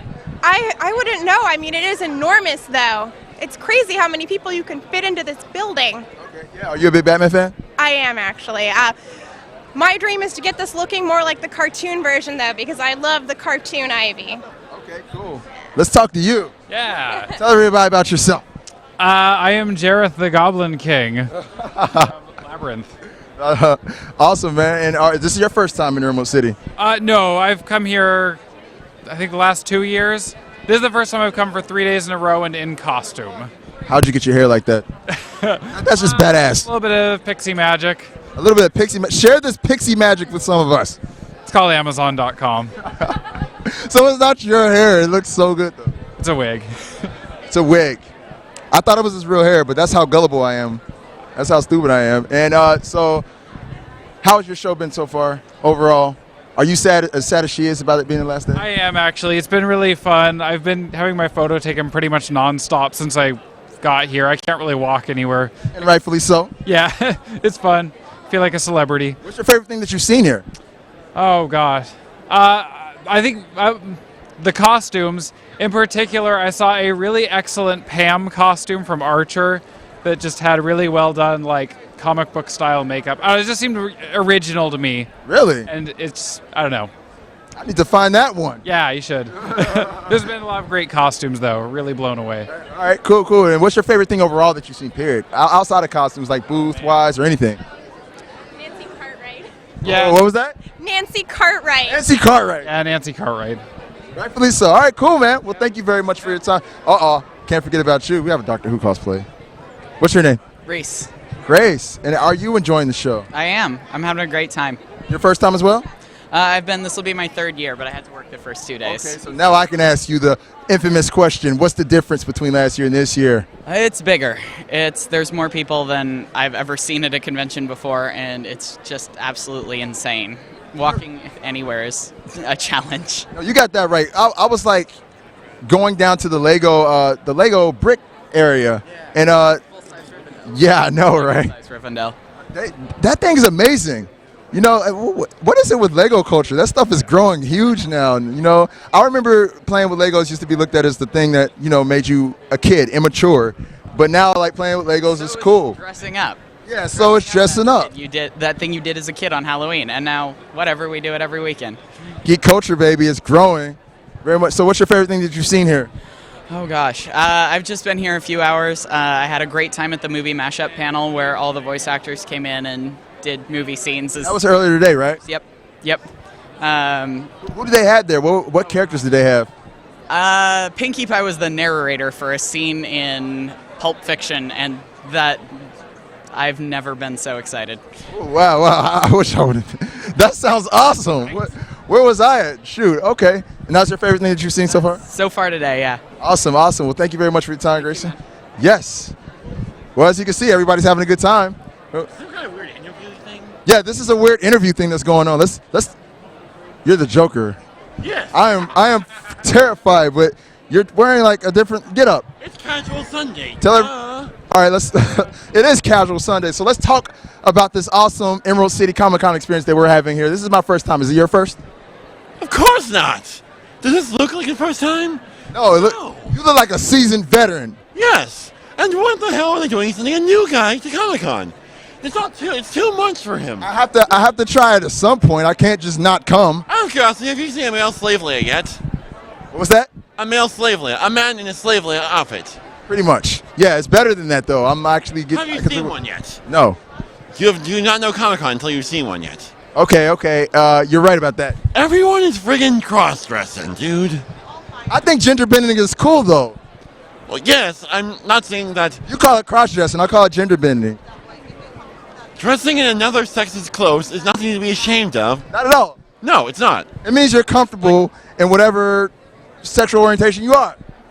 Are you gender bending? No, I'm not gender bending. I'm dressed as a guy I would like to think I am. And what's your favorite thing that you've seen here thus far? Oh, God. Is it gender bending? Is it the cross-dressing? I know that's what you like. But as for me, I just like the chaos. It's so fun. The chaos is your piece. I just hate it how everyone keeps telling me, oh, how'd you get those scars? Oh, why so serious? It just, I do not like it. All right? All right, we got you, man. Hey, can I interview you? Because that's awesome right there. Thanks a lot for your time, man. Yeah. Look at this guy in this Iron Man costume right here. What's your name, man? I'm Doug. Doug? Doug, Tony. Tony. Yeah. Tony Stark, everybody.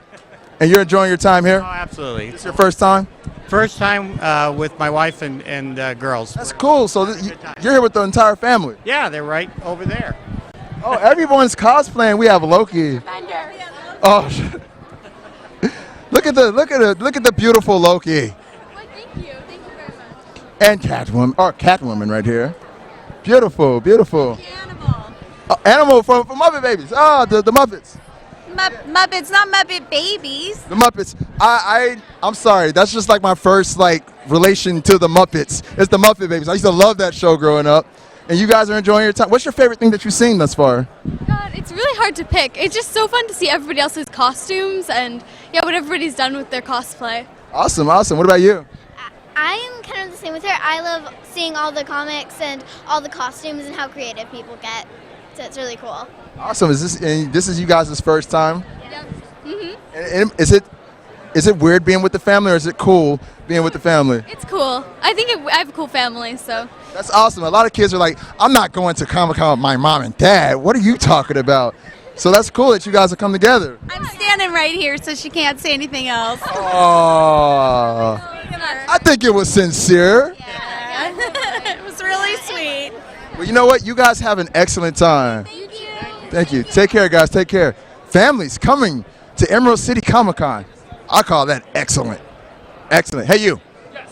You're standing there. You want to be interviewed. All right, love to be interviewed. All right. What's your name? My name is Stuart. I'm cosplaying as Stannis Baratheon from Game of Thrones. Of course. Game of Thrones week is this week. The premiere is on Sunday, next Sunday. How do you feel about this? Are you excited? Yeah, I'm pretty excited. I've gotten my friends into it. Yeah, it's it's fun watching. It's really nice to see a lot of people who are fans of the same thing. There were some amazing costumes here yesterday. I don't know where they are today, but Okay, cool. So, are you enjoying Emerald City? Are you having a good time out here? You look like you are. Yeah, I'm having a great time. I went here last year for the first time, and I knew I had to go again. I mean, I came back here from Pullman, this weekend, just for this. What's the biggest difference between last year and this year? This year, I don't know. I mean, everything's arranged differently, but I don't know. I feel like this year it's just more fun. It's like I'm seeing more people in costumes I recognize. Everything just seems to be running smoothly. I mean, it was great last year, but it's just a good year. Okay, so have you seen anything that made you pee yourself yet? Because I saw a few things that made me pee on myself because they were so cool. Like the Eye of Sauron. Somebody who actually cosplayed it.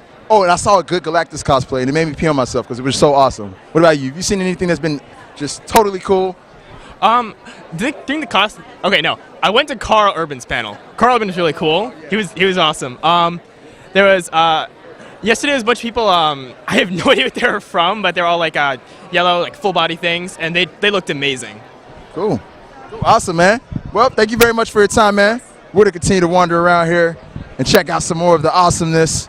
Let's see who we have here. There's a lot of people cosplaying Slender Man. What's up with that? There goes another Slender Man. Oh, Deadpool. Don't hurt me. Don't hurt me. How you doing? What's your name? Riley. Riley, are you enjoying yourself, obviously? Yes. So, is this your first time here? Yes, actually. It is. I've been here all weekend. But this is your first Emerald City Comic Con. Yep. And how's it been overall for you thus far? Amazing. I've been getting my picture taken so much.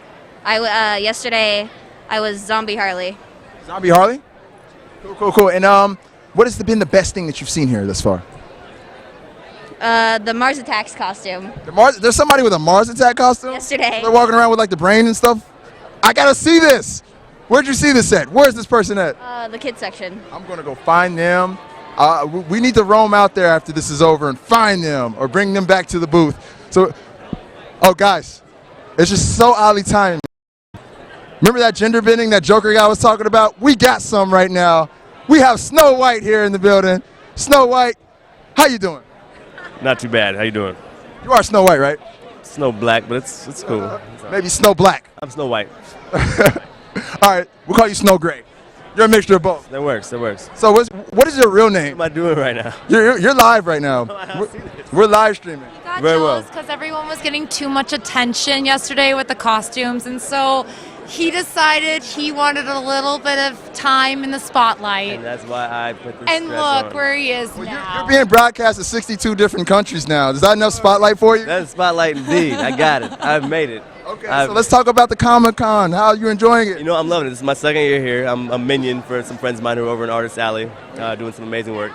And so I run around and I get to meet all these amazing artists and get their autographs for them and enjoy my time here. Yeah. That's pretty cool. What's the biggest difference between last year and this year? I've been asking everyone this question. I feel like it's the amount of space that they used this year. It's not as crowded. The trickle that we have back there is more focused towards what is actually toward the artists as opposed to just people kind of getting stuck in that one area because there's too many people around. So I like the space. It's better this year. Awesome, awesome. And is there anything that you've seen that's just been crazy, mind-blowing? When I woke up this morning, I went in the bathroom, looked in the mirror, and I saw my face. This guy. But no, it's always good to see new renditions of different costumes, and this year it's even better than last year as far as that goes. Yeah. Well, I do want to give you a fair warning because there's a guy who's cosplaying as Joker wandering around here, and he has a thing against people with gender bending. So you might want to watch out. Yeah, you might want to watch out for him. He gave me a whole spiel about it. Yo, where is this dude at? Oh, look at the guns. Snow White has guns. You better watch out. You better watch out. What is your name? Tell us how you're enjoying it. I'm Jordan. Yeah. And how are you enjoying the con? I'm enjoying it. I came down from Vancouver, BC, and yeah.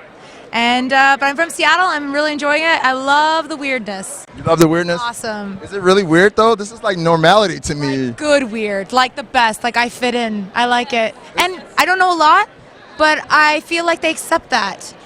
Yeah, you're accepted. That's what's great about these Comic Cons. You can come here dressed how you feel and express yourself. Yeah. You know, as a nerd, as a geek. Yeah, I've learned that DC is not a skateboarding brand. I've learned that Marlboro is not for cigarettes. And they love me. Awesome, yo, awesome. And has there been anything that's just been excitingly mind-blowing for you since you've been here? I really loved Barf. Barf? Yeah. Okay. From Spaceballs. I was pretty... Where was that at? He was here yesterday. It was amazing, and I love him. I gave him a big hug. And that's another cool thing about these cons, the best hugs ever. Yes. The best hugs ever. All right. Well, thank you very much for your time. We're going to keep wandering around and roaming. All right. Let me see. Are we kicking it back to the booth or we're going to keep roaming? We're going to keep on walking around, ladies and gentlemen. This is going to be a lot of fun. Thor! Look at this guy. Man, this is awesome, man. How you doing? Good. You mind if we give you a little interview, man? Sure. We want to know about this. We want to know about your love for Thor and Marvel. Okay, so how are you enjoying the con first? You look tired. Yeah, well, I'm more tired from making the costume than the than the con itself, unfortunately. I did most of this Friday night to Saturday. Oh, yeah? How long did it take you? I don't know, 20 hours or so. 20 hours or so. Okay, cool. So is this your first Emerald City Comic Con? My third Comic Con, my second time cosplaying. Okay. Yeah. Oh, your second time. I haven't done it yet. I haven't tried cosplaying. I think when I do, I might go for, I don't know. I want to cosplay Vision, just a weird character from the Avengers, you know? But anyways, this is about you. This is about your costume. Okay. This is about you. What's the best thing that you've seen here thus far? Oh, there was a lot of amazing things last night and the costume party thing in the show. I was really blown away by Captain Zod guy, General Zod. Sorry. There was also an insane alien, like from Aliens. And then like completely different style, but there were the three princesses with like intricate sewing stuff. I think I saw them. Yeah, Belle, Snow White, and those gals were amazing too. Yeah, they were amazing for Disney princesses. Yeah, quite amazing. Yeah, I think they're more amazing than the real Disney princesses. Wait, but the real Disney princesses aren't really real, so real Disney princesses would be them. They are the real Disney princesses. Very good point. I agree. Yes. Yeah, cool, man. Well, thank you very much for your time, dude. Enjoy it. Don't hit anybody with that hammer. Can I try to hold it? Oh, I can't get it up. All right, you know what? I give up. It's not meant to be. It's only for Thor. I thought I'd try. Why not? We're gonna keep on roaming around, guys. That was cool. It looks like Umbrella has a little prayer circle going over here. I didn't know Umbrella was religious. Look at this. This is hilarious. Oh, watch out. Hey there, guys. You have time for an interview. I don't mean to break your prayer circle here. I just wanted to give you guys an interview here because this is awesome. You guys are all Umbrella Corporation, right? What brings you guys to Emerald City? Is this like a syndicate that you guys have going like past these cons? Like, do you guys do this normally? Actually, we're all of us here are part of a national airsoft team. Oh, okay. And it was a way, something we could do to be here, to come represent our team, and show people that we can walk around with our airsoft guns and not be stupid. Oh, okay. So you guys are actually walking around with airsoft guns. You guys are packing. BBs, and you know, we've been around for what, 8 years. We're in 6 different states now. Wow. So, and this is a fun place to come to meet a lot of really cool people. I mean, went to the Carl Urban panel last night and got to go see Dredd and talk to the guy. It was really cool. Okay. And D-Day, of course, or Josh Anderson. Josh Anderson. Yeah, he's like a 501st wannabe. That's messed up. Well, actually, one of our team members is part of the 501st, or 2 of them. Okay. Okay. Cool. And again, it's a cool event to go to. You get to see a lot of cool people, see a lot of cool costumes. Right. We've made actually some of the cosplayers like Yaya Han, Rosanna Rocha, Annie Mia, Stella Chu. They were actually on this live stream. Sony Arlen, and are all now honorary members of our team. Right. We're actually on our way down to give a patch to Marie Doll. That's awesome, dude. What was the inspiration behind Umbrella? Why Umbrella? I started doing it. I started coming here about 3 years ago and just convinced my estimate team that, hey, you guys need to check this out. It's freaking awesome. It's something that the whole team could dress up as. I mean, we got a lot of the gear already. Not hard for us to finish the costumes, and it was something we could roll as a squad, as a group, as a team, and just look awesome. And it fit in with what's going on here. I mean, not just comics and toys, but the video games. So yeah. What do you guys think about the video game presence here? Because there's not really any video games like in the main hall. You have to like go over to the Sheraton. Are you guys big gamers? Depends. I would imagine so. Depends. I mean, some console, some PC, some D&D. It all Did you depends. guys like Resident Evil 6? I actually haven't played it. Last one I played was 4. Oh, okay. 5 was the last one I played. That wasn't bad. 6 was. We won't talk about that though. I like the genre. I mean, I remember buying the first one from a shipmate and got home, couldn't wait to play it, plugged it in, played it, and the first time a dog jumped through a window, I was like, ah. So yeah, they were fun games. Why the different one back there? Actually, he's rocking our normal gear. Our team runs a multicam. Gotcha. Our chest rigs are various. Face protection is various. Some of us only wear eye pro or lower face guards like that. He likes this because it does scare the crap out of kids sometimes. It's scaring the crap out of me right now. And we know Michael Bynes here, or Bean, and so I brought my pulse rifle. Woo! That can we get a close up of that? That is sexy. Unfortunately, the battery's dead, but the counter does work. It counts from 99 down to 0 twice for the loadout. And unfortunately, the grenade launcher on there is mock, so it doesn't do anything. Hey man, that is badass. I have one more question for you guys. First off, could we get all you guys together? Let's just get the entire team together here. I want you guys to see them. This is how these guys came rolling. He is part of our team. He's just not geared up. He is part of our team. He's one of our gear getters. Like when we want to get iPro, because we hook new players up with iPro and face protection and BBs and stuff. Because Okay. we like new players that come out and stuff. Okay, and where can everybody find you guys? King County Airsoft Meetup is our Facebook, and Maple Valley is where we play, and all that information, or King County Airsoft Meetup. King County Airsoft Group is also on Yeah. Facebook. You can find us there. Yeah. King County Airsoft Facebook. Right. Facebook. Everybody, King County Airsoft on Facebook. Check them out. King County Airsoft. And you guys are professionals when it comes to this. Why you start laughing? You look like professionals to me. We have sponsors. Mojo Tactical out of Hawaii is one of our sponsors. Mad Dog Airsoft out in Stanwood is one of our sponsors. Grunt Stomp is another sponsor. And Falcon Kydex. Guy makes some real cool custom Kydex holsters and mag pouches and such. So yeah. All right, awesome, guys. Well, I'm going to let you guys go back to your prayer circle. You guys keep it up. Keep up the good work. I want them on my side because if they start shooting, whoo, I'm just playing. That was awesome. They got airsoft teams here.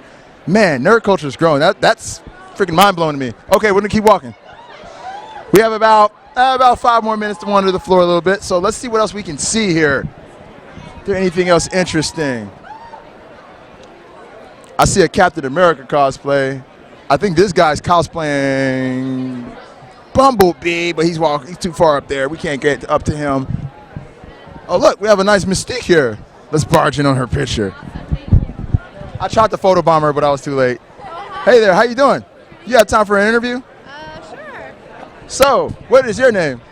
Mystique. Mystique, I love the way the cosplayers stay in character. That is the best thing ever. Are you enjoying Emerald City Comic Con, Mystique? I am, yes. It's very nice. Thank you. Is this your first time?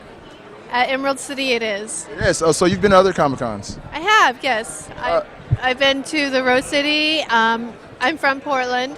So I've been to Wizard World, also in Portland. And then I've also been to PAX. PAX is awesome. It's my favorite. Me too. That's my favorite convention of all time. Yes, yes. But I have to say, Emerald City, this is my first time here, and I've really been enjoying it a lot. This has definitely made its mark on me. Exactly, I agree, totally. Okay, so what have you seen that's been pretty cool here? Well, obviously, I love the cosplay. I went to the show last night, the cosplay contest. That was very well done. I was very impressed by it. It moves so orderly. The other thing is I love the people here. They're all so nice and wonderful, and the kids especially. I'm with Master Chief, and they are just go crazy for him. So it's really nice. I'm having a wonderful time. How long did it take you to get all your face painted and get all done? It's actually getting faster. It's getting faster, so. So Friday was the first time I'd ever done it. It took me about 2.5 hours. Oh, wow. I know. Well, I was really slow. Yesterday, maybe an hour, and today, 45 minutes. So is it just your face, or are you going the whole 9 yards? No, it's down to the neck. Gotcha. Just wondering, because I know like the Mystique in the movie, since she was like naked. No. That's the old, or that's the new Mystique. This is classic Mystique. Plastic Mystique, of course. Yeah, I know.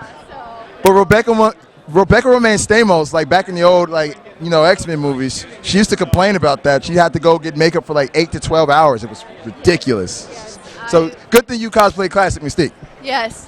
I don't think I could pull it off. I couldn't pull it off. So. No problem. Well, thank you very much for your time. It was nice talking to you. Thank you very much. Don't change it, anybody. All right, we're going to keep walking. See what else we have here. Hope you guys are enjoying the stream. We're trying to keep this interesting and entertaining, give you guys the insight on what's going on here. We have a couple more minutes, so let's at least catch someone else before we stop. Oh, finally. I've been seeing so many Attack on Titan cosplays, and I finally found one. We're going to go talk to Mikasa over here. Let's see if we can squeeze on by here, the moving crowd. Hey, Mikasa, can we talk to you? You're live on camera. You're streaming to 62 different nations. How do you feel about that? Pretty scared, actually, because I've never done this before.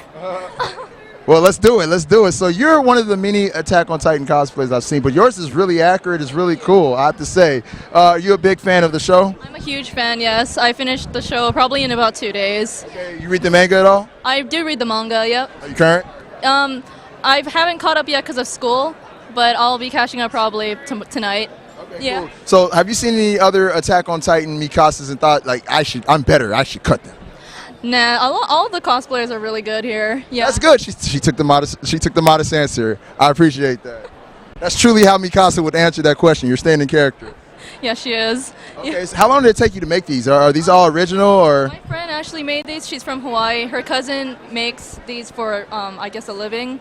Yeah. So she sent it up to me from Hawaii in about a week. Okay. Yeah, and it came out really nice. I mean, pull out the swords. It's like this. Yeah. So these are all. Nothing's metal. Yeah. Plastic and foam. And you have the 3D maneuver gear and everything. Why don't you turn around and let everyone see that? Yeah, that's pretty badass. It's all accurate. Yeah. Wow. This is a legit cosplay. She doesn't just have like the jacket and the scarf. She has the 3D maneuver gear. She has a sword. She has it all. Thank you. No. I think it's pretty cool. It's pretty cool. And what's your favorite thing that you've seen here? Favorite thing here? Yeah. Let's see. I like walking around, looking at all the art and the exhibitions. I mean, this is my second year here, and I guess last year was a little bit smaller, but this year is like super big. I like seeing all the cosplays and stuff, and all the panels. They bring really great guests every single year. Would you like there to be more anime? I think it's a great mix right now, but this is more of a Comic-Con, right? I think there's Sakura-Con coming up in about April, so yeah. That's here too, right? Yes, it is. Is that the one that like never closes, that just stays open? It just stays open, yes. Throughout the night, every time. Yeah. Pretty cool. Is this your first time? This is my second time here. Second time. What was the biggest difference between this year and last year? Whenever your first time was. Well, this is my first time cosplaying here. Okay. Yeah, and I guess it's kind of scary. Everyone wants to take pictures with you. But I didn't expect actually this costume to be a pretty big hit. But you gotta admit, that's kind of cool. Like, you're like a superstar. Yeah, kind of, yeah. I mean, it's pretty big, yeah. Now you're streaming to, 62 different countries right now. I think that's pretty cool too. Scary, actually, yeah. Yeah, it's pretty big. I didn't mean to freak you out by that. I apologize. It's okay. Yeah, thank you. Well, thank you very much for your time. Don't cut anybody with those, all right? You keep slaying those Titans. All right, everybody. I think that's about it now. We had a fun time walking around, checking out the show floor. I hope you guys got a pretty good inside look at Emerald City Comic Con. And yeah, we're going to kick it back to the booth. Are we kicking it back to the booth? We're going to kick it back to the booth. It was a lot of fun, guys. I'll see you guys later. Peace out.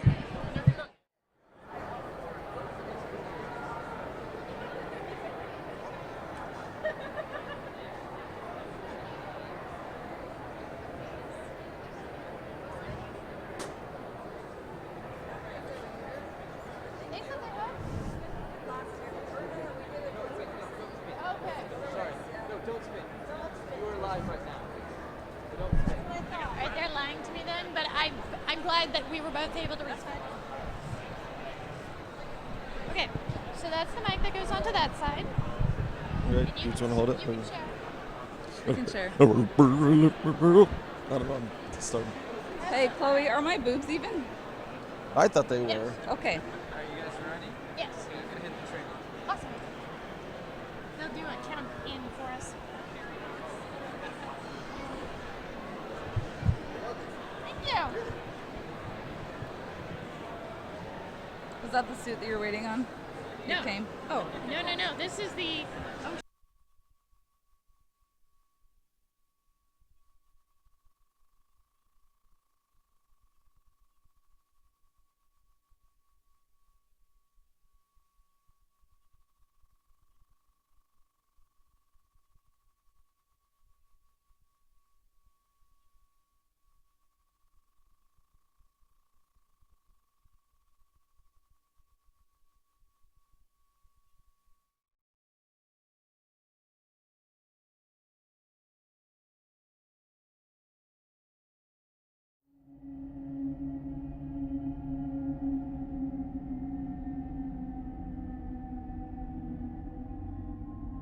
We've been through hell to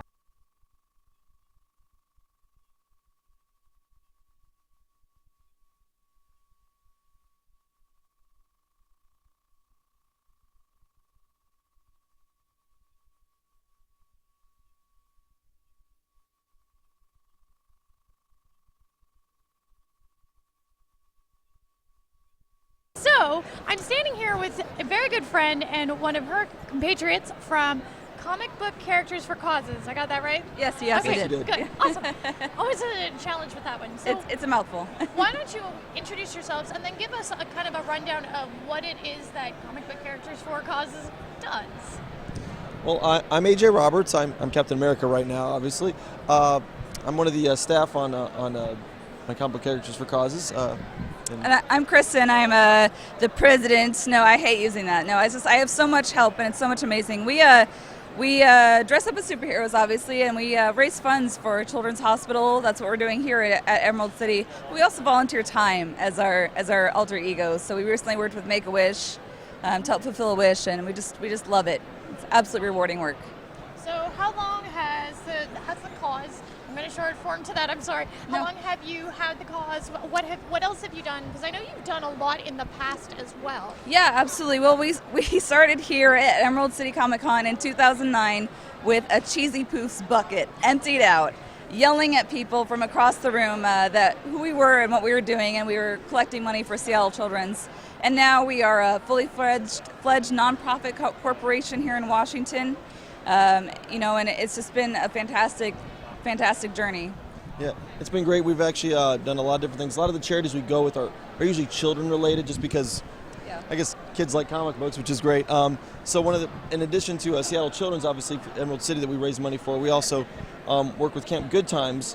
We both visit them as well as do fundraisers for them. We just did a recent one just a couple weeks ago called the Rainy City Con Caper, which is it was like a fake comic book convention, but a play, so it was kind of neat. Like I said, we recently did just a Make-A-Wish. And a few others, Girls Leadership Institute. We did something for the Carol Course celebration. So we do a lot of different things. So, because I know this is obviously a labor of love and obviously a dedicated passion for everybody who's involved. Absolutely. But why did you found this? What got you started on it? Well, I think that everyone knows someone or knows someone that has had a child in Seattle Children's Hospital. And we just wanted to be able to help out as much as we could. And the way of doing that was we saw that we were getting some attention as just dressing up as cosplayers, and we said, hey, let's direct that attention elsewhere instead of just on ourselves. Very cool.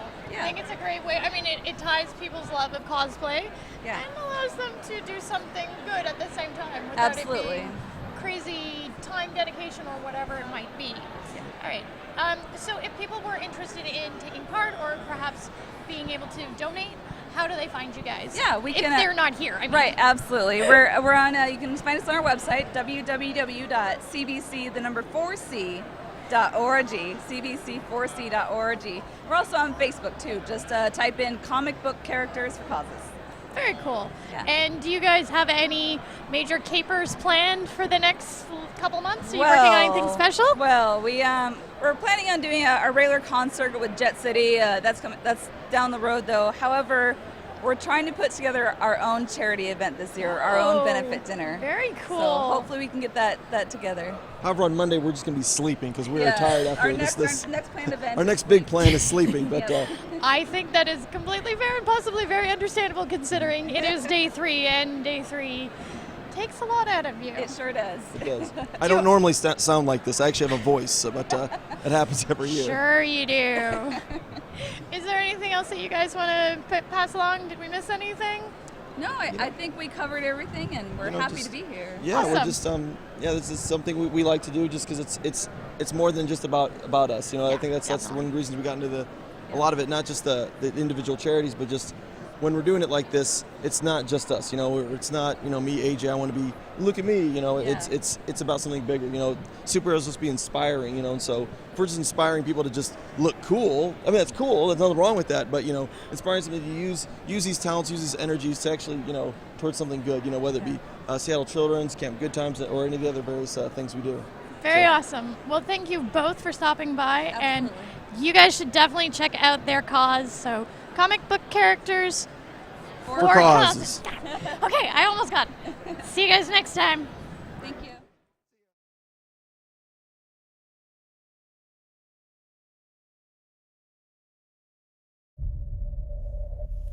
I'm gonna tell you a story. At first, it's gonna sound ridiculous. But the longer I talk, We have to find the keys. the more rational it's going to appear. I can't believe you found coffee. Sugar, right? Yeah. Hold on. 3. You like 3. How many times have we been here? How many times? For me, it's been an eternity.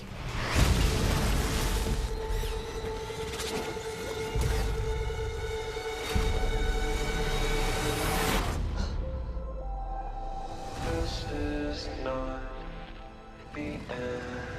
The invasion will fail. We lose everything. This is not the end.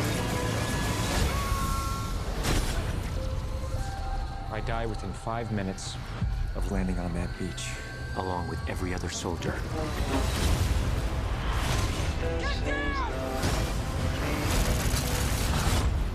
How did you do that? Come on!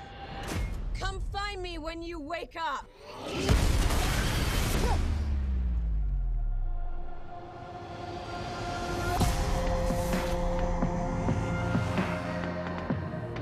do know what's happening to me. What happened to you happened to me. You hijacked their power. How do I control it? You have to die. Every day. Keep coming here and I'll train you. Again. Your leg's broken. No, I'm good. Then you better start over. Oh, come on. I'm not a soldier. Of course you're not. You're a weapon. They want to conquer the rest of the world. Unless you change the outcome. We are not equipped for what's out there.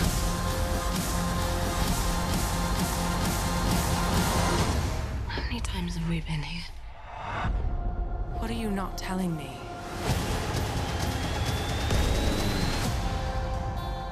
It's gonna be dark in a few hours. And curl up by the fire and open a bottle of wine. We should just reset. Whoa!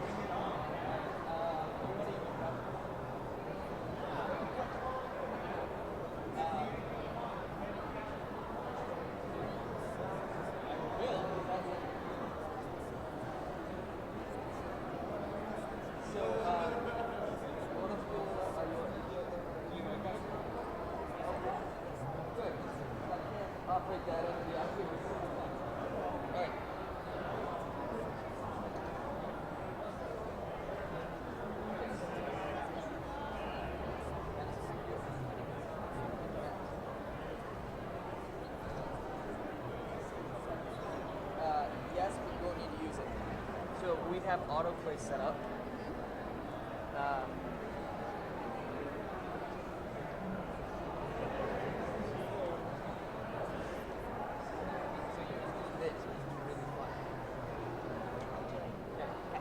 So when you were ready to play the trailer, hit auto. It'll bring it up for you. The trailer ends. So when you hit play on the trailer, that's what's supposed to be. And then you that's live? That's live. So that's being off. Let's stay one.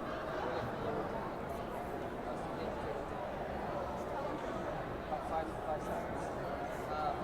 Just throw it up there. Like, you guys get right before? You don't have to have it up all the time.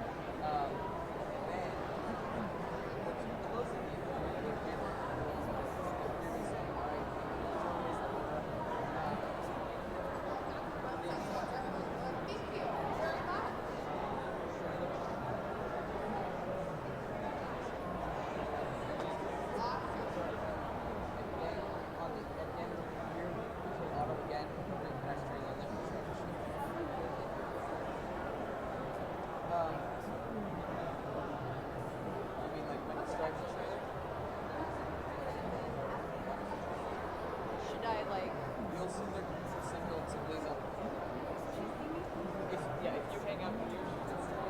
so you start the trailer whenever, and you tell us that it's going, and then we'll start creating. So yeah, just give her like the last 10 seconds, and then hopefully she'll say like to us. Okay. So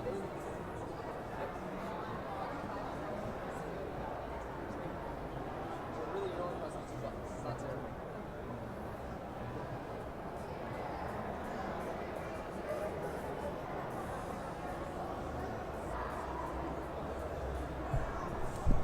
Wander off. Okay. So he's not here now. I'm hearing it. Yeah, like so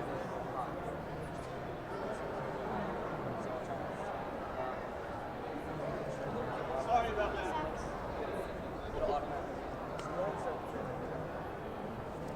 So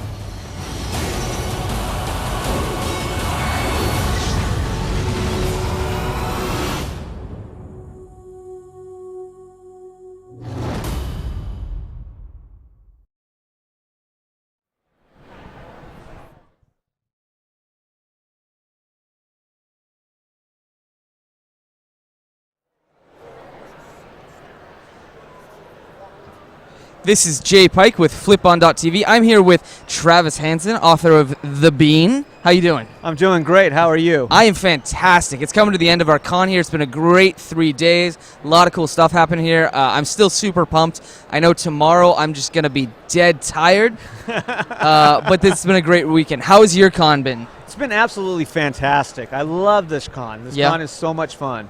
How many years have you been here? This is my fourth. Fourth year? Yes. How does this year rank against the previous 3? Well, I've been in different locations every single year. Okay. Each location's been fine, and I would say, as in busyness, this year feels the busiest. Yeah, I know we do have about 10,000 more than we did last year, so we grew quite a bit.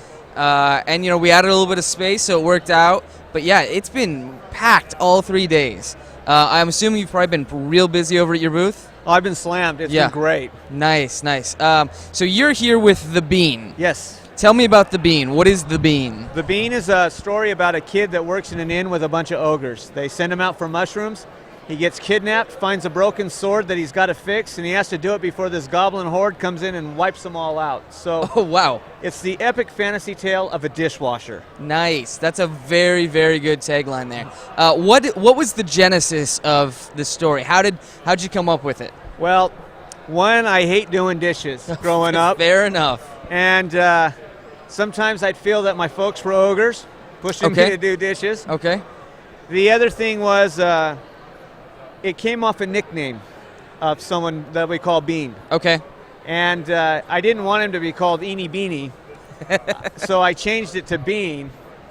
And pretty soon I realized that what would happen if you lived in an inn or you lived in a situation that you really didn't like and you were pulled away from it, where would it go? Okay. And all of a sudden, it just started to flow. And I just, before I let it go too wild, I wrote the ending. Okay. Nailed it down. So now I've got direction. Okay, so you know where you need to get to. We're Very just much so. on the journey to that point. Oh, yeah. Okay. How's that journey going for you? How is it for you when you're sitting down to come up with the next page of the story? Actually, what I do is I'll write out the entire book. Okay. In that part of the series. And then, so I have it all kind of laid out. Okay. Sporadically. It's still, the text will always change. I'll get all the illustration done, and then I go in to start laying the text, and I realize, no, I didn't really want to say that, or it doesn't fit the artwork. And I'll go, instead of redrawing the page, I'll make the text fit the artwork. Okay, that makes sense. And it helps streamline it. It keeps it cleaner, clearer, and it moves smooth. I do about between 4 to 5 pages a week. Okay. On it, and I update it twice a week, actually. Okay, and this is, for those of you who don't know, it's a web-based comic. It started out as a web-based comic. Okay. How was that? Because I mean, it's been. When did you start putting it up? Let me start with that. 2009 was 2009. when we were putting it up, but we had a version of it that we put up 13 years before. 13. Okay, please. Was this on a GeoCity site? Or? I don't remember. Okay, It was so it was long 2001, 2002, Something like somewhere in that. there. Yeah. Okay. So you've got the 3 collected editions here with you. It looks like, I don't know if you want to hold these up or you can have me hold them up. Either way. So it looks like number 1 is Riddles and Shrooms. Yep. Okay. Then it goes into number 2, which is The Lost Prince. Yes. Okay. And volume 3, Broken Souls. Right. Now that doesn't sound like that's a happy book. It's got its moments. Okay.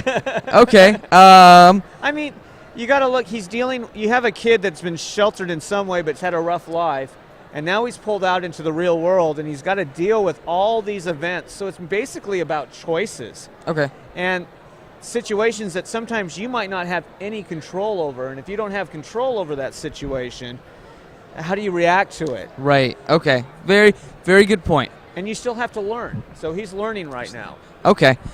So you do this out of your home, right? You're not in a studio. No, I do it all out of my home. Okay. And I heard that you have quite a large family. I've got 5 kids. 5 kids. How in the world do you juggle being a father of 5 kids and still being able to get this done on time? I call it balance. It's creating time for them as well. Okay.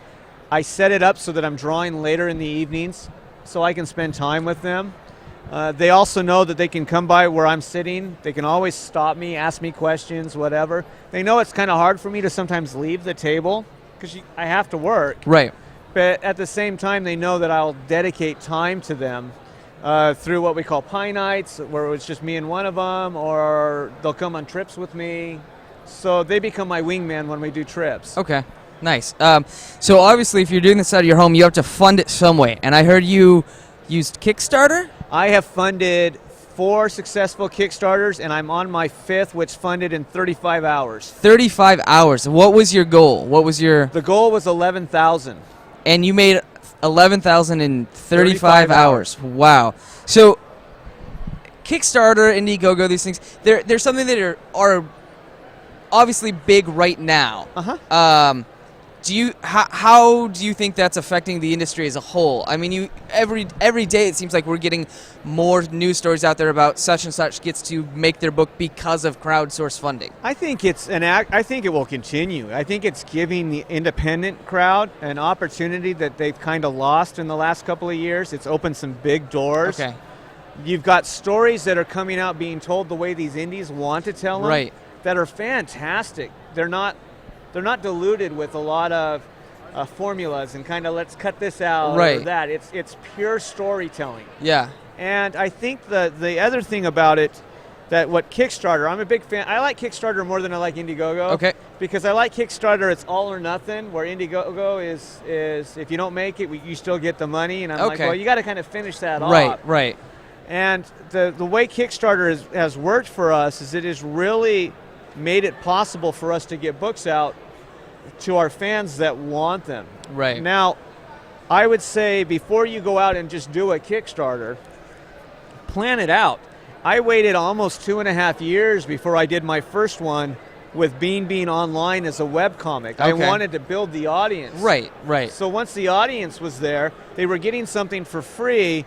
They're very, very supportive of their creators, especially in webcomics, that they'll go out and actually buy the books from those web guys. Okay, so you got to establish your crowd before you crowdsource.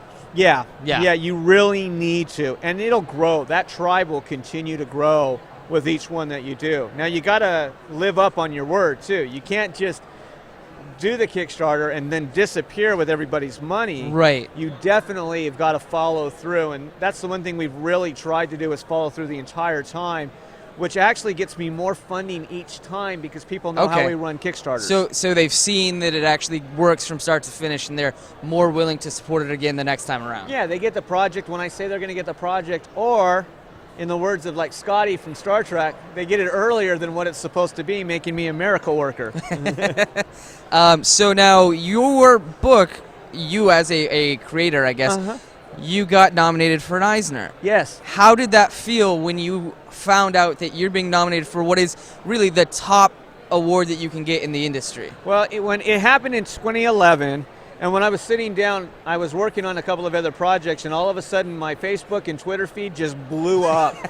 And my site, the hits on the site jumped almost 500%. It's just like, because everybody wanted to check it out. What is this? It's nominated. What is it? Why is it not? Especially as a webcomic. So there's a link. So everybody's going to the link to check it out. So you got all this new organic traffic because of that? Oh, yeah. And then I've got friends sitting there calling me going, hey, do you know what just happened? And then the email shows up that I was nominated. And that's like my life dream.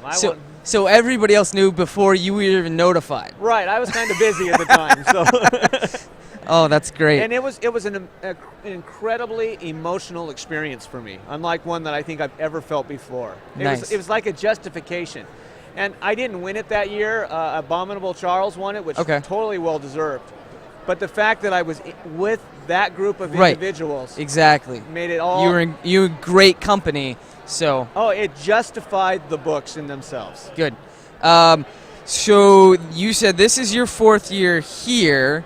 Do you make it to other cons, or...? I do about between 9 and 12 a year. Wow, that is busy. So with that, you've got to have some great con stories. Yeah, I kind of do. Okay. You care to share one or two with us? Well, a lot of people know I do free sketches. Okay. And I've always done free sketches. I don't care. You come up and you tell me what you want me to draw, and I'll draw it. I don't care what it is usually. I let people know. I've only turned down 3 the entire time I've done it. Okay. As a children's book illustrator, you kind of don't want There's a line there that you have to, yeah. Well, one young lady said, would you draw Hello Kitty? And I said, sure. And the next thing I go, well, do you have a reference? And she did this. She goes, would this do? And it was right here, and I had never been flashed before. Oh, In fact, no. I've never been silenced at a con. Okay. And I was like, oh my gosh. And so the next thing I know, I had to tell the story at Phoenix. Okay. So I tell the story at Phoenix on a panel, and I'm talking about it, and everyone's kind of laughing. Well, that afternoon, 3 big old hairy burly guys came up to me, no. and each one of them said, hey, would you draw Hello Kitty for me? I got reference, and I was just like, oh, I was gone. But it was one of the best experiences I've ever had. Oh, that is awesome. And after she did that, I had to call my wife and go, you will not believe what just happened. Nice. All right, so you've got the 3 volumes out. Who's your publisher? I guess I didn't. I created my own publishing house. Beanleaf Perfect. Press is my own company. Beanleaf Press. And is this where people could go online if they want to order? Oh, yeah. Go to www.beanleafpress.com and just hit the store, and then you can buy all the books there. And I draw and sign every single book. Okay. So there's 3 volumes out now. Uh-huh. 4th is in the works. The when 4th can we see will that? be kickstarted at the end of the year. Okay. And it will probably be out really quick. I'm almost done with it. I just finished an art book, which came out in November. Okay. And I have a book right now called Tanner Jones and the Hunt for the Monkey Stone being kickstarted right now. And what is that one? That's about a kid, a bunch of pirate teddy bears, and the greatest treasure hunt they've ever found, which is for a stone called the Monkey Stone. Okay, perfect. Is there anything else you want to say to those watching at home before we let you get back to your booth and do some more signings? I would say always be creative. Find something to do. Find something that you enjoy doing and just follow your dream. You can do anything you want. Perfect. Thank you, Travis. For those of you watching at home, I hope you enjoyed this. Stick around. We got about another hour and a half left of the con, and that will all be live streamed from the floor. So thanks for watching, and we'll see you again. Thank you very much.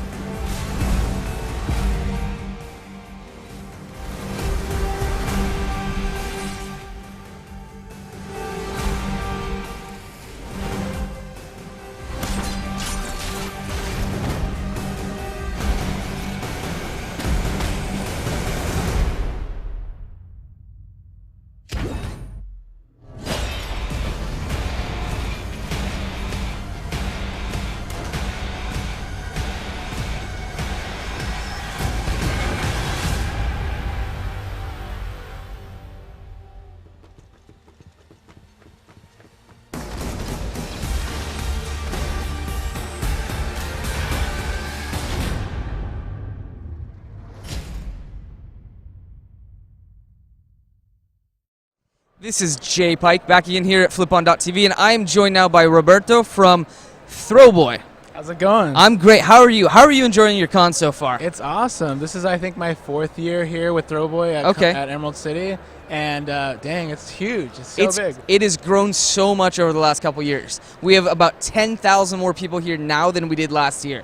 Yeah. So I tried to find everywhere that you can go. but Right? It's pretty much like impossible for one man. yeah, I'm pretty sure there's rooms that I still haven't seen over 3 days. There's hidden doors in these. Exactly, places. yeah. So you are here with Throwboy. What is Throwboy? So Throwboy is my company that makes geeky throw pillows. Okay.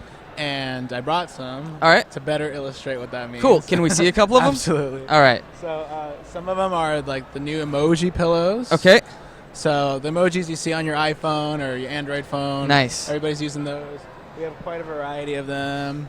Okay. Our most popular is the poop emoji pillow. So, and then we have some other ones. I'm just going to keep stacking these up. I'm going to take a nap here in a second. Yeah. So we do chat pillows like Okay. LOL, OMG, WTF, BFF.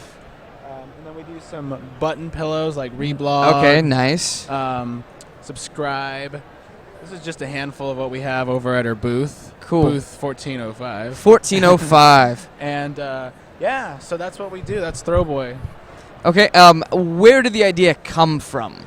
So I've known how to sew since I was really little. Okay. And basically what happened was I made a present for a girl that I was dating that was they were pillows that looked like icons from the Mac. Okay, so yeah, like yeah. Mac OS 10 Right. icons, right? And didn't really think much of it. It was just kind of like, oh, this is kind of a cool gift. And then I just gave them to her. And then she worked at a tech company. Okay. And they blogged it. And all of a nice. sudden that blog just went viral. Oh, no. And that my website that just had photos of the pillows crashed. So I was like, people really, really like these. And they were being reblogged in different languages and all over the place.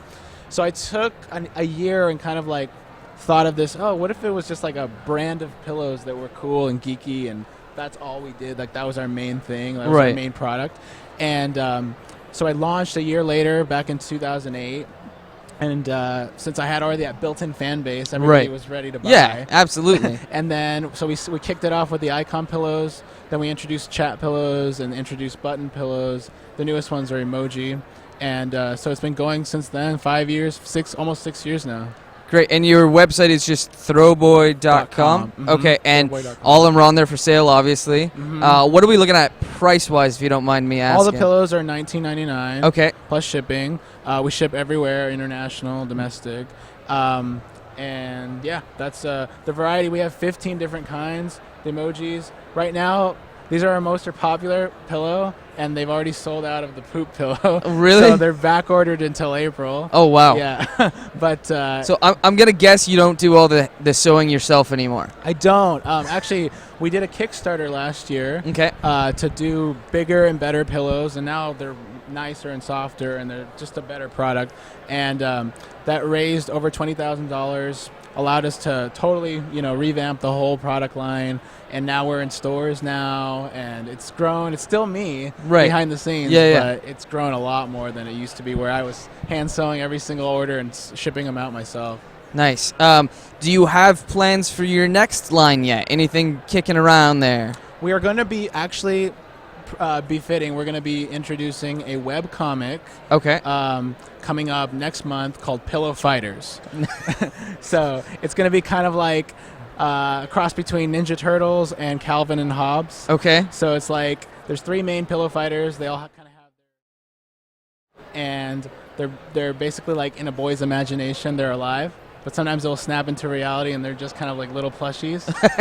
And so it's gonna. And then the other cool thing is that the boy will cosplay them. Okay. So sometimes you'll see them as like Spider-Man version, Batman version. Nice. And so we're gonna have a lot of fun with that, being able to use that to introduce new plushies. Right. So it's kind of something aside from Throwboy pillows. So it'll be your own licensed property Exactly, pillows. right. You can do whatever you want. That's a really cool idea, actually. Yeah. So I'm really excited about it. I've already handmade pillow fighters for about a year, But my next plan is to probably kickstart that into its own thing. Okay.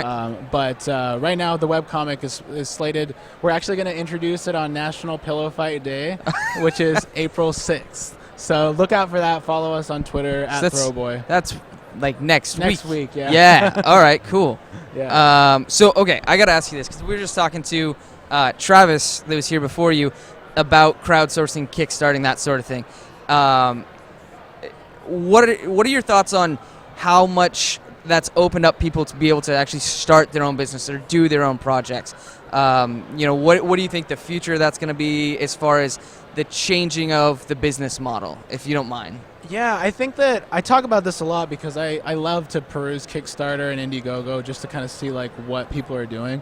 I think that one thing that's great about it is it's an awesome way to kind of get an idea, like, do people even care about this idea? Right. You know, because if Throwboy started, in 2012, I probably would have kickstarted it and been like, does anyone even want these cool pillows or what? But there is kind of good and bad sides to that because that could go well. Everybody could love it. You definitely have to play the Kickstarter game and have a really great video. Your social media game has to be on point. Okay. If you're just kind of like, not presentable enough on Kickstarter, you'll probably be overlooked. And if you're not featured on Kickstarter, no one is going to find you. Right. So, like, with Throwboy, we actually had a good following because we were always based online and everything like that. So it was easy to find us. Right. But other than that, I don't know. It's hard because you kind of get buried with people that are like introducing like a new wallet or something, Right. And it's like if you're something that's off the beaten path, sometimes it's hard to be seen. Right. Nobody wants to feature that.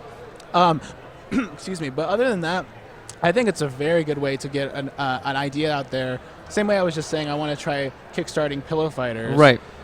I might end up doing it anyway on my own, but rather than wasting time, developing something and like being secretive about it and then unveiling it and then nobody really gives a crap. Yeah. It's just like the Kickstarter's great for that. But on the other side of it, there's a lot of junk on there. Yeah. That it's kind of like it's very niche and it's like maybe I don't think it's always the best proof of concept that it's like, oh, this will be a viable business. Right. It could just be some cool thing that like somebody made a really great pitch video for like a hoverboard, but it's like maybe never gonna come out. Right. But they raised $2 million.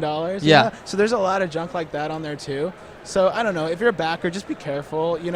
Think about it. Think about like if I had this in my house, would it really be cool? Right. Or will I get tired of it in 2 seconds? Exactly. Yeah. So I think those are the kind of my thoughts on Kickstarter right now. Okay. Cool. Is there anything else you want to talk about before we let you go back to your booth? Yeah, I mean, if you have an idea, like there's so many people out here that do like, their own Etsys and their own, creative ideas. Nowadays with the internet, you can really get yourself out there. I think that it's a good, if you have something that makes you happy, try it, put it out there. Just, I think that with the internet, this wouldn't have been possible. I think that you should try to really go for it. Even I would encourage not just stay on other people's platforms like Etsy or like YouTube, like actually make your own brand around it. Because, I mean, any of that is totally possible now to really look like legit without having anybody but yourself. Now, Yeah. So definitely go for it if that's what you want to do. Cool. Well, for those of you watching at home, if you want to get your own Throwboy pillow, go check out throwboy.com. You may have to wait a while if you want to sleep on a pile of poop, though. Thanks for watching, and enjoy the rest of your con, guys.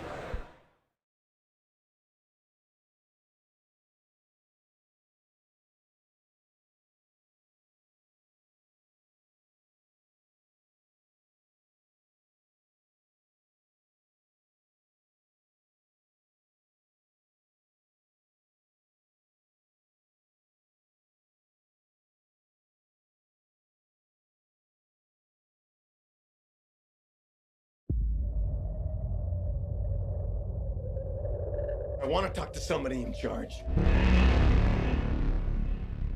You are not fooling anybody when you say that what happened was a natural disaster. You're lying. It was not an earthquake. It wasn't a typhoon. Because what's really happening is that you're hiding something out there.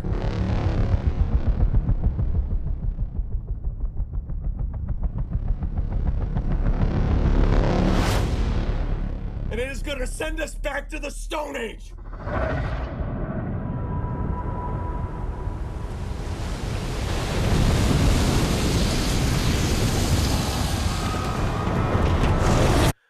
God help us all.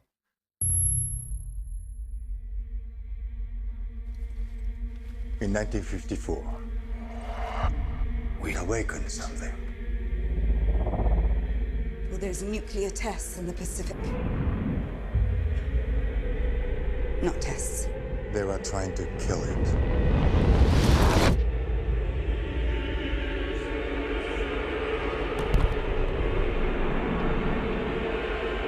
You have no idea what's coming.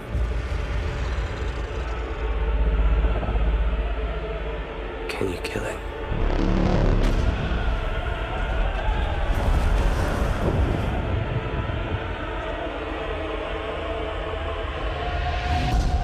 The arrogance of man is thinking nature is in our control.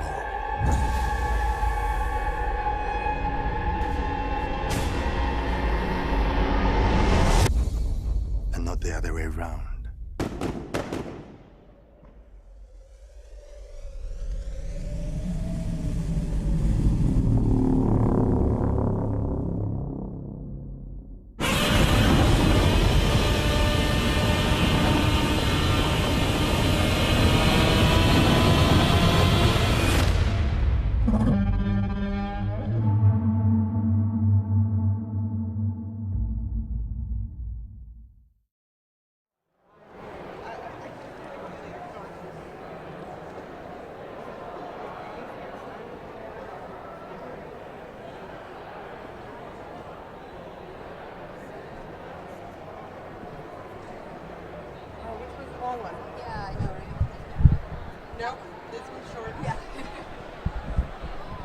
The long. No, the long one.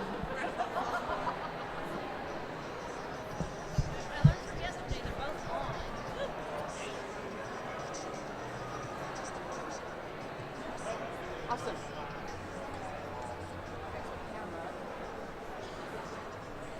And they'll let me know when we go live. What are we gonna talk about so I can mentally Prepare how you made your costume, and we'll show off your Silver Surfer and stuff. And I knew that you were walking around because I've seen you all over Twitter and Tumblr. Okay.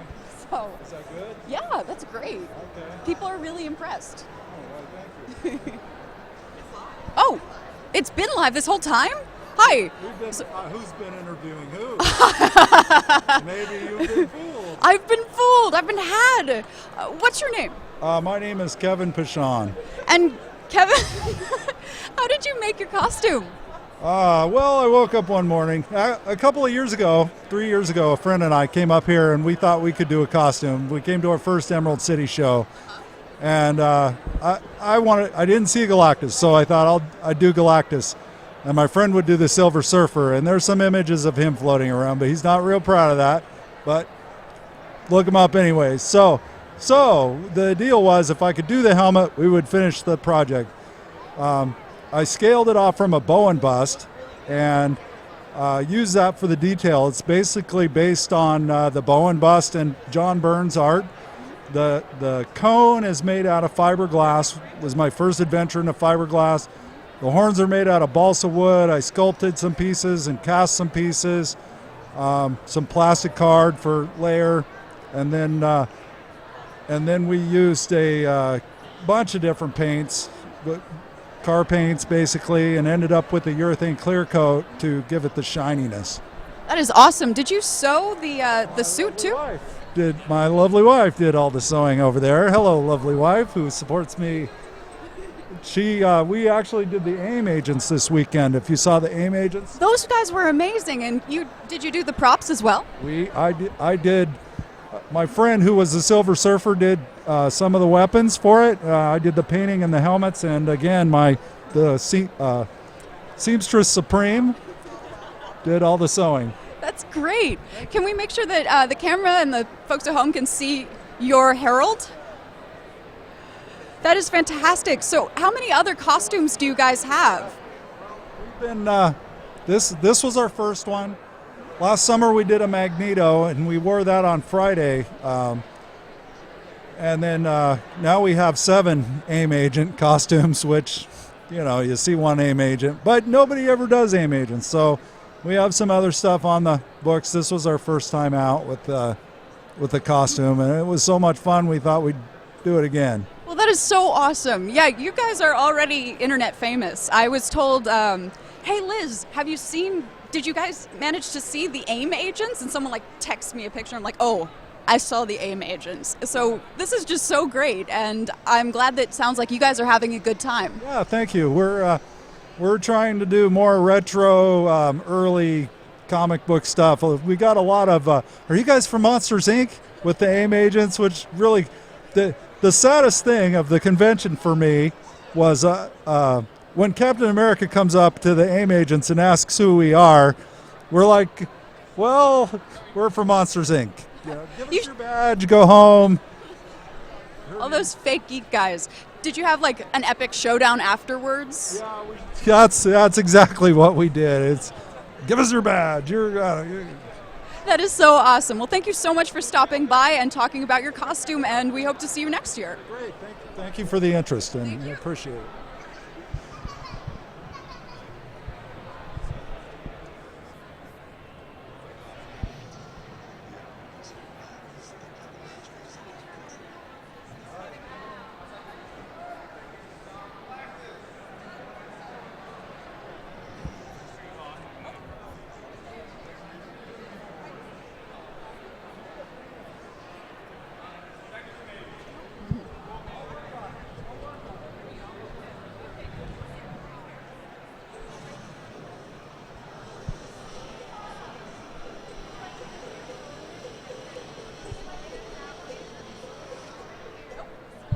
Awesome.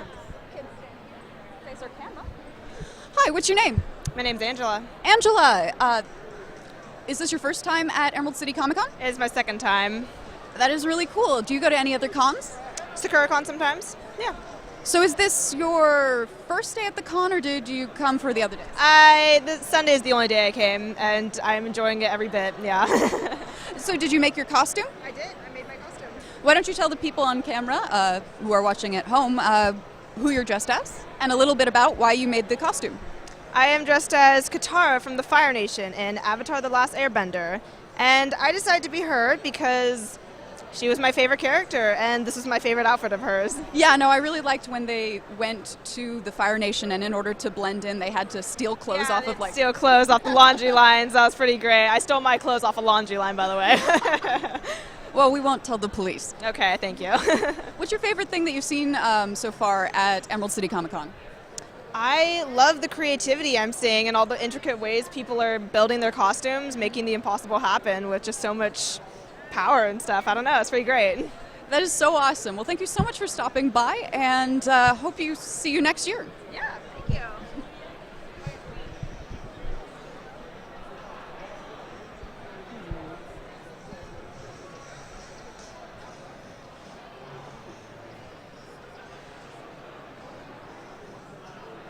Hey, do you want to be interviewed on the internet?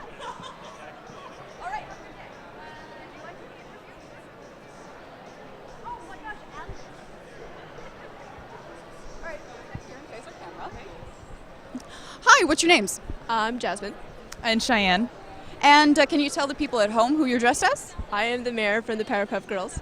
And I am his secretary, Sarah Bellum. This is fantastic. Did you guys make your costumes yourselves? I made the sash, but I bought everything else. A lot of thrift shopping. Yeah. That is really cool. So is this your first time at Emerald City Comic Con? Yeah. What have you liked the best so far? I really liked the costume show last night. That was really impressive. Did you know that we streamed that live? Yeah. Yeah, it was really, we managed to like watch in the AV booth upstairs. What was your favorite costume for the show? Probably the alien, like everyone loved that one. That one was really impressive. The guy had like the whole head, but he couldn't really walk around by himself because it was just so so ridiculously huge. I think that really shows dedication.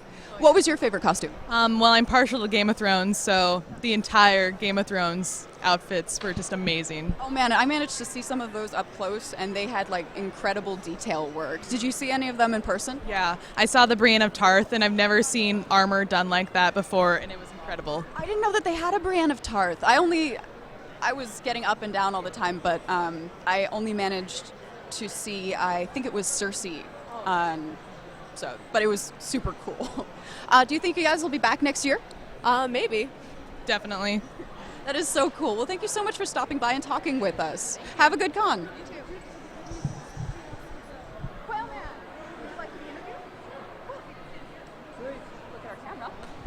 Hi, what's your name? John. John, is this your first time at Emerald City Comic Con? No, it's my 5th year. 5th year. Do you do any other cosplay? It's my actually first time doing this. Did you make your costume yourself? I did, yeah. Can you tell the viewers at home who you're dressed as? Quailman from the cartoon Doug. Yes. Why did you choose to do Quailman? I love the show Doug, and it's pretty easy to do, so. Was first time doing it, yeah. No, I totally understand. My first cosplay was Black Canary because you can just buy everything at the store. Yeah, yeah. But you make a great Quailman. Thank you, thank you. Why did you choose Quailman? Oh no, we already talked that. Who's your favorite character on Doug? Probably Doug. Doug's a good guy. I always like Skeeter, but I like like the best friend characters. Yeah. Was Doug your favorite show growing up as a kid? It was one of them, yeah. Did you ever? What were other ones? Can you think of any? X-Men. Yeah. Pretty much anything on Nickelodeon. Yeah, no, Nickelodeon had some great cartoons. Yeah. I don't really watch it anymore, but not because I'm too old for cartoons, just because I don't have a TV. Yeah. What's been your favorite thing that you saw at Emerald City Comic Con? Probably just amazing cosplay. Yeah, I know. So many good ones. Did you manage to catch the cosplay show last night? I didn't. Well, that is okay because we streamed it, and I'm pretty sure we're going to be archiving parts of the show so that you can watch if you go to FlipON.TV. Okay, that's cool. Awesome. Well, thank you so much for stopping by and talking with us, and I hope you had a good time. Thank you. Hi, would you like to be interviewed on the internet? All right.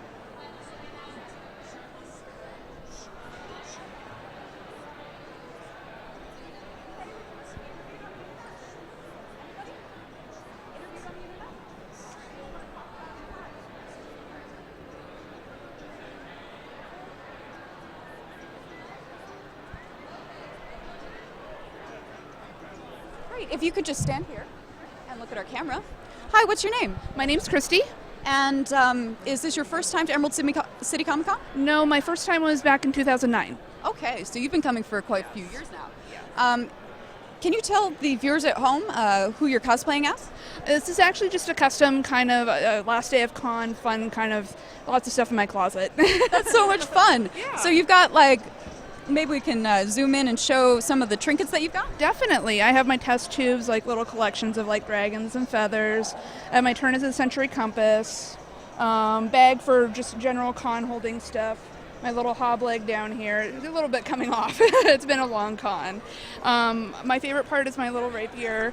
I used a car antenna, but that way it's nice and compact and a little bit more respectful of the con goers, and so not a huge weapon. That is really considerate of you. Can you do a spin to show us your wings? Is that a jetpack on the back? It is.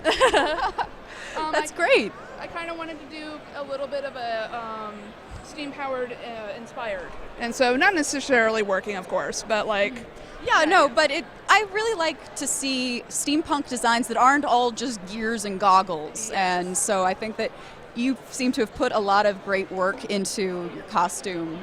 So do you do other costumes as well? I do. I'm actually a member of the 501st in the Rebel Legion, and so I do a lot of heavy Star Wars costumes. My primary costume is Mara Jade, and so costuming is kind of my stress relief anyways at work. I kind of have an intense job and still in working on my doctorate, and so I feel you so hard right there. And so it's a great stress relief, and you meet a lot of new friends, and I love seeing little kids dressing up, and you really connect way quicker than just kind of being that person on the street.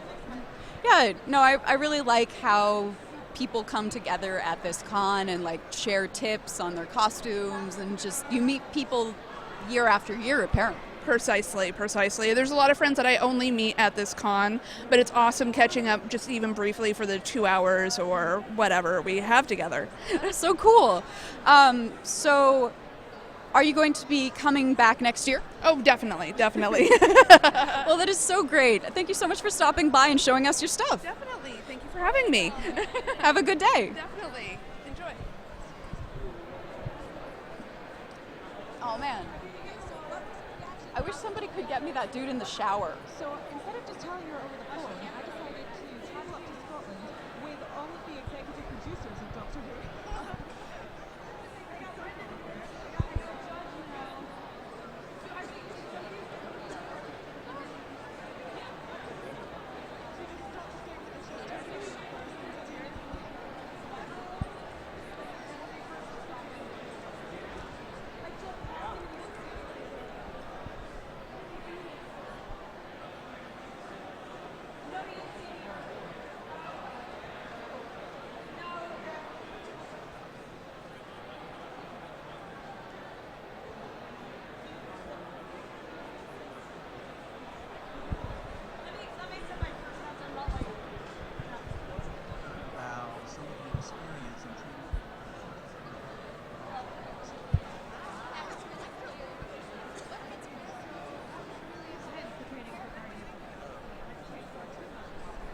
And then can you tell Judge Dredd over there that I'd totally love? Ren, go be interviewed. Hey, would you like to be interviewed? Yeah, if you could stand here and face our camera. Oh, hey. So, hi, what's your name? Daniel? Daniel. And can you tell the people at home a little bit more about your getup? My getup is from Karate Kid 1. It's from the Halloween party where he wasn't supposed to go. And yeah. So, tell me a little bit more about that, because unfortunately I'm not familiar with Karate Kid. They only show it for a few minutes in the movie, but he plays a prank on the Cobra Kai guys, and then he ditches the shower, and then, whatever, and then he gets chased and then beat up. So wait, he has a costume that looks like he's in the shower? Yeah. Okay, so he has this costume? Yeah. Okay. I wasn't quite sure if, in the movie, he was in the costume, he was in an actual shower or not. Yeah. But what's your favorite thing that you've seen so far at Emerald City Comic Con? The people. The people are weird. They're crazy. I think it's weird in a good way, though, don't you? Yeah, definitely. So is this your first time at Emerald City? No, it's not. It's my 5th time, I believe. Your 5th time. Wow. And do you do any other cosplay? I cosplayed as Burt Ward Robin yesterday, so yeah, and this is today. That's so cool. What do you have here? I have a limited edition print that I stole from one of the pillars. Yeah, I mean, it looks really nice. They're posted everywhere, and they're really expensive. Well, why did you want this poster so badly? Because I think it looks cool. It's a clean design, and it's well made. And, I think it's a good memento.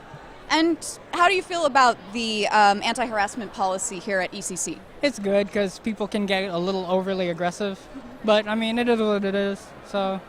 Yeah, I mean, I think that it makes people feel a lot more comfortable to know that they can come here and that they won't be bothered, and that if somebody does bother them, they will be asked politely to leave and their badge will be taken, because everybody from exhibitors to guests to... Have you had any issues with that? Or? We have had 1 or 2 incidents, but they've all been dealt with as far as I know. So I think it's just really nice to be able to make people feel safe so that everyone can have fun. Of course. Do you have any other posters that you'd like to show? These aren't mine. These are mostly my friends. Yeah, I mean, that's about it. And oh man. Yeah. Justice League America. Awesome. Yeah. Well, thank you so much for stopping by, and that is an awesome costume. Thank you. Thank you. Peace out. FlipON.TV.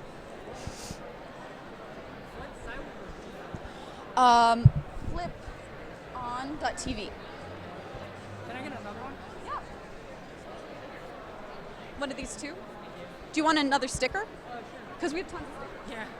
I know, it's about the end, right? Can I take one? Yeah, please. Would you like to talk with us? About what? About your time at the con. I don't know what I have to say. Well, then come and stand here, please. Hi, what are your names? I'm Shauna. I'm Peter. Hi. Is this your first time at Emerald City Comic Con? Yep. No. No. Are you guys together? As friends, yes. Okay. It was more along the lines of like, I wasn't sure if like you'd No, both we're in like. the same group. Okay. That's the rest of our group over So there. can you tell me a little bit more about your costume? So I'm gender bent Doc from Back to the Future. My Marty is right there. Marty. This is my Marty. Hi, what's your name? I'm Megan. Hi, Megan. So you are Marty McFly from Back to the Future. And what is you guys' favorite thing that you've seen so far at the con? Probably seeing Mark Shepard. We saw his panel. We saw him again today and then took a picture with him. So that was fun. That is really cool. I got to see Alan Tudyk's panel and take a picture with him, but my favorite thing is probably seeing all the cosplays. It was really cool. I loved the part, because we were watching up in the booth, of his panel where he had the little kid come up and they played so cute. And they played with the dinosaurs together. And he signed him. He's like, this isn't working. Like, it was adorable. Oh my god. I love how he's just like, here, have some shit. Like, everyone gets shit.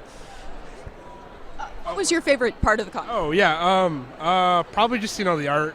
Love the art. It's really good. Yeah, it looks like you've picked up a couple of things. Do you want to show us? Sure. I guess. Why not? I love having people show me their merch because then it's like I bought it too. You know? Well, I mean, it's not like exactly comic related, but it's from a guy downstairs. I can't remember his name, but he did some posters from Fallout. So Yeah, from Fallout 3. Yeah. So it's a Nuka-Cola poster. Yeah. And then the other one's from Borderlands 2. Yeah, Borderlands 2. Cool. It's like a Welcome to Pandora thing. That's really neat. And looks like you got maybe some trade paperbacks? Yeah. Who'd you get? $10 worth of Star Wars comics.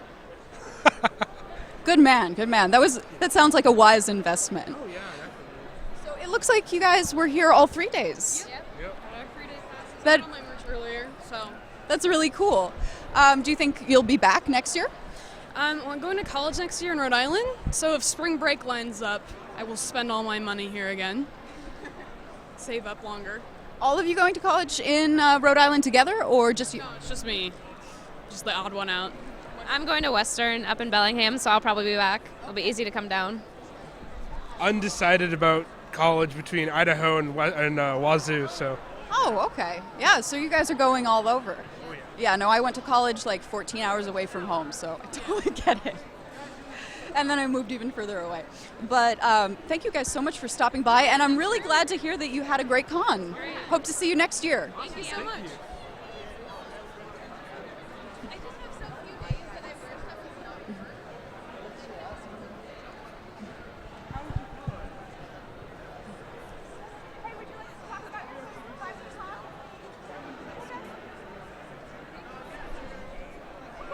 I'm sorry? Just stand here and look into our camera. Hi, what's your name? Kevin. Kevin, and is this your first time at Emerald City Comic Con? Second time. Second time? Yeah. Were you here, it just looks just for Sunday? Yesterday and today. Yeah, my girlfriend was here for the 3-day pass.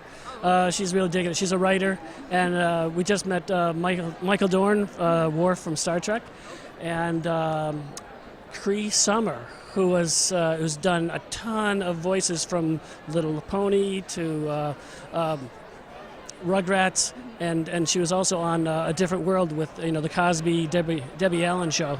So she's that, she does the voice of Pinkie Pie, right? One of those things, and she's got and a ton of games, video stuff like that. Way cool. That is so cool. Is that your favorite thing that you've seen so far at the con? Yeah, Michael. He did the interview where they have the panel type thing, and they just talk and talk and talk. We also saw Ron Perlman almost after that, and both great actors and stuff like that. That is so cool. So you came back last year. What were you most looking forward to seeing? Was it to meet other people who are interested in writing, or the celebrities? Well, a lot of stuff. It's way cool to see everybody in costume. I mean, it's just the work that it goes into, putting on the stuff in the morning and getting here and staying all day in it, and then doing all the panels, from the writers to the action to the games to the whatever. And I've only begun to hit the floor, and I haven't even gotten to that room yet. It's in I browse. Well, then I will let you get going, but thank you so much for stopping by, and we hope to see you next year. Thank you. I've got to circulate. Hey, would you like to be introduced? Hey, if you guys could stand here and look at the camera. Look over here. Hi, what's your name? My name's Daddy. Ronan. Ronan. Nora. And Laura. Nora. Is this your first time at the con? Yeah. What's your favorite thing that you've seen so far? Ronan, can you sit down? Myself. You do look pretty. Are you Princess Peach? Yes. Oh my gosh, it looks like you've lost your crown. This is actually. Oh. This is actually her second Comic-Con. This is actually his third. Oh really? Yes. So, last time was like, get as many Batman we get pictures with. This is like Elsa's. How many Elsas we get pictures with? Awesome. So you like Elsa? What do you like about Elsa? She sings pretty. Yeah, she does sing really pretty, doesn't she? What's your favorite song that she sings? Let it go. Can you sing Let It Go with me? That's okay. We'll just sing the chorus, okay? Ready? Let it go. Let it go. I know some of it, the first part. Oh, you know the first part. Can you sing it for me? Snow goes right on the mountain tonight. The footprint is to be seen. Kingdom isolation, and looks like I'm a king. To let the men, to let the sea be the good guy. I have to be to let them see, to let them know, but they know. Let it go, let it go. Can't hold it back anymore. Let it go. I already know that part. Well, you did a great job. Thank you so much for doing that for That me. was amazing. I didn't know you knew that much. This is going to be very, very, very pretty. She can make a frozen castle. I know, right? She like steps and it goes up into the mountain. I've actually only seen that part, but Yeah. it's my favorite. We watched that one part over and over. I'm sure. So did you guys have a good time playing with Peter Pan and all of the Disney princesses? Yeah. How many Elsas have you seen? One. Just one? Plus one. At least 5, I think we've seen. Well, then she's just all over. Yeah, all over the place. Well, thank you guys so much for stopping and saying hi. Yes, thanks for having us. Can you wave? Hey, no, Bye. this way, guys. At the camera. No, Ronan, camera. So they can see your face. That way. Bye. Will that be online someplace? Yes, it will be. Here. Or at least we've been streaming. So. Oh, okay, sure. We'll have to stream 3 days worth of stuff. I don't know. I think that they might be going.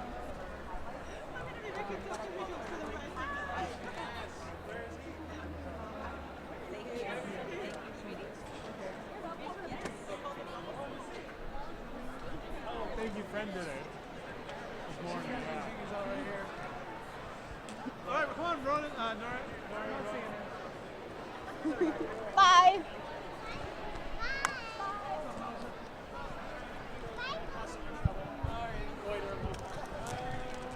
Oh, we gotta go up. We gotta go this way. Yes, sir. Good question. I loved working on Doctor Who. It was so fun. And Matt Smith is one of my best friends, so you could just and we just like film in between. I can't look at my post. But it was great. We had the best time. Thank you. Thank you. Okay. Over here.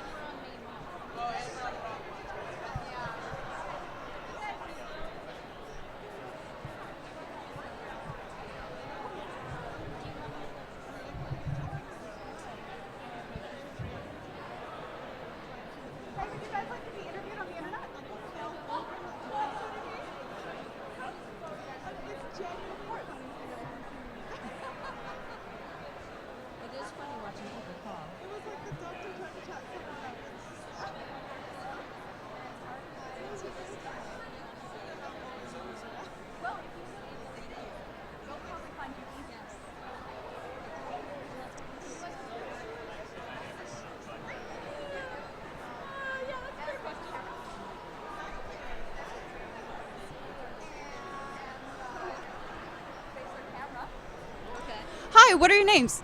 I'm Michael. Katie. Faye. Faye. Well, is this your first time at Emerald City Comic Con? This is actually my second time, first time in costume. This is my first time.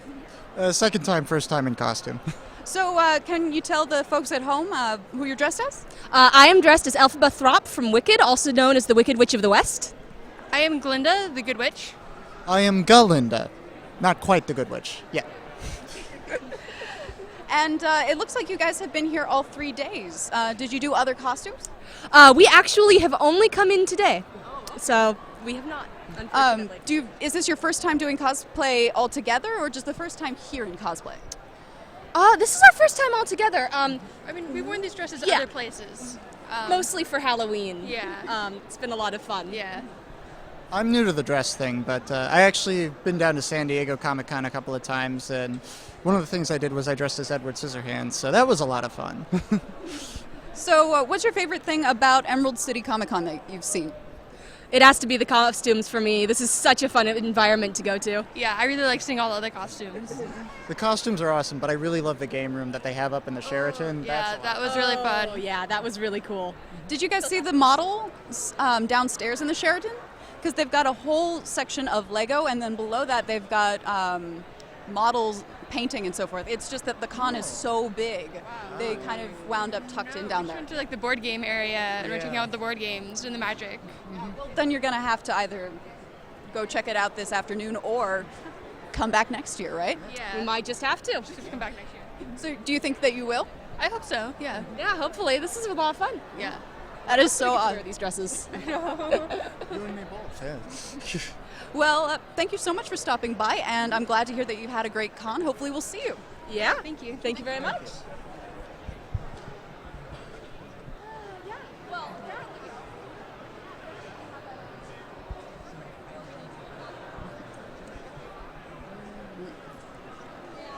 Hey, would you like to be interviewed on the internet?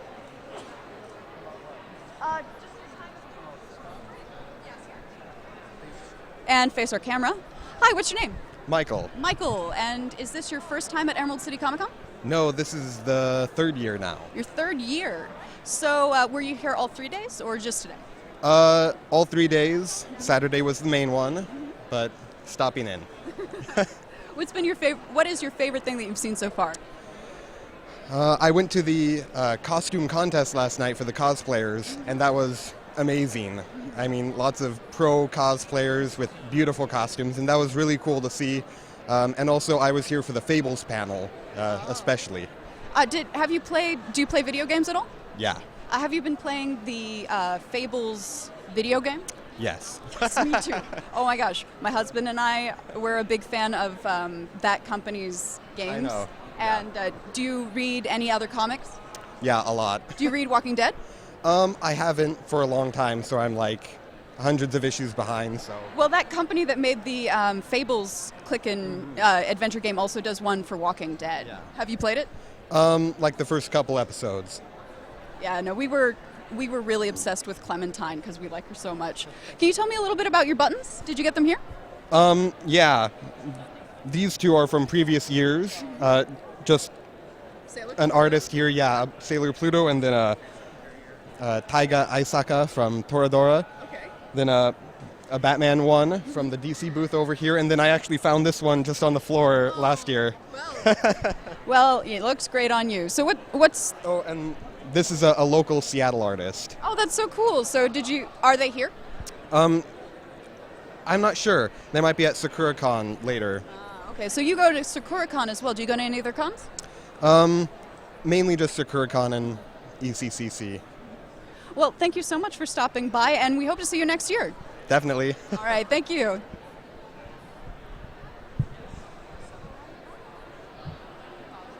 Huh?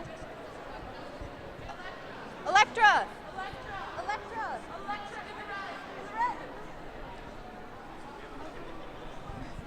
Would you like to be interviewed? Cool, if you could stand here. Okay. And face our camera. Sure. Would your friend like to be interviewed as well? Okay. I do not pressure people to talk to me. I'm more cool than that, I like to think. Okay. So, what's your name? Elise. Elise, and you are dressed as? Electra. Elektra from Marvel Comics. Yes, the infamous assassin. So, did you make your costume yourself? I did not make any of the pieces, but I put all the pieces together. Is this they're all separate. Is this your first time doing cosplay? Yes. How do you like it? I love it. It's really fun, especially like the panels. Panels are the best. Oh, the panels are the best. Yeah. What panels did you particularly like? I really liked Worf's panel, and Ron Perlman's panel was the best. He was hilarious. Yeah, no, he's so funny. What's your favorite thing that Ron Perlman's been in? Hellboy, for sure. No, I remember reading something once that was like, Ron Perlman has a face made for prosthetics. I personally loved him in Pacific Rim, but I'm a big fan of Pacific Rim. Why did you decide to go with Elektra? I love the Elektra movie because she is so strong, and she does. There's a one scene that I love that I wish I could do, where she's doing one-arm pull-ups and she's pulling herself up, and I'm just like, I wish I was that cool, so I could pretend for a day that I'm that cool. Yeah. Awesome. Well, is this your first time at the con? Did I already ask you that? It is my first time, yes. Do you think you'll be coming back next year? I think so, yeah. Well, that's great. Thank you so much for stopping by, and it was great talking with you. Great, thank you. Have a good day. You too.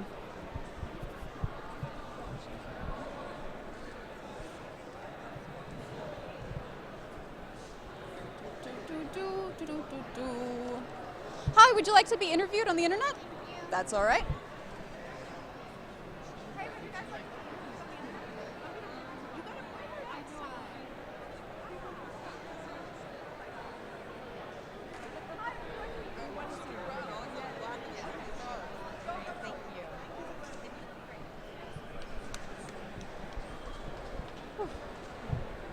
People striding purposefully.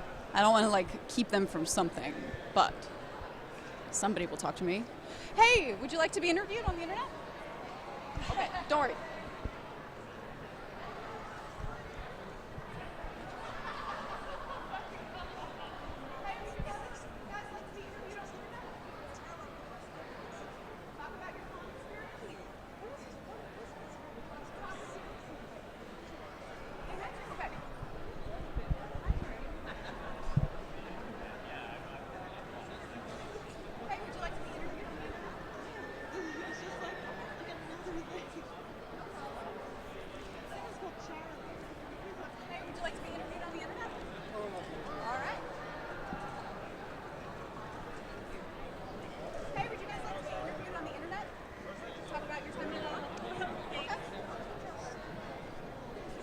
Man, people just want to get home, I bet.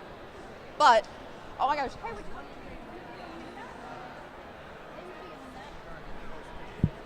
She was wearing a shirt that said, "I am not Daredevil," which is from the comics, actually.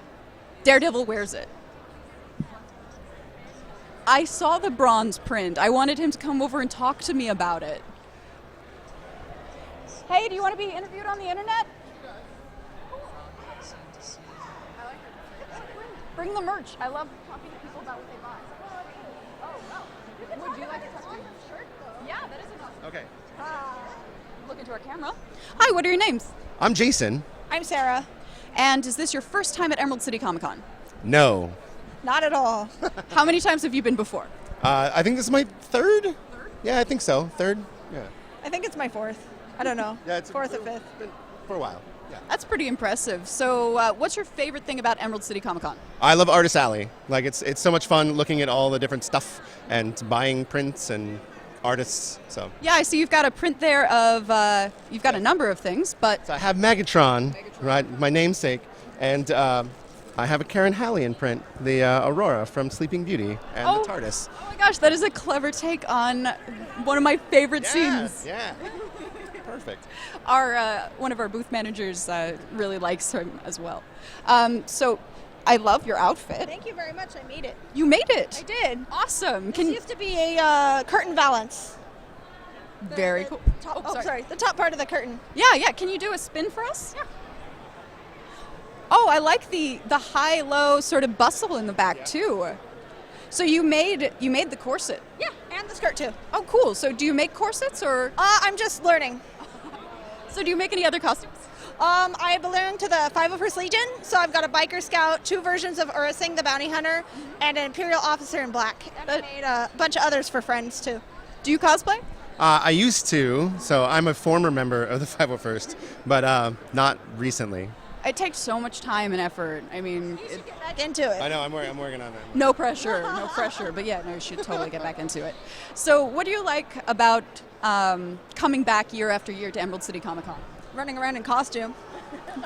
I like that every year it's a little bit different, right? Like there's new stuff, there's new artists to see, there's new panels. Like I got a picture with Carl Urban today. That was really cool. So yeah, like all the new stuff every year. So, do you think you'll be coming back next year? Totally. Absolutely. Yeah. Well, thank you so much for stopping by and showing us your lovely dress and your awesome art. So, I hope you guys have a good time, and we'll see you next year. Thanks a lot for doing it.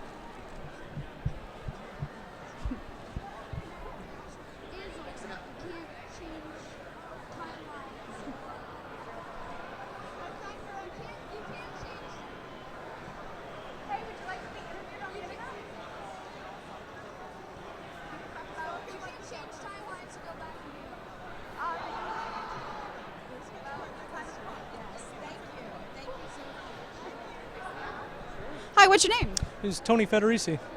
And is this your first time at the con? It's my 11th con here. Your Emerald City. 11th con. Emerald City Comic Con's been around for 12 years. Oh, that's my 12th. Oh my gosh! I'm off by one. So you've been coming here year after year. I have actually. It's my favorite con next to Rose City, which is going to be 2 years old. Yeah, the people who do Emerald City do Rose City as well. Absolutely, and that's what brings me back. It's the best con in the Northwest. What are your favorite things about Emerald City? I got to say the cosplay. I mean, the people go out of their way, they take the time, and they're appreciated. And I appreciate seeing them. I mean, I take home pictures, show people who couldn't make it, and it's always worth it every year. Did you go to the cosplay show last night? I did. What was your favorite costume? It's hard to say. I mean, I'm an X-Men guy, so it's always going to be an X-Men. But, you know, when I see G.I. Joe, there's a spot in my heart that says, you're an 80s boy, you got to root for Destro. Did you see that there's a Jubilee going around who has like sparks that I've been super impressed by? Yeah, she's a little Chinese lady, like this tall. Yeah. I know, I was going to say, I mean, it amazed me. What did you get as far as merch? Because I like showing people things, and it's like I got to buy it as well. I got Fantastic Four triple pack, Bowen. Let me show that there. My bag is absolutely full of comic books. I'm a comic book nerd, so, you know, if you hit me up later on, I'll show you my tiger statue or anything else. I mean, Spider-Man 2099, people. That's where it's going to be at. So I assume you're coming back next year. I will be, yes. I'm booking a hotel already. That's awesome. Well, thank you so much for stopping by and talking with us. Thank you very much.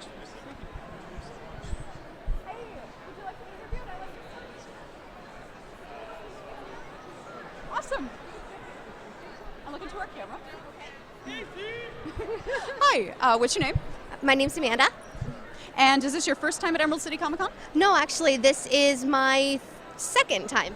Second time at Emerald City Comic Con. So, what is your favorite thing that you've seen this time? I would have to say my favorite thing this time is actually seeing everybody in cosplay. It's amazing, and this is the one place that anybody can come and is whatever you want to be, you get to be. It's awesome. Do you go to any other cons? No, this is actually the only one that we've been to. Well, this is a great con to go to. Did you see the cosplay show last night? No, unfortunately we didn't. Well, I was really disappointed not to. Well, we filmed it and we streamed it, and I'm pretty sure that's going to be archived so that you can watch it on FlipON.TV. Oh, awesome. We'll have to make sure we check that out. That is so cool. Did you make your purse or did you get it? I actually got it off of Etsy. Oh, man. Yep. I've gotten so many compliments on it. It's actually my official Comic-Con bag. That is so cool. You know, I love all the stuff that people sell here, too. You know, I think that it's really neat that nowadays you can get jewelry with your favorite stuff that you could get. This is the only time of the year that you really shop in person. Otherwise, it's getting stuff off of Etsy, which is...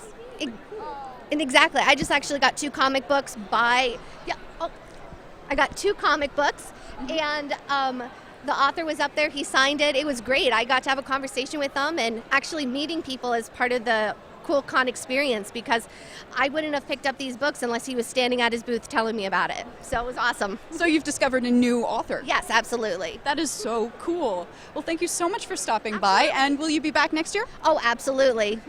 That is so cool. Thank you. Thank you.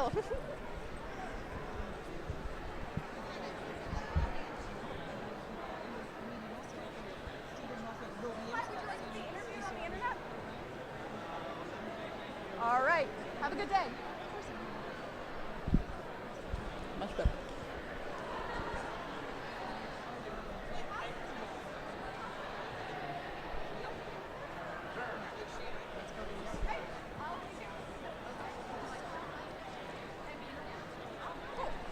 You can stand here. Hi, what's your name? Joker. And is this your first time at the con, Mr. Joker? Not really. Does it look like it's my first time? No. Will I dress like this if it was my first time here? No. Well, you seem to be comfortably attired. Casual Sundays, even Anarchy has it. It's true, true. And what's your favorite thing that you've seen so far at the con? Oh, it's so hard to choose. Why do you look so stressed? No particular reason. Lighten up. I mean, we're all happy here, right? Smile. Maybe if you tell me a... No, please don't tell me a joke. Are you having a good time? Certainly. Are you? Yes. Yeah. Why does that smile look so forced? Don't you like clowns? Are we funny? Are you judging me on my appearance? No, we would never do that. Then why do you look so horrified at me? You are a man of reputation. Oh, yes. Well, I deserve all of it. The orphanage debacle was an accident, though. Those orphans really had it coming. Sure they did. Let's go with that. Well, thank you very much for stopping by. For having me, and keep in mind this was all your fault since you invited me for an interview. Yep.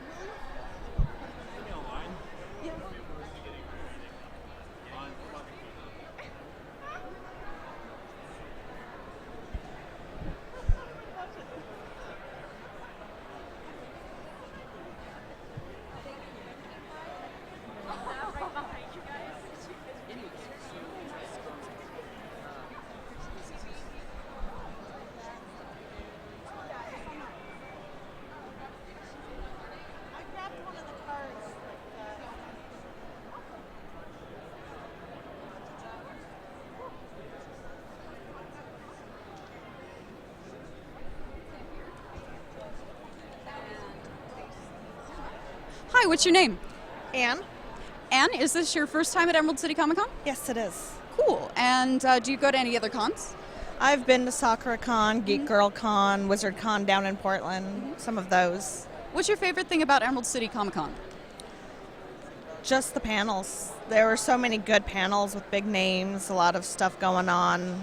I don't even feel like I scratched the surface. There's too much going on. What was your favorite panel?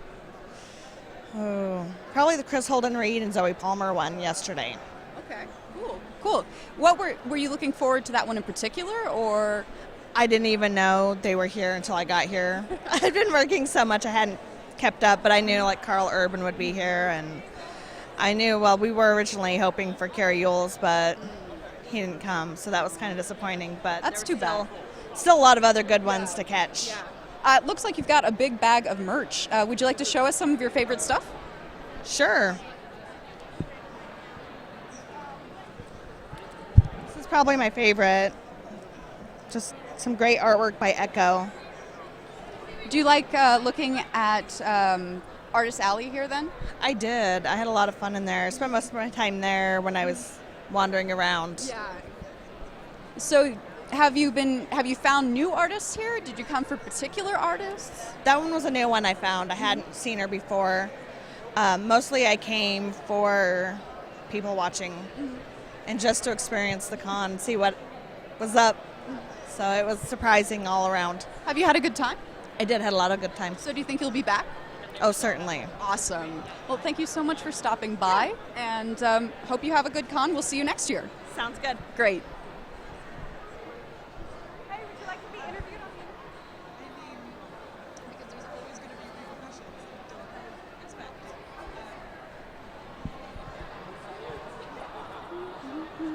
Hey, would you like to be interviewed on the Like talking to people.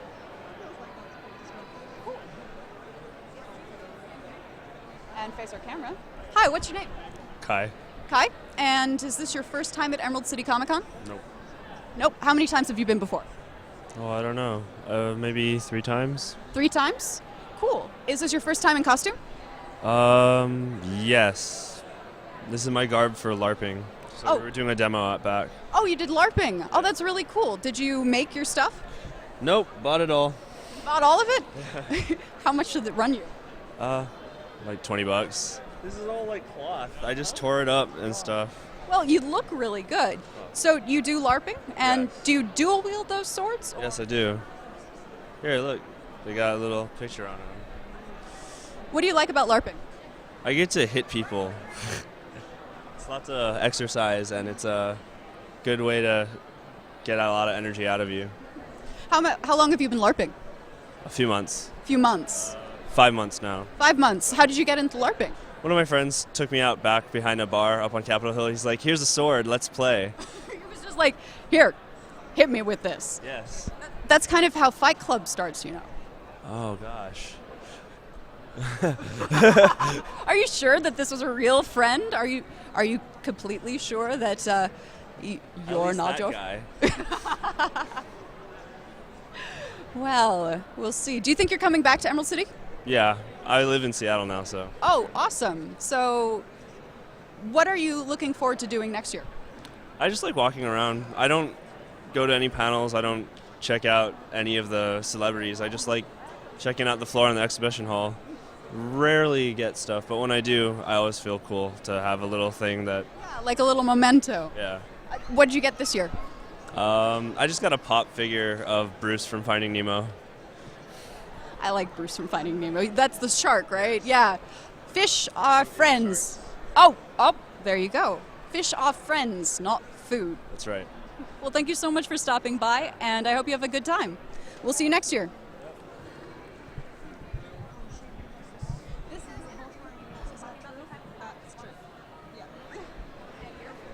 Face our camera. Hi, what's your name? I'm Cole. And is this your first time at Emerald City Comic Con? Yes, it is. Cool. What is your favorite thing about Emerald City?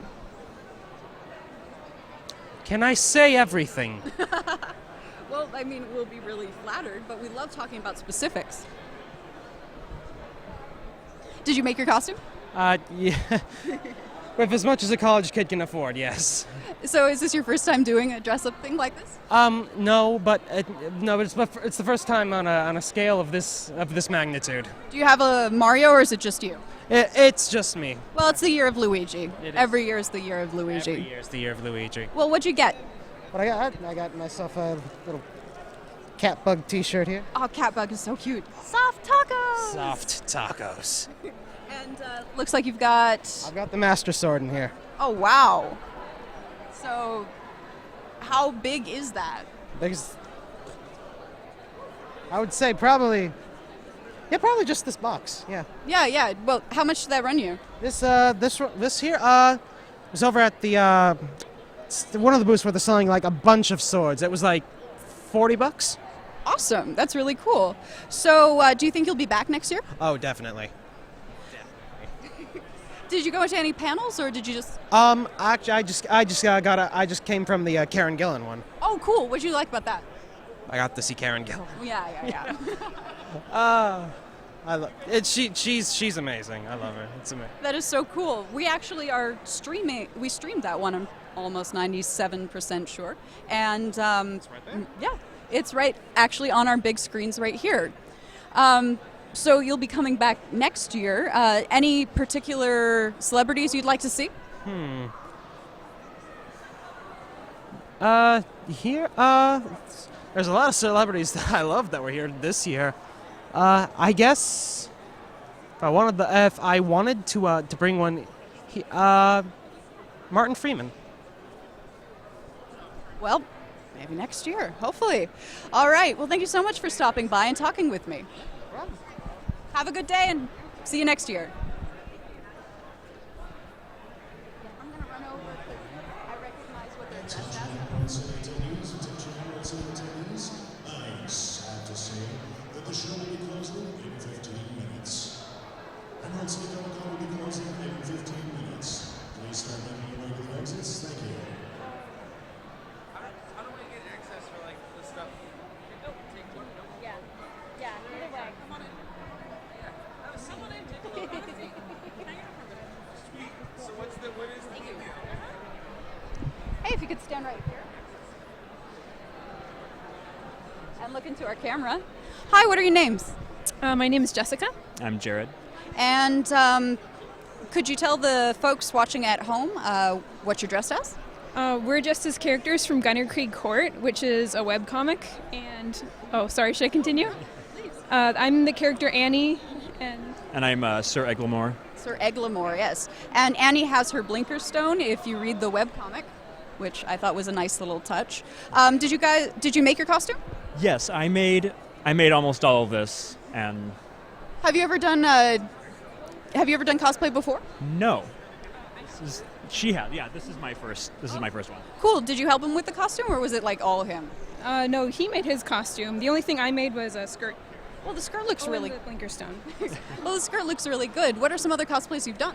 Actually, another person in our Gunner Creek cosplay was Kat, and last year she and I did a Journey cosplay. Oh, that's so awesome. So, is this your first time at Emerald City? No, because you went with a friend. So, This is my second time here, but it's my first time being here all 3 days. Last year it was just Friday. so what made you want to come back for all 3 days rather than just one day? I missed almost everything except the Star Wars voice acting panel, so I wanted to come back and see all the artist booths and stuff. Oh man. Well, one of the things that we're doing, at least this year, is we live stream a lot of the panels, and you can watch them on FlipON.TV. We archive them, or even if you're just like in another place at the time, you can watch it. So maybe that way you'll be able to get even more out of this time. Yeah. Are you coming back next year? I'm planning on it. Yeah, planning. Can you show me some of the stuff that you got? Oh, well, this print. I bought a bunch more yesterday that are, stashed somewhere, so. I got this print, which is pretty sweet. I love having people show me the stuff that they get, because then it's like I got it too, This, which is by one of my favorite comic artists. Yeah, Shrub Monkeys. It's also, I'm not sure if I'd call it a web comic because it updates sporadic. It was like a journal comic, kind of. Yeah, do you like a lot of web comics? Yes. Well, obviously, we cosplayed one. Well, what is your favorite web comic that you saw represented here today? Did we see any? Represented here? Probably kind of a toss-up between Brood Hollow and Questionable Content. Yeah, Questionable Content's booth was actually like right over there. To draw Randy the Bandicoot. Oh man, Randy the Bandicoot! Yeah. I am eternal. I am eternal. So that was pretty fun. That is so cool. One of the things that I like about Emerald City is that it's like big names, but then it's also really indie stuff. You can get to see Ron Perlman, and then you can get to go and talk with like There was Nimona. There was a Nimona. Oh, Nimona. I totally forgot about that. Yes. Oh my gosh, yeah. Ginger Hayes was around here. Yeah. I can't remember exactly where, but I totally saw her. On the other side of the thing there. Oh yeah, I geeked out, and then I left her alone because she was super busy. Yeah, we had my sister is cosplaying as Jones from Gunner Creek Court. She got her to draw Nimona punching a shark. That is so cool. Yes. Well, thank you so much for stopping by and talking with me, and we hope to see you next year. Yeah, thank you so much. Thank you.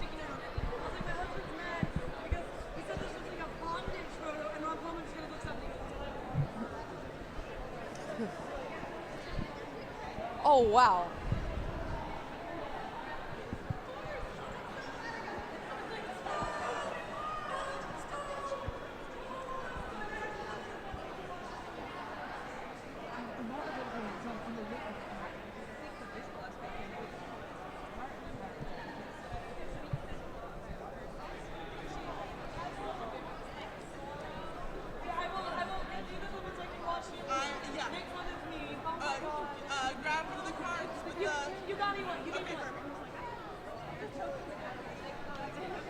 City tonight, so let's see what it is.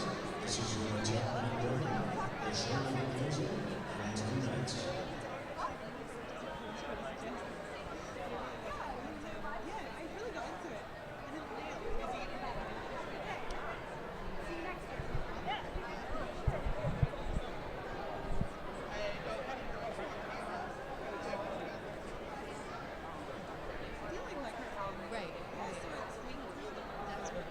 Thank you. Thank you. Yes. We're going. Totally take it. We talked to him that night before this.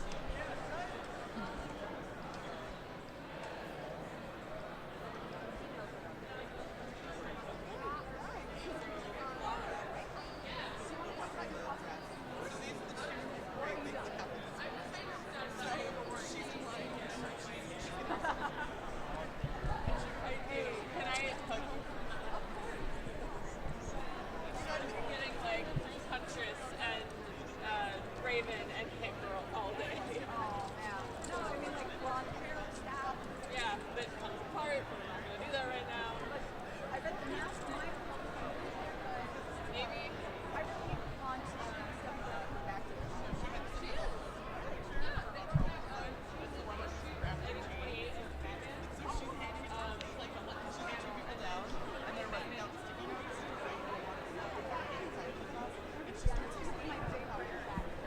Yeah, mine too. Mine too. I've got a background costume I did for Robin one year. Like, I liked her because it was color. And like, I know. She's just like, yeah.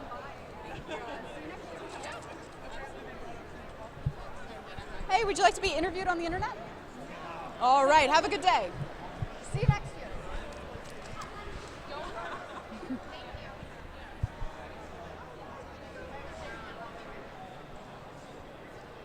Hey, would you like to be interviewed on the internet? I think we're too tired for it. Okay, thank you. See you next year.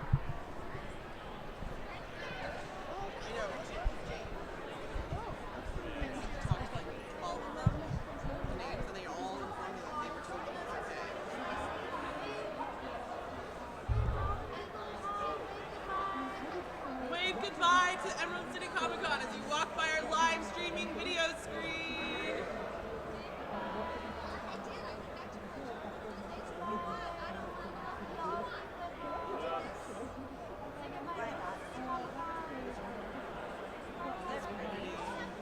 I really like the art. I brought another piece of my chessboard. My anime chessboard. They come out like. I have a shot glass chessboard. I made it myself. I have a lot of it. They usually turn into shot glass checkers because you get drunk on it.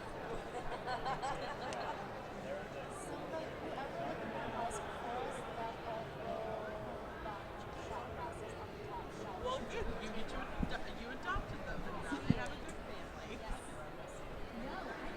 So.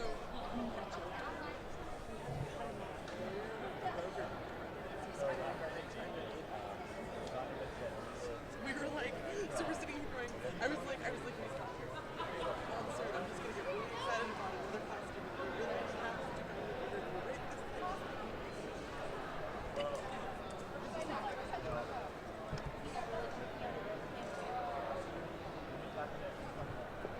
Yeah, he was like, we're gonna go elsewhere now. He was watching on it. That's why both of us started going. Yeah, I could see that. I was kind of like,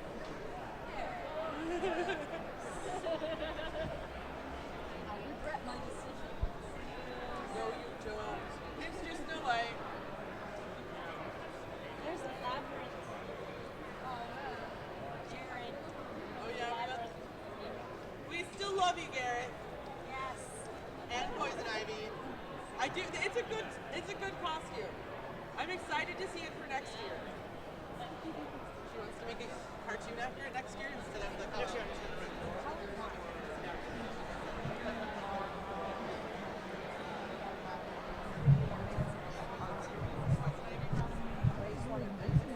Yeah, I'm fine with that. You don't have to compensate. No,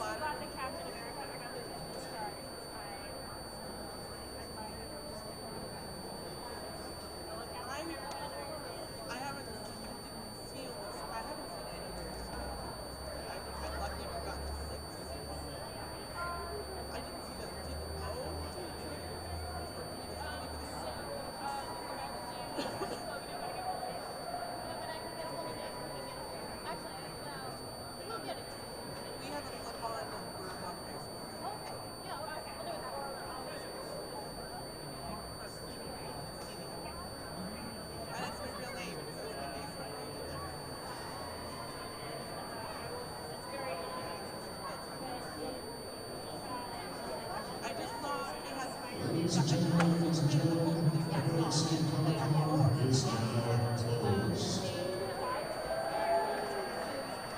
On behalf of our exhibitors, artists, special guests, volunteers, and staff, thank everyone for making Eccc 2014 a huge success.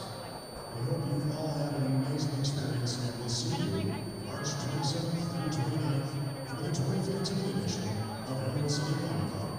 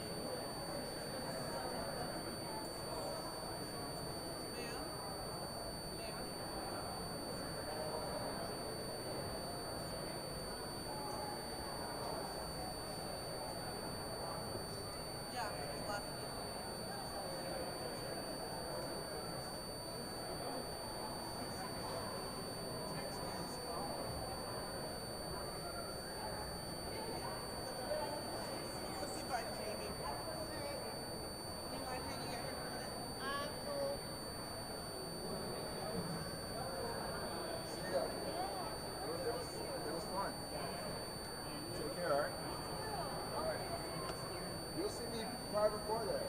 All right. Hey, you. Good to have you. Oh, thanks. Yeah. Probably not. We'll see what happens.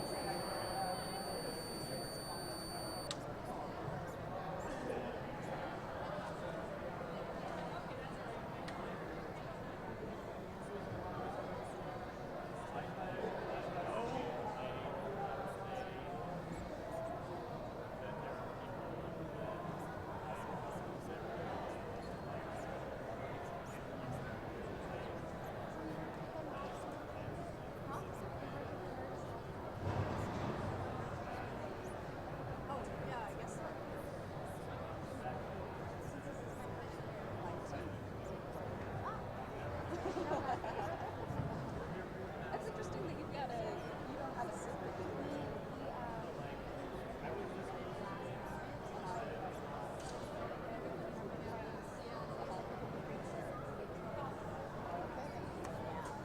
But technically, I'm still a minion. Next year, I'm sure we'll